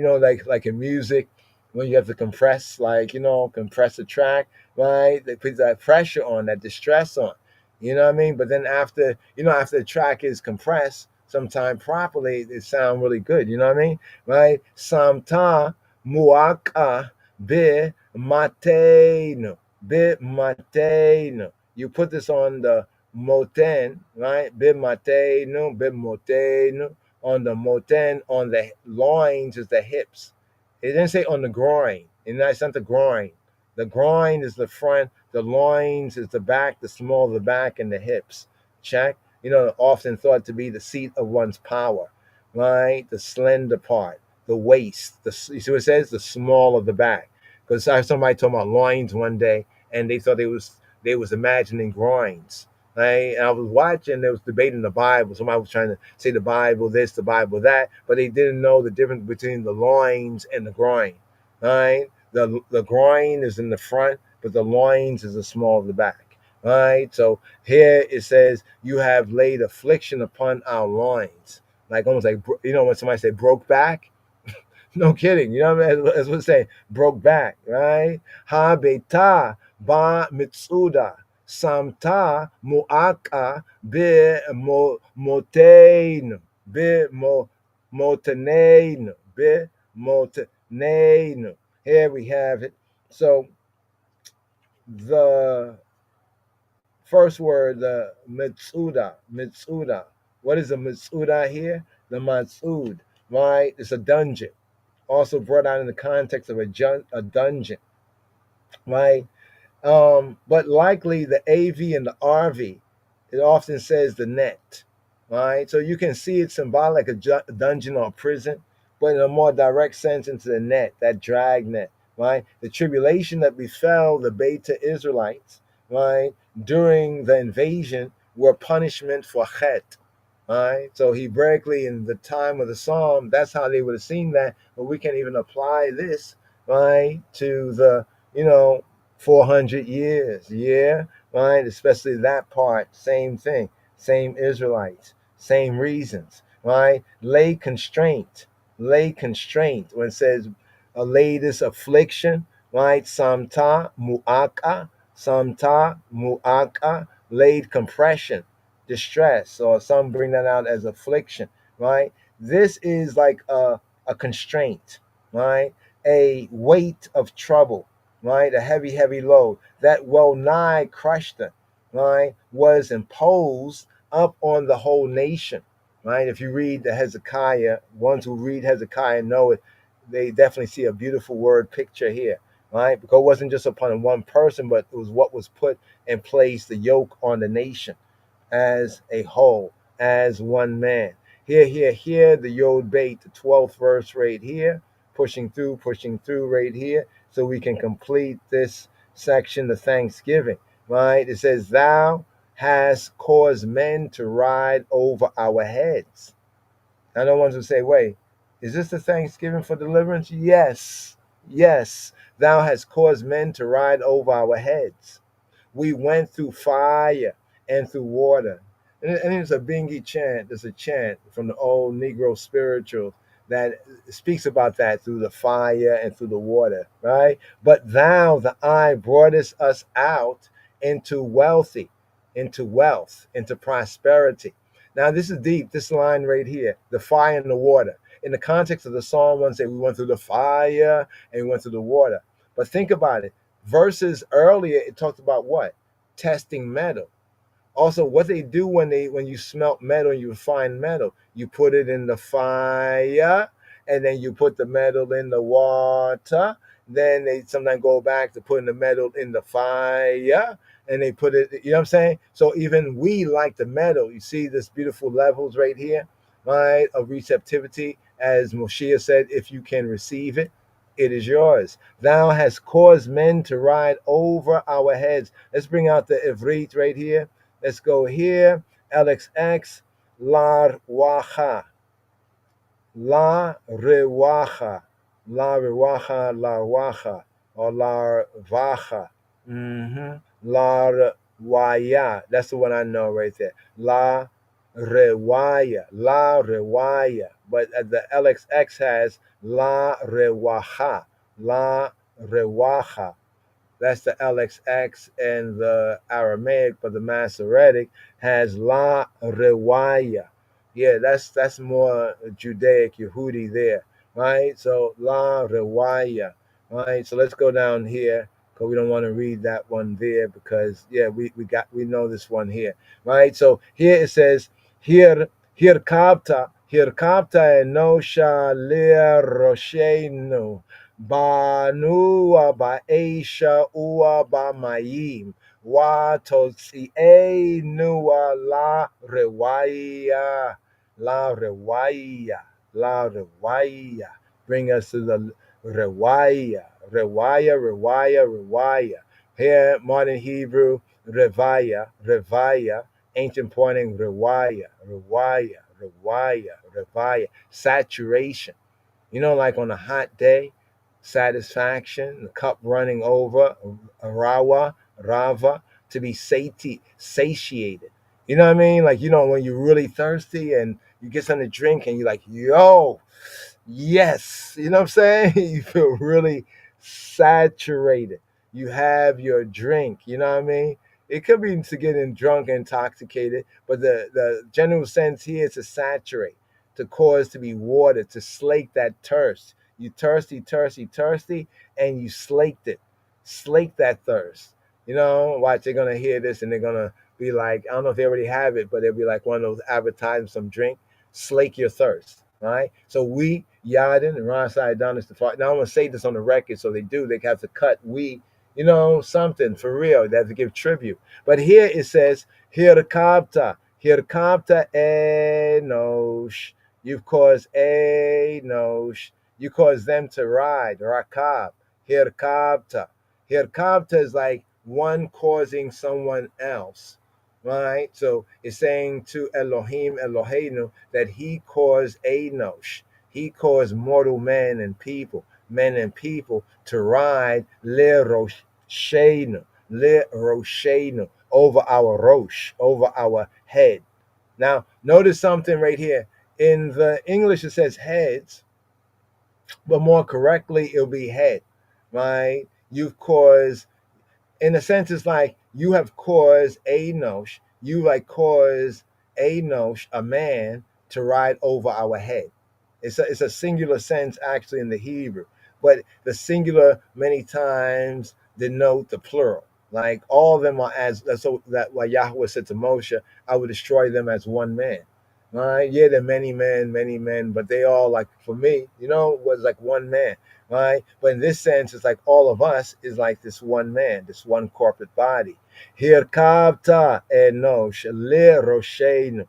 Banu, we went, Ba'esh, we went in fire, U Ba'mayim, and in the waters, right? Banu, Ba'esh, U Ba'mayim, right? Wa Totzi'enu, and you caused us to exodus, you caused us to come out, Totzi'enu, Totzi'enu, Wa Totzi'enu, you caused us to exodus out, La Rewaya, right? To satisfaction, to slaking of our thirst. Like we was in a place where we were so dry, we were so like thirsty, and he brought us out of that place, right, into a place where we can be satisfied, right? A spacious place. Here's what they say. Jerome, Syrian Masoretic reads saturation, well watered, like almost like say a well watered place.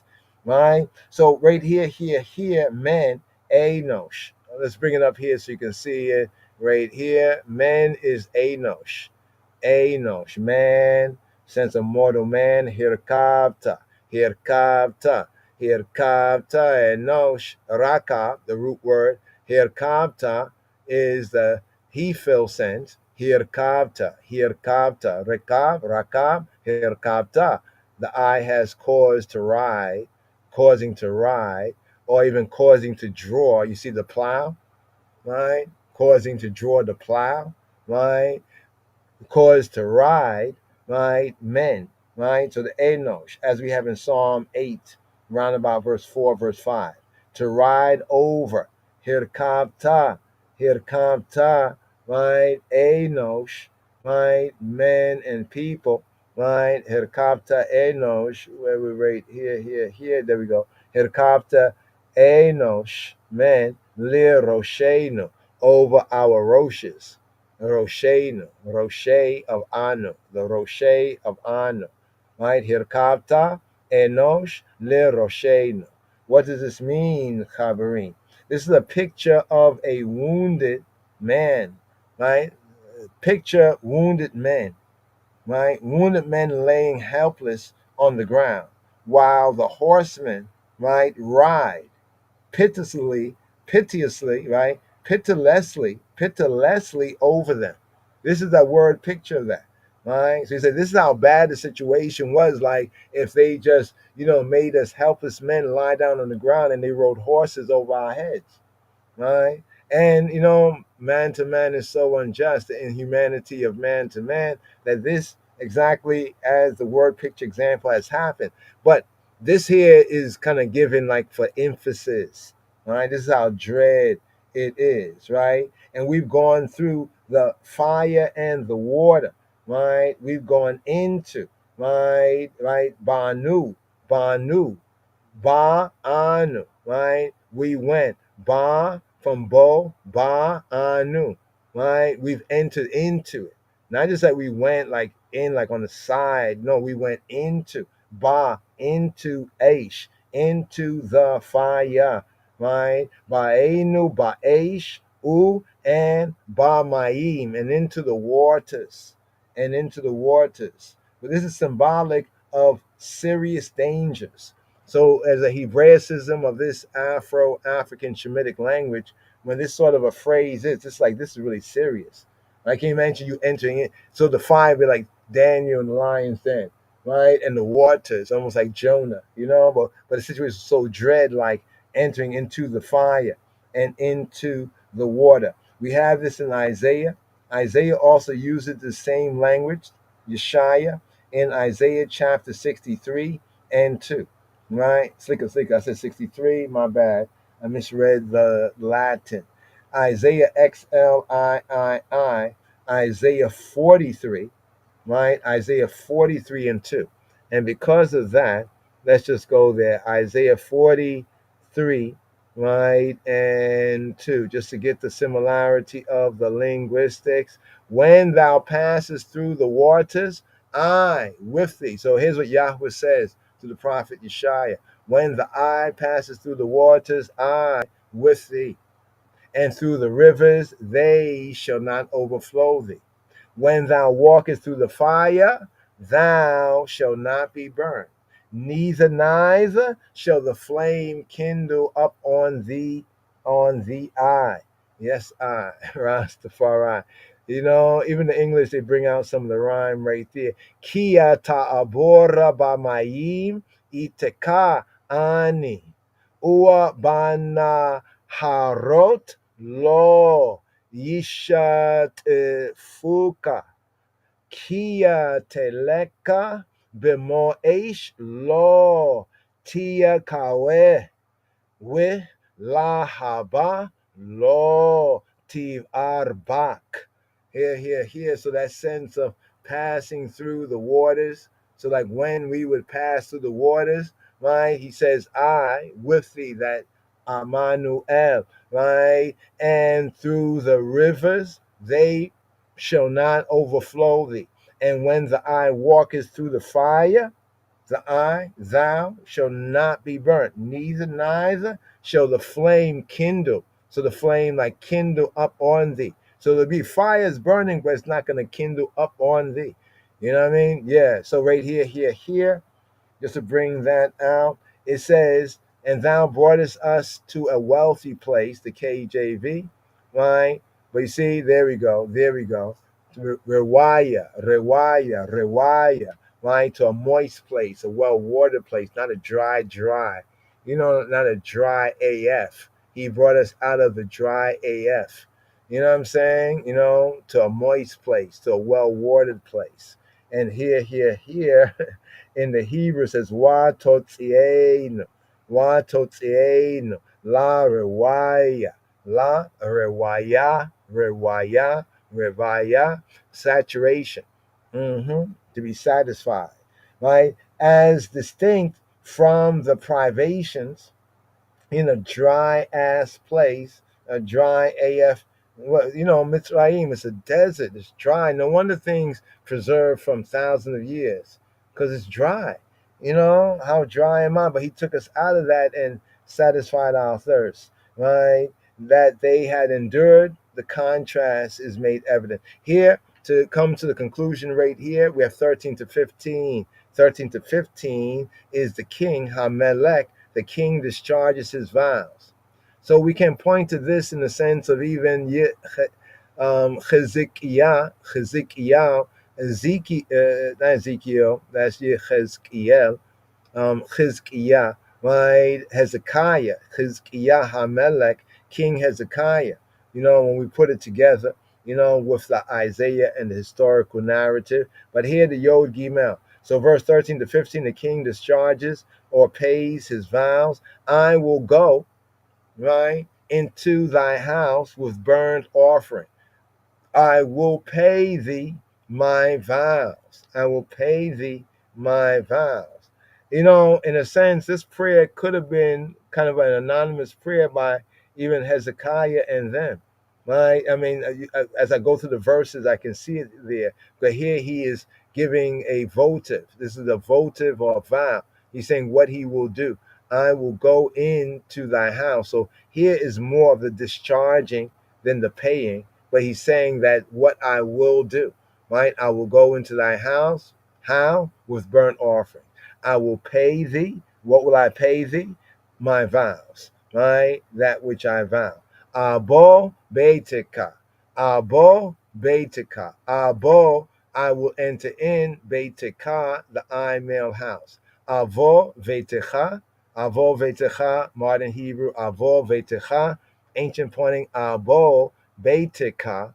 Be Olot, by way of Olot, with the Olas, in the plural sense, Olot, with the burnt offering, the ascension offering. Ashalem, Eshalem, Ashalem, Eshalem, I will shalom, or shalem. Here, this is peace, yes, shalom, but it also means in the PL sense, Eshalem, Shalem, Eshalem, to complete, to finish, but to make good, to make compensation, in the sense of to make good, to pay.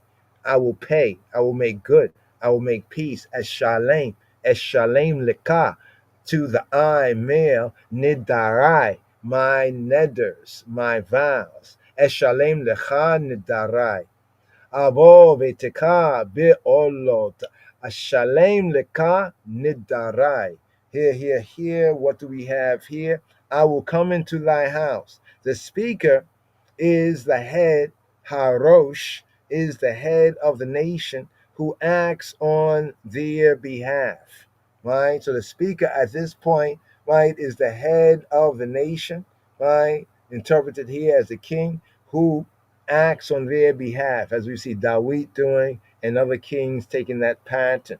Abo be'teka be'olot, right? Then he says, Eshalem leka, I will make peace by paying. Ashalem lecha nidarai, right? My nidars, my neder. What is a neder? Right? The neder is a vow. So that which I said yea and amen to, I will fulfill. Right? What I said in times of distress, right? When I come into that redemption, that salvation, that deliverance, rather, into that deliverance, I will pay. The nation coming into that deliverance, right? The king paying. So here we have Psalm 65, the previous psalm, around about verse 1, verse 2, verse 1, and with the connection here concerning the vows, and payment, right? Here, one more time. Avo be'teka be'olot, eshalem leka nidarai. Here in verse 14, the Yod Dalet, 14th verse, right? Then notice what he says. It's a comma in better translation. They have a comma after vowels in the previous verse, right? He had the Yod Dalet, the 14th verse. So he says, I will perform or pay to thee, Eshalem lecha, to the I, right? I will perform or pay, make good, make peace by making good, by paying what I said I would do, right? I will perform to thee my vows. They say which, once again, bana which, that, more better that, my vows, comma, that, the vows that my lips have uttered and my mouth have spoken when I was in trouble. It's a beautiful verse here because in these two verses, it really gives a explanation, not explanation, but a description, right? That's applicable of what is a vow. A vow is that which my lips have uttered and my mouth have spoken. So the lips uttering it, the mouth speaking it, when at the time when I was in trouble.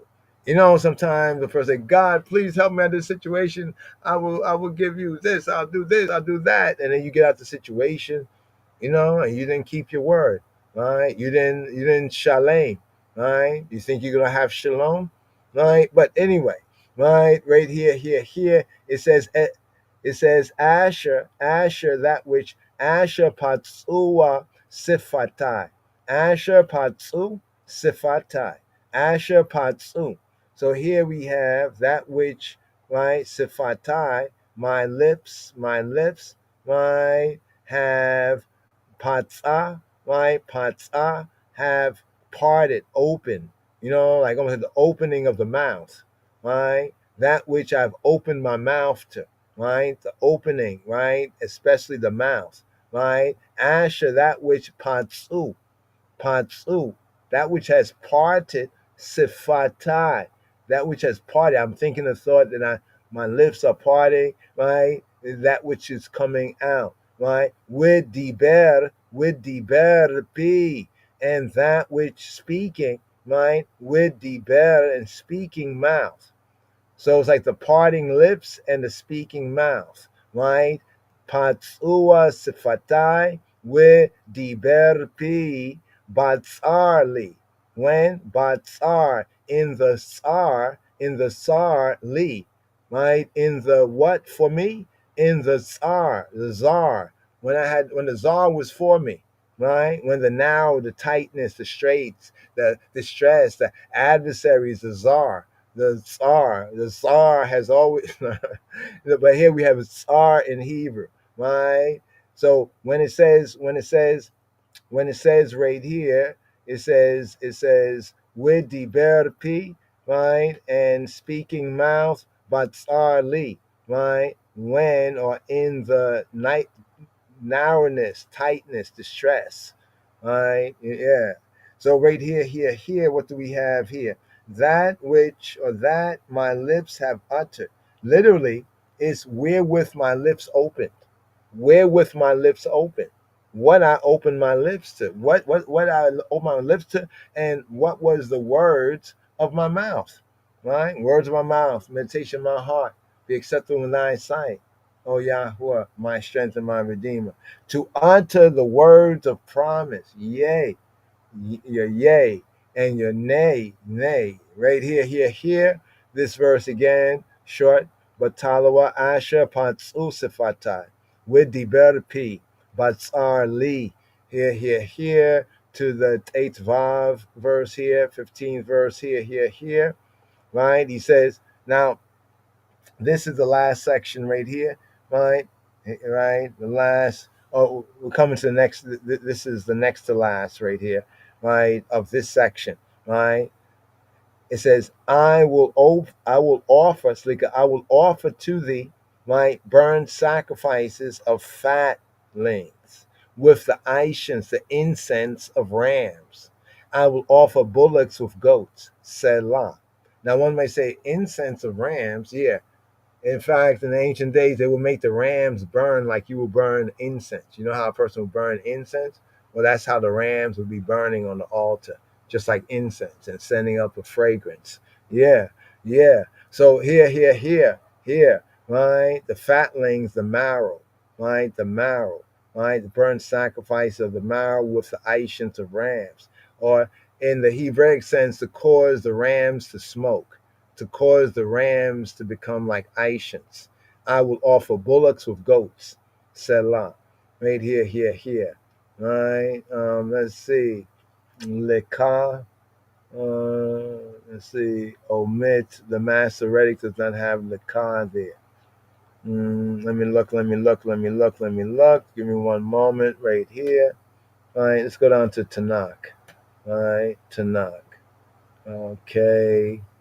Okay, I see what they're saying now. Looking at the Tanakh. All right. So right here we'll take this. It says, Olota mechim a'aleh lak. Olota mechim a'aleh lak. Ima ketoreta elim e'eseh bakar. Ima atudim Selah. Im with atudim, with the offer the bulls, the bakar with the atudim, the bakar with the atudim. So here.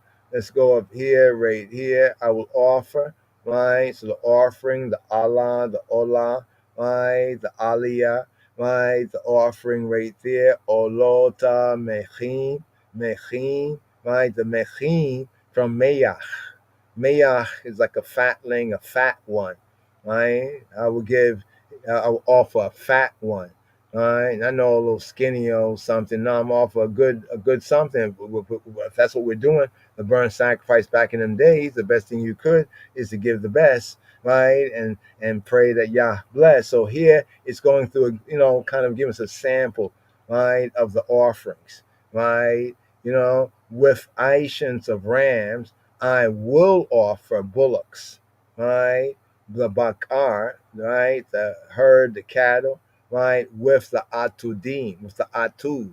Atud, right, is a ram or a he goat, a chief goat, the atudim, with the chief goats, right? So here giving us a kind of a picture, a word picture. But when you read it, it seems to be in the sense of this is what I will do.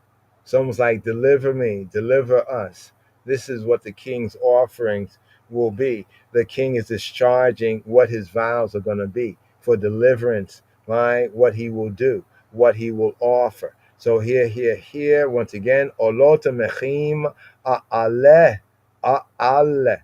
I will offer up, cause to go up, a'aleh. A'aleh lak to thee. Ima ketoret with the ketoret, the ancients of Elim, with the ancients of the Elim, right? Ase. Some add likah, but that's kind of redundant. But likah will be to you male. Ase is like that I will do. This is what I will do, right? Bakar, the bulls, right? Aim atudim with the goats, selah, the asama, sila to the bridge, right? He has the king, right? The king has discharged, right? The king has discharged his vows at this point of it right here. And so here, last section 16 to 20, his testimony, right? His testimony to Elohim's aid. So it really, really, really, really and truly does fit in well, right, with Hezekiah's time, right? A lot of corresponding points that make that point, right? But right here, right? Here to the 16th verse right here, right? The 16th verse. Here we're at the 8th Zain, 16th verse. Come here, all y'all that reverence, that respect, that reverence, here, that reverence, right? That reverence Elohim. And I will declare what he hath done for my soul. So this is a testimony. Like when it said, I got to testify, it's testimony, testify time. So here, right, the king, the representative, right, the king, we see this as in its direct context as Chizkiyahu, right? But no doubt also David and other kings, or other ones would. This is basically a principle of testimony, right? Here it says, Likua Shima'u, Liku, come y'all, Shima'u, and hear, and Shama, hear y'all, Liku, Shima'u, wa asapara, and let me recount, right? Come here and let me tell you, is what he's saying. Likua Shima'u wa sapara, call Yirei Elohim. All y'all who reverence Elohim, the creator, right? The ruler, the judge, right? Call all Yirei Elohim. Call Yirei Elohim. All y'all who respect, who reverence, right? The creator. Asher Asa, right? Asher, that which Asa, he has done, Linafshi, right? That which he has done for my soul, for my psyche. Asher Asa Linafshi. Altogether, Likua Shima'u, Wasapara, call Yirei Elohim. Asher Asa Linafshi. Here. This is his testimony. All y'all is directed to all yous that reverence Elohim, right? Call Yirei Elohim. Call Yirei, the Yirei, the reverences of Elohim, whether Israelites or even non-Israelites. Do you reverence Elohim? Not your Elohim, but Eloheinu, who is Ha Elohim. Not the Elohim Acharim, but Eloheinu, right? Our Elohim, right? Whether they are Israelites or non-Israelites who have been won. They've been won over to the worship of Eloheinu, the worship of him by the sight and the testimony and the faith of and in his works. Why? Because he works, right? Lekua shima'u wa sapara wa asapara. I will declare, I will sapar, I will count, I will relate asapara. Like I said, asapara in the Hebrew, it has a sense of like leku shima'u. Come and hear y'all. Wasapra, and let me tell you. Wasapra, Qorey Elohim, Asher Asa, Linafshain, what he has done for my soul. What he have done for my soul, my life, my psyche, my state of mind. When I and it, when I and my mind, right, my soul was in peril, and he was extolled, right, and he was extolled, right, with my tongue. This is going pushing to the next verse right here, right here. Right, let's go to the next verse. The Yozain. Here we go. I cried to him, right? I cried to him with my mouth, and he was extolled with my tongue. Like Ara, I cried, or I called out, I shouted out, I recited, I read, right? I cried out, I proclaimed, I even proclaimed with the name of Elohim. I called out to him, and he was extolled with my tongue, right? I cried out to him with my mouth, right? Now, yeah, and he was extolled, right, with my tongue. Let's bring it out right here.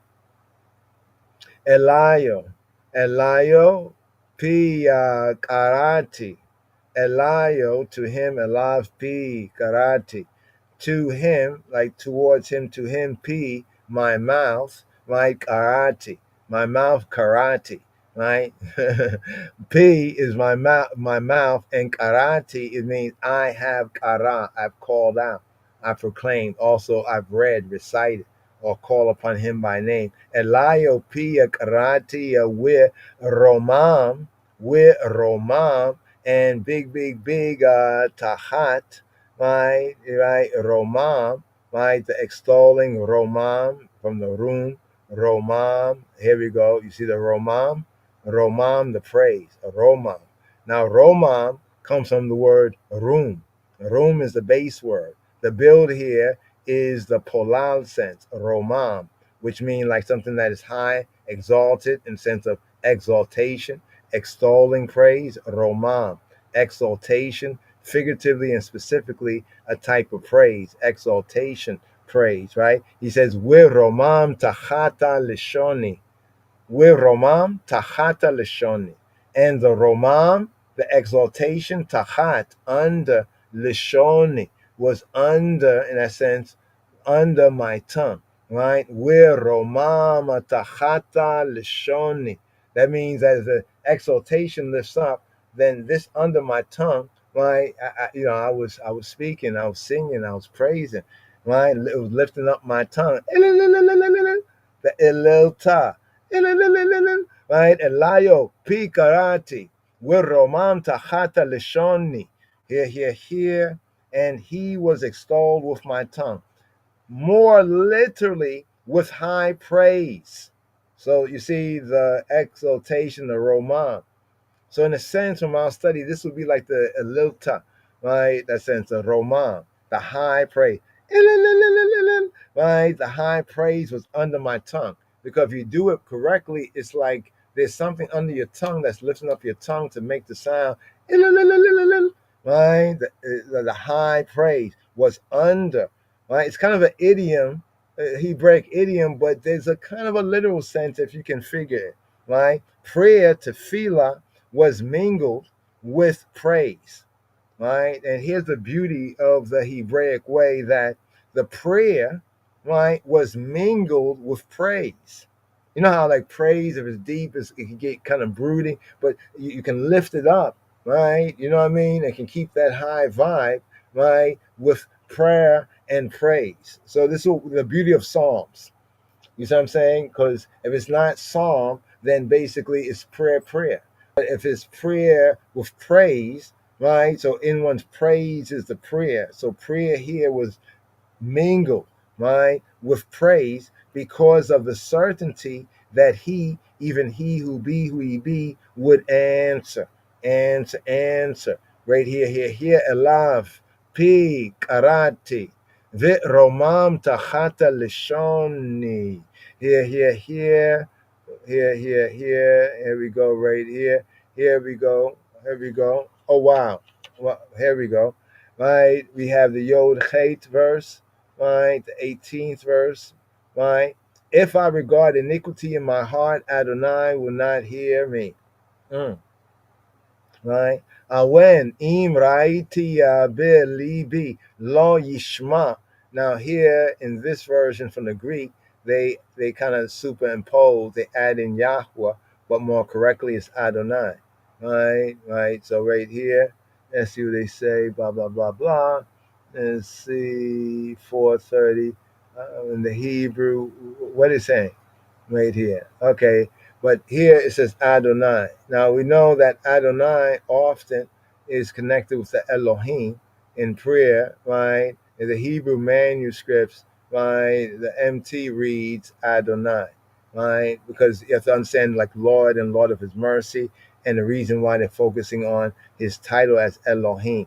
This is significant. But here, Awen im raiti. So Awen or Aven im raiti. If I see Aven, trouble, sorrow, iniquity. This word here is like to pant yourself, to exert yourself for nothingness. Right? Like don't stress yourself, exert yourself, usually in vain, vanity. So it says Aven im raiti. To say like iniquity, right? Awen im raiti. If I see, seen, raiti, right? If I see, believe it. If I see iniquity in my heart, right? In other words, so what is this iniquity, trouble, sorrow? But the context is exerting oneself, usually in vain, right? In one's heart, panting, exert oneself, usually in vain, right? In a sense of nothingness, trouble, wickedness, vanity, right? In other words, to keep our mind clear, right? Right? He was emboldened to pray and to praise because he knew, right? He knew that he was innocent of wrongdoing and that the attacker was wholly evil, completely evil. This is one bringing out of it. On another level, if I see iniquity in my heart, right? If you always like, sometimes, remember the man that Yeshua talked about, the Pharisee, and then there was the publican. The publican, when he went to pray, the standing prayer, the Amidah, he would not even lift up his head. He kept his head down.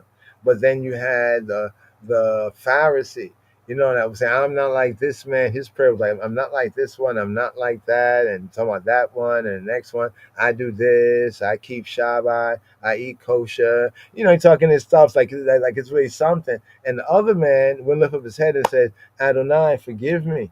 I'm a sinner. And then Rabbeinu, Yeshua said, well, which man went home justified? In other words, which man got a good night rest, and had a good day, the next day. You know what I mean? Because so that iniquity in your heart, it's like that. Because the Pharisee was focusing on how he's not like this one. It's your time to talk to Dad. To Abinu Sheba Shemayim, and you're talking about the other brothers. That's all. What's that? Is that friend? What kind of thing is that? Right? That's like holding iniquity in your heart. You know what I mean? So our mind, our mind state. So when im raiti belibi lo yishma, he will not hear. Right? Like Adonai don't want to hear that. Lo Yishma Adonai, Lord of his mercy, don't want to hear that. Yod 8, Yod 8. Here the 19th verse. Verily, Elohim have heard. He have attended to the voice of my prayer. Isn't that beautiful? Like he says, if I do this, then nah, he's not going to hear me. But what's he saying here? Verily, I came. So we had can, then I came. It's a strong assertive force. Truly, indeed, I came. Shama Elohim. Indeed, Elohim, he hears. Right? Elohim hears. I came. Shama Elohim. He kashiv b'kol tefilati. He kashiv b'kol tefilati. He kashiv b'kol tefilati. Right? And he has attended, he has kashav, he kashav, the root word, right? The he feel sense. He kashiv, to pay attention, to give attention to, right? He has give attention to b'kol, by way of the voice, tefilati, by way of the voice, the call, the voice, the sound, word sound of tefilati, of my tefillah. So remember we had tehillah, praise, right? And here we have tefillah, prayer. So here there's the confidence that he hears my prayer. That's also necessary because what Rabbeinu says, when you pray, know that the thing that you have asked that you receive, right? You know, the principles of prayer. Right here. One more time. Akain Shama Elohim Hikashi Bikola Tefilati. Here, the final verse right here, the kaf, right? The kaf, the 20th verse right here.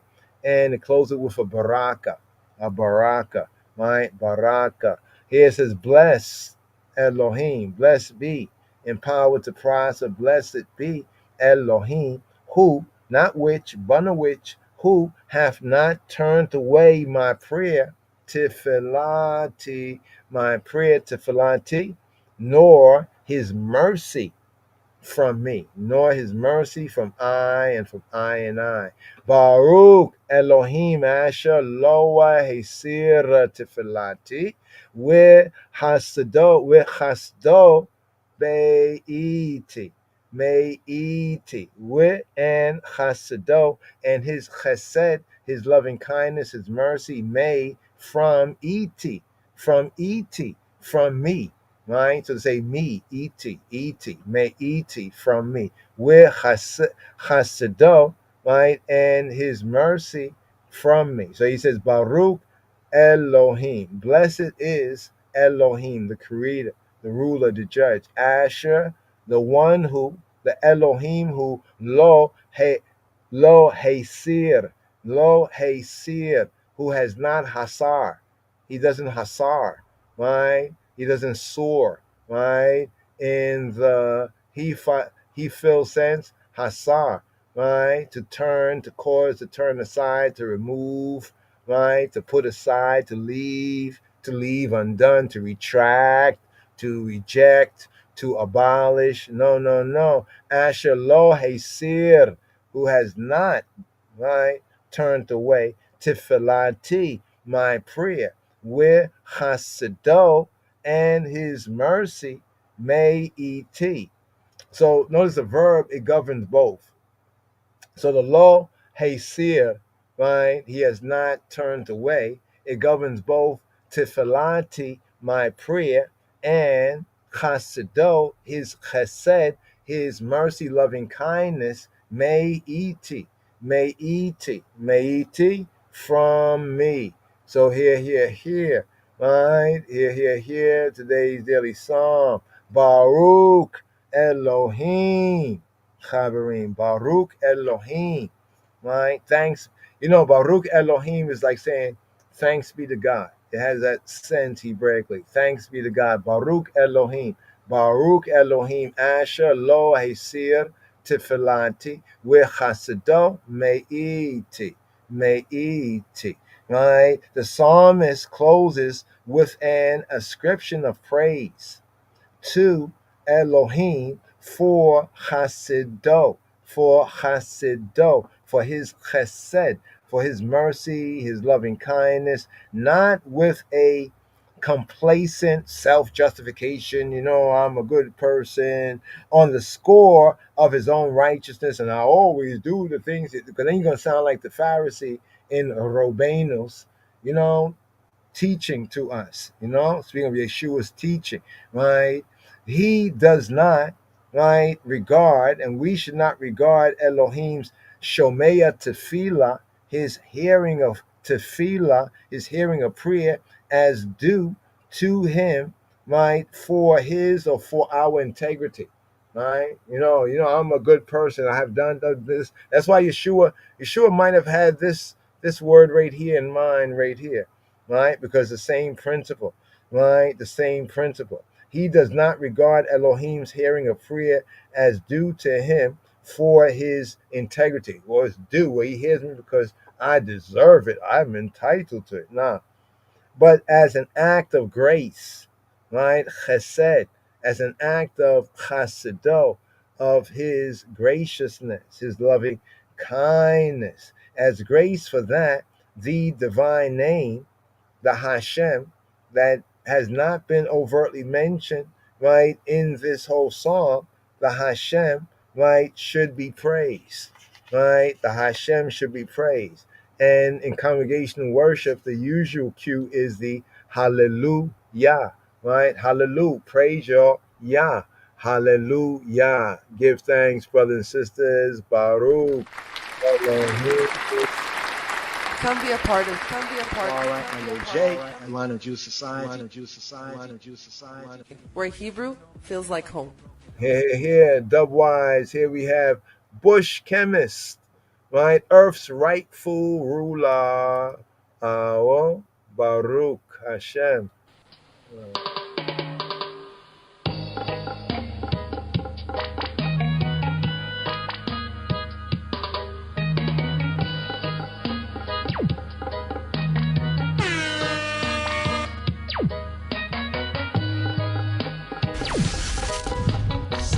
Psalm 66.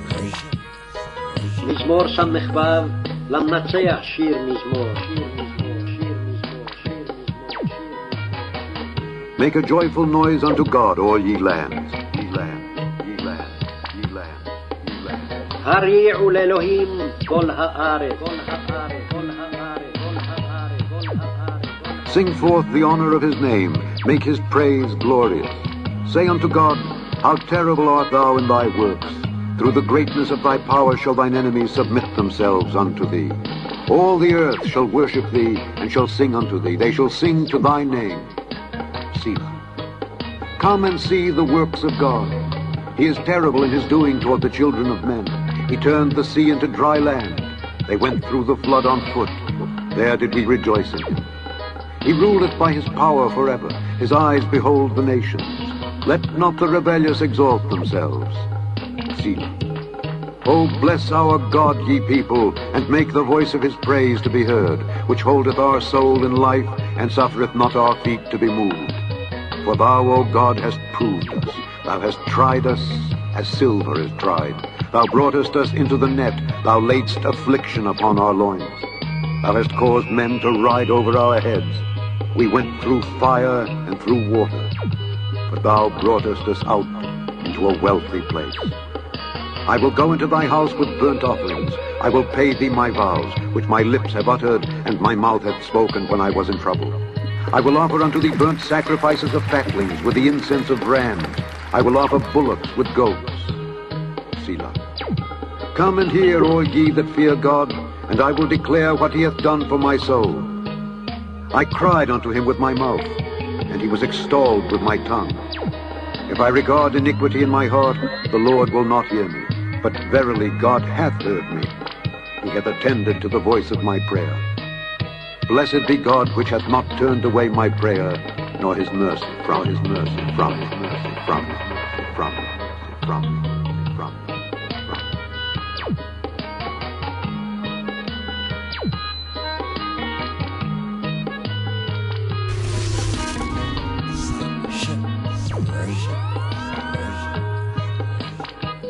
Come be a part of. Come be a part of. J, Line of Jewish Society. Where Hebrew feels like home.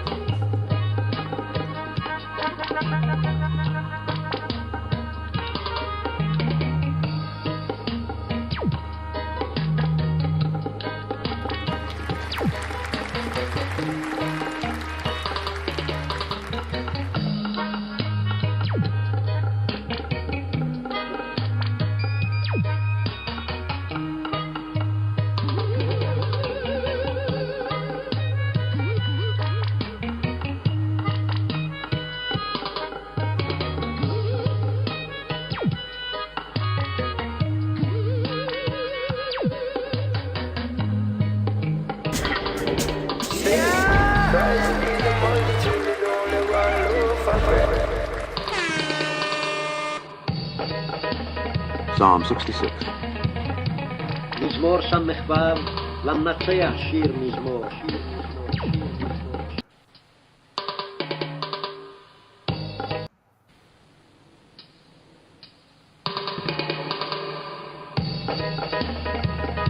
Psalm 66.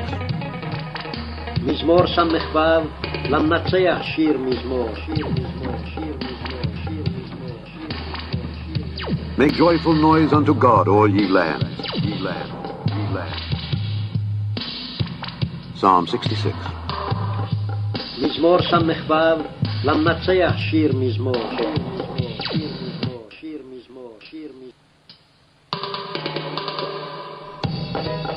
מזמור ס"ו, למנצח שיר מזמור. הריעו לאלוהים כל הארץ, זמרו כבוד שמו, שימו כבוד תהילתו. אמרו לאלוהים, מה נורא מעשיך, ברוב עוזך יכחשו לך אויביך. כל הארץ ישתחוו לך ויזמרו לך, יזמרו שמך סלע. לכו וראו מפעלות אלוהים, נורא עלילה על בני אדם. הפך ים ליבשה, בנהר יעברו ברגל. שם נשמחה בו, מושל בגבורתו עולם. עיניו בגויים תצפנה, הסוררים אל ירומו למו סלע. ברכו עמים אלוהינו, והשמיעו כל תהילתו. השם נפשנו בחיים, ולא נתן למות רגלינו. כי וחמתנו אלוהים, צרפתנו כצרוף כסף. הבאתנו במצודה, שמת מועקה ומותננו, הרכבת אנוש לראשנו.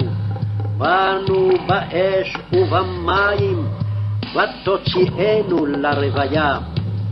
אבוא ותיכה ועולות, אשלם לך נדרי, אשר פצו שפתי, ודיבר פי בצר לי. עולות מחים אעלה לך, עם קטורת אלים, אעשה בקר עם עתודים סלע. לכו שמעו ואספרה כל יראי אלוהים, אשר עשה לנפשי. אליו פי קראתי, ורומם תחת לשוני. אבן אם ראיתי וליבי, לא ישמע אדוני. אכן שמע אלוהים, הקשיב בכל תפילתי. ברוך אלוהים, אשר לא הסיר תפילתי, וחסדו מאיתי.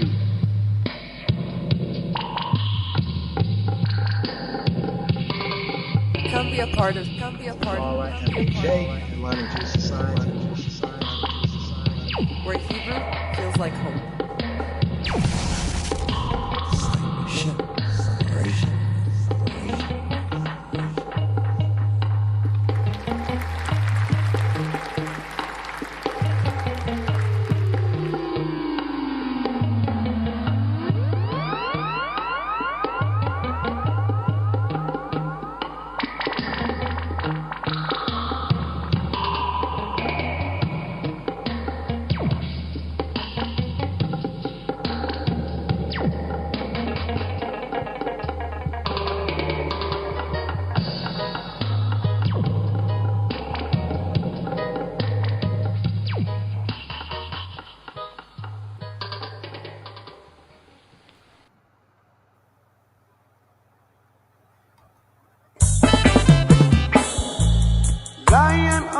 that shall break every chain.